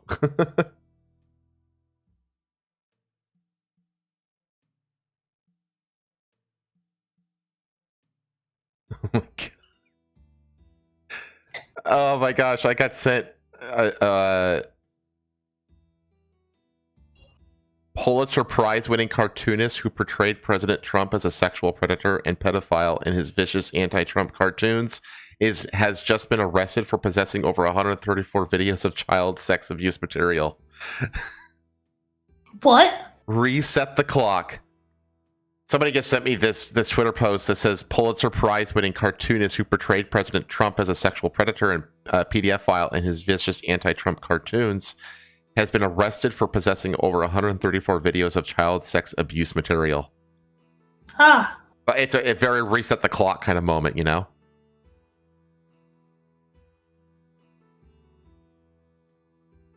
Anyways.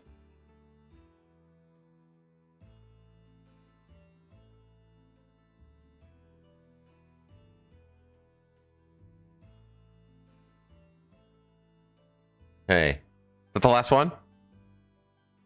I have one more. One more. Okay.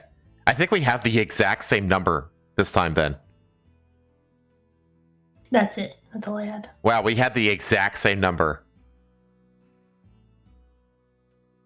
Okay. Here we go.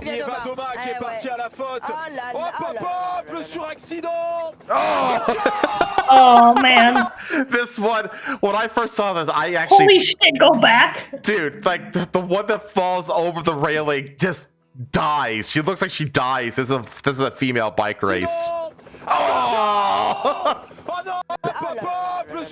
And also listen to the announcers. It sounds like they're commentating on wrestling. Parti à la fin. Yeah. Hop, hop, hop, le suraccident. Oh, she's coming around the side of it from the beginning. Yeah, I know. L'image terrible, elle est passée par-dessus le parapet. I actually thought that Is she she was okay? like, yeah, well, she's not okay, but she's alive. I thought that she died when I first saw this because I was like, that, like, you just fell onto hard pavement from like, that's like, Yeah, from here that's down a to whole here, story. that's like a 10, 12 foot, and you're going, That's like a full story. and you're at speed. She's going at speed. Yeah. She's Like, going at speed, and it's not inclined against her, so she's not rolling. She's hard, just... yeah, it's hard impact. Yeah, I the way she crumples, I legit thought that she died when this happened. I thought that I was watching a snuff video. Oh non! I mean, obviously she's injured, but Terrible, elle est passée par-dessus le how parapet. injured is she? Then she moves this upper leg. It's just like, okay, she's alive, but it's like, oh my god. Okay. This is what This is so fucking cool. this is so Florida. What the fuck?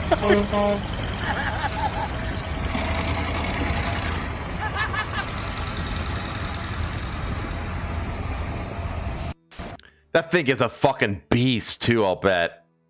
Like it's got like it's like a truck engine that he's using essentially like a tricycle. Like Yeah. that thing's got to fucking move. It looks so fucking cool. Is this what I wanna, like, I see videos like that sometimes, and I'm like, I need to find my Cuban roots and just become a fucking machinist. A car machinist, yeah. Yeah. That shit's make really shit. it's shit's really popular on YouTube. Yeah. That's what I need to do. Find my haircut. Arigato. Just like...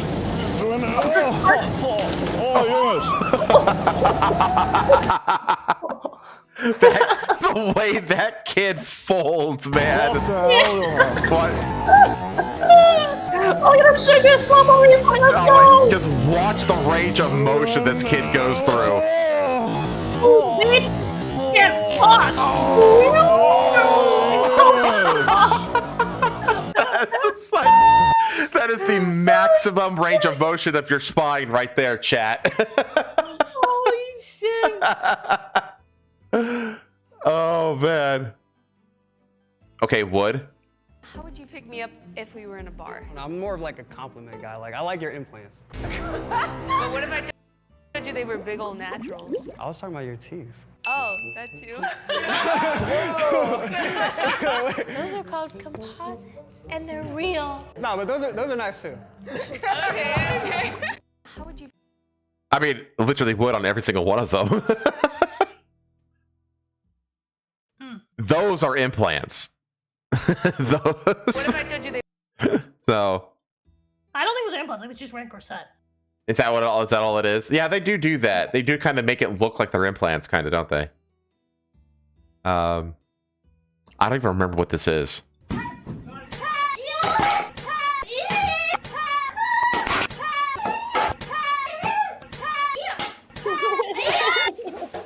I remember now. Yeah, that's right.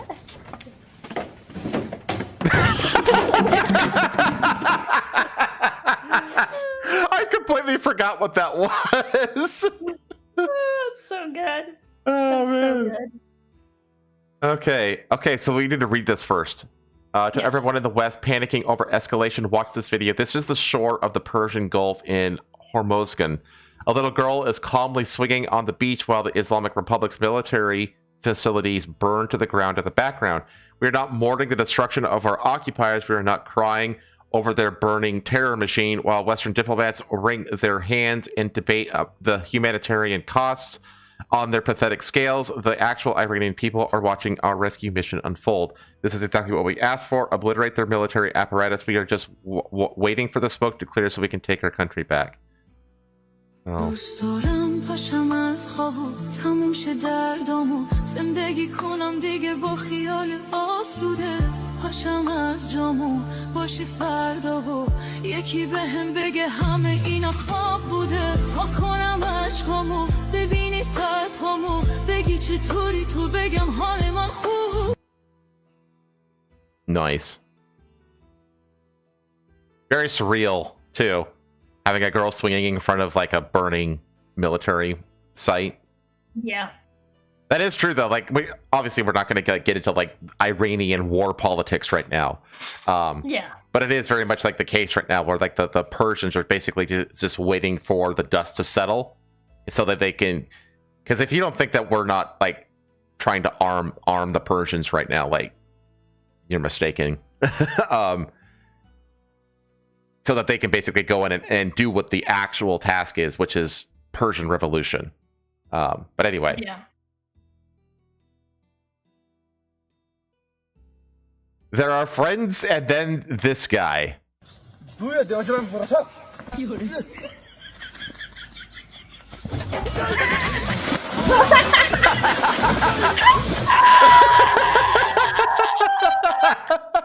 It's so simple and yet so perfect. I want to watch that again, actually, because it's so good. If I move, I'll do it. Okay, yeah,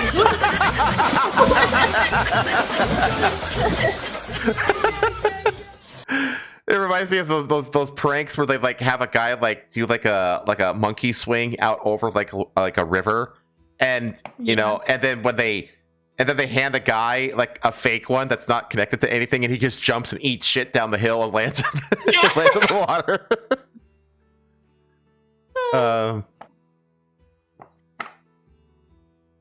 Does this have sound? So real quickly, this is in Europe, okay, where they have machines to spray down your car right next to the machines to put air in your tires. Oh, okay. I already know what this is. There is no sound, but okay. She's filling the tire with water. No, she's not filling anything with water. She's just the pressure. Oh, she's yeah. She's just leaking water everywhere. Then she understands that it shoots water. Yeah, and yet she still keeps trying to put it into the tire. It's like it isn't working.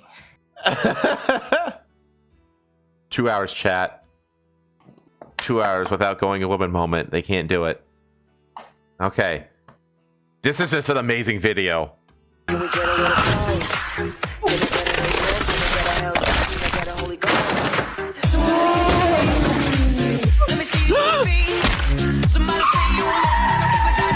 Oh my god. I'm gonna get copyrighted for this, but it's Chinese.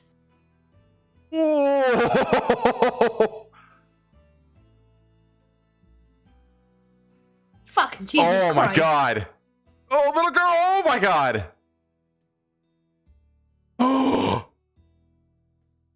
Yeah, I've seen that one before. Oh my god.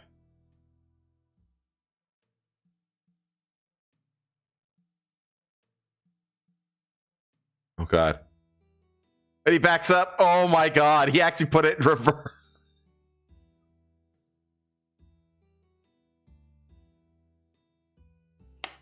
Wow. The way that ceiling fan lands right between everybody. Yeah. Wow.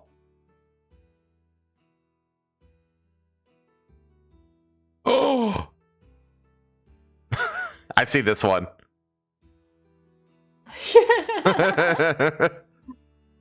Wow, what a fucking G. Fucking saves his friend there. Oh my god. Whoa. That guy almost sliced his head in half. Those don't work that way. That's true. He would have been fine. That was funny. Man says stop. Oh, this is Cuba. Cuba and there is no electricity anywhere because there's no oil, there's no energy. And this is what it looks like. Except that hotel, because it's a 5-star hotel. That's it. Everybody else is in the dark. So the hotel where Hassan stayed at. Yep. Yep.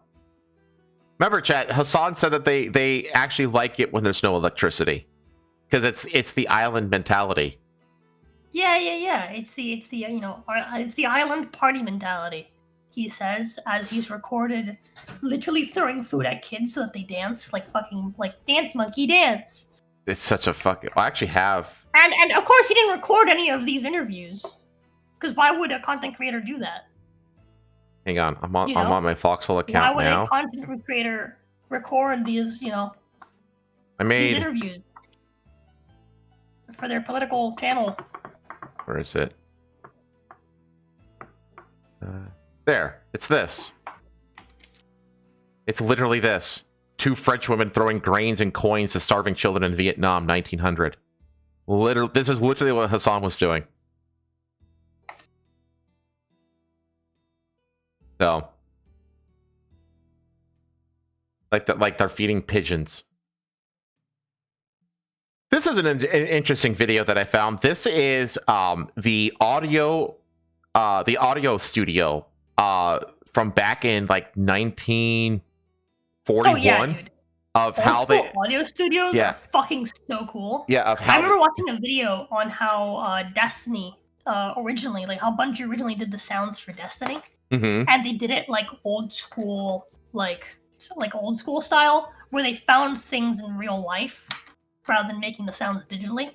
They actually found things in real life that sounded cool or created sounds that were similar to what they were looking for, and they recorded those Mm-hmm. to be the base for like a lot of the sounds, and then they tuned them as like necessary, obviously. Right. But for the most part, like when you hear those sounds, like the real sounds, you're like, wow, yeah, that sounds like the thing. They didn't change it that much.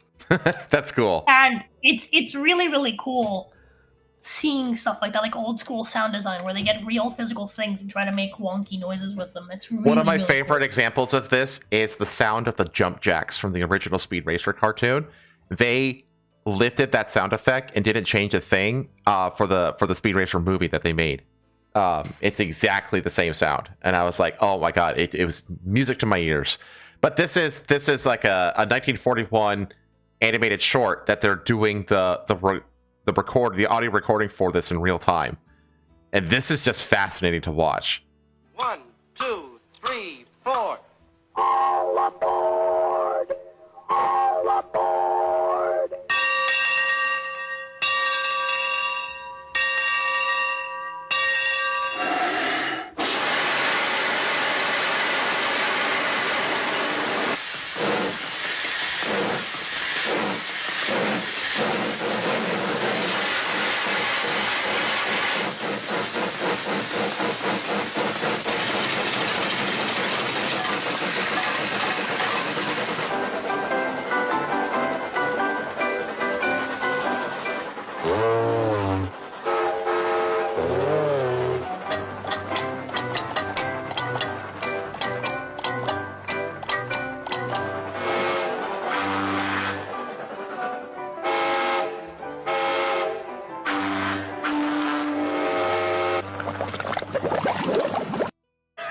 I love the guy at the end just fucking drowning for the love of the game.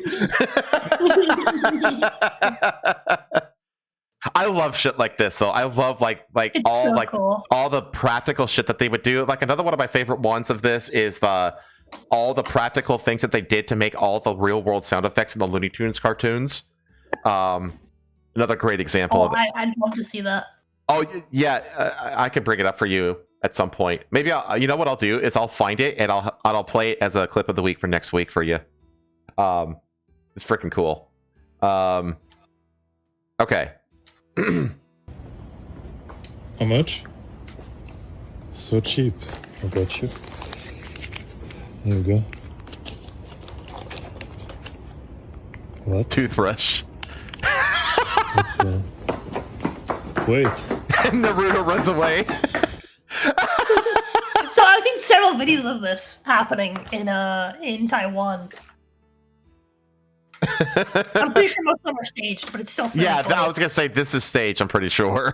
Yeah, this is very much staged. But I've seen one where the dude's just walking, and he's like showing like the area he's walking in, and then he like sees this cute girl, and she like makes the hand gesture. He's like, "What?" And then she's just like, $5, and then he gives her gives her a $5, and then she puts a toothbrush in his hand and runs away with her friend.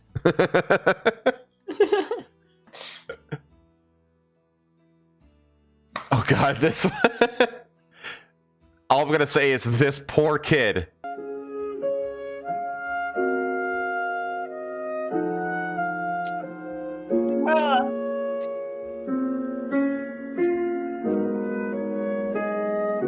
I've seen this kid do stuff before, and it's so funny. I've seen these videos where they always give the kid the squash. Like, alright, cool. Here's when you win. He's like, no! No, not the squash!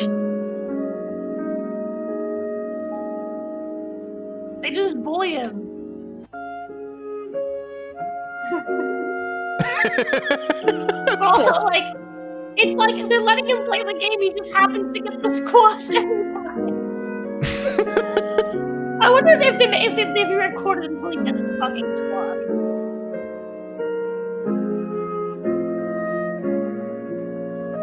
He's like, no, damn it! No, here!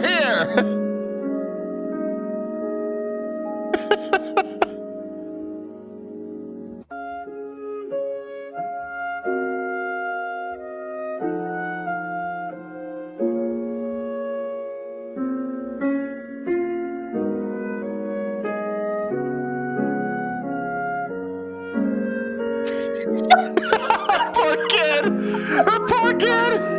What days I'm done? He's like, get out of here! He's like, oh man, no, fuck you. Alright, fuck it, I'll go again, fuck it. Alright, I'm ready. No! He's like, I'm crashing the club! He's crashing out!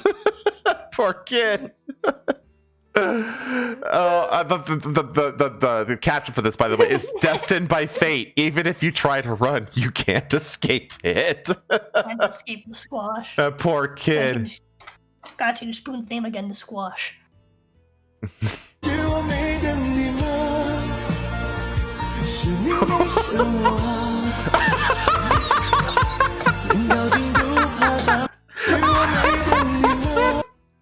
love that shit so much. Oh my god. He's like, I just smoked through a chicken carcass.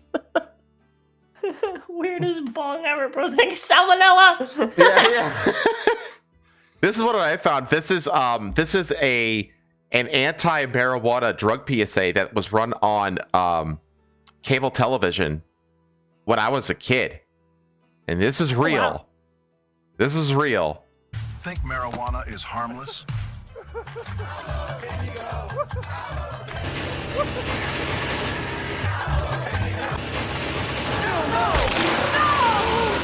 Think again. They actually showed that to kids. We were built different back then, chat. We were absolutely built different back then. Okay. If you attach a silencer to a knife, it will most likely make it impossible for the enemy to detect or feel a stab. This is because the silencer has an automatic detection system that activates when the blade pierces a surface, and it also comes with a scope for long-range stabbings, even with a bipod for stable stabbings. What the fuck am I watching? This is a video on knife accessories. So stupid. I love it. Okay. One more. We have our traditional Foxhole. Yeah. So it says when you ask your rock/metal friend how she's acclimating to the deep south, and the autism zoomies kick in.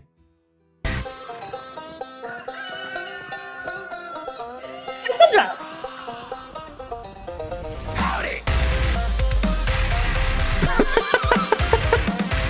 So far.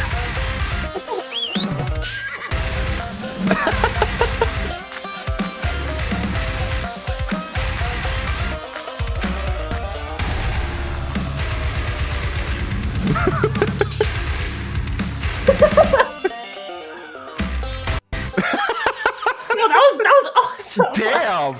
Okay. That was absolutely amazing. That was like way more effort than most other of these shorts. Like, damn. Holy shit. Chat, go give this views because holy shit.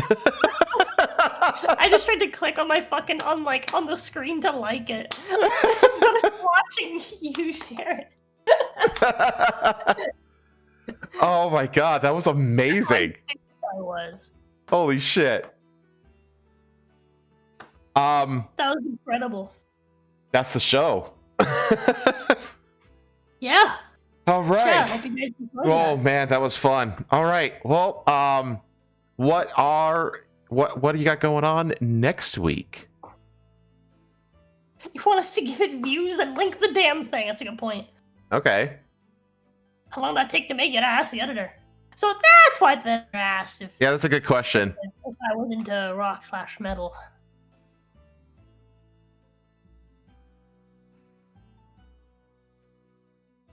You'd I have to be was wondering surprised about at you'd actually be surprised at how quick my editor can knock stuff out. Like this probably took him like 2 hours, I would guess, to do What's the this. fucking background bumping, dude? Yeah, it had like the fire going on all around the edge. Yeah, he really put a lot of effort into this one though. I love how he has the hayseed sticking out of your mouth. Yeah. The hat flip. Bro, I all in. All right. What is your week like next week? Well, hopefully tomorrow I'll actually schedule shit. Ooh. And then next week, for real, I will finally start Octopath Traveler. Octopath, wow. Yeah, that's my next game I gotta do. Okay. And then I might maybe start reading the Bible again. Next Okay. week. I don't know. Maybe we'll take it slow. First we'll start getting into Octopath, and we'll add the Bible later. But another thing's happening next week is obviously Monday I'm doing D&D with Jacob. We didn't get to do it this week. So me and Akane will play some Vampire on her channel. I think I talked to Trim about possibly playing some more Divinity on Tuesday, so we'll see if we can get some of that done. And I think me and actually, there's no way I'm doing Octopath next week. Next week's collab week. I forgot I scheduled a bunch of shit. Me and Jazz are gonna be playing. I think we're doing more Okami Wednesday. Okay. I want to say. And Thursday evening Yeah. is finally the one player versus strat. For real this time. I asked my editor what the track name is, chat. So maybe he'll get back to me. Chris says Danny called me a cowboy king, is what Shazam is saying. Danny called me a cowboy king. Okay. Usually Shazam is pretty good about that, so that's probably it. Wait, my editor's typing right now. Hang on. Yep, Shazam is right. Danny called me a cowboy king. Incredible. By Absolutely incredible. By her last sight. Her last sight. This is 100%. Yeah, AI there you go, generated chat. Go, yeah. This is 100% an AI generated song, I'm positive. Yeah, it could be. I wouldn't be surprised if Suna is responsible for this, but either way, that No, her last sight seems to be It's the real thing. Trying to hold on.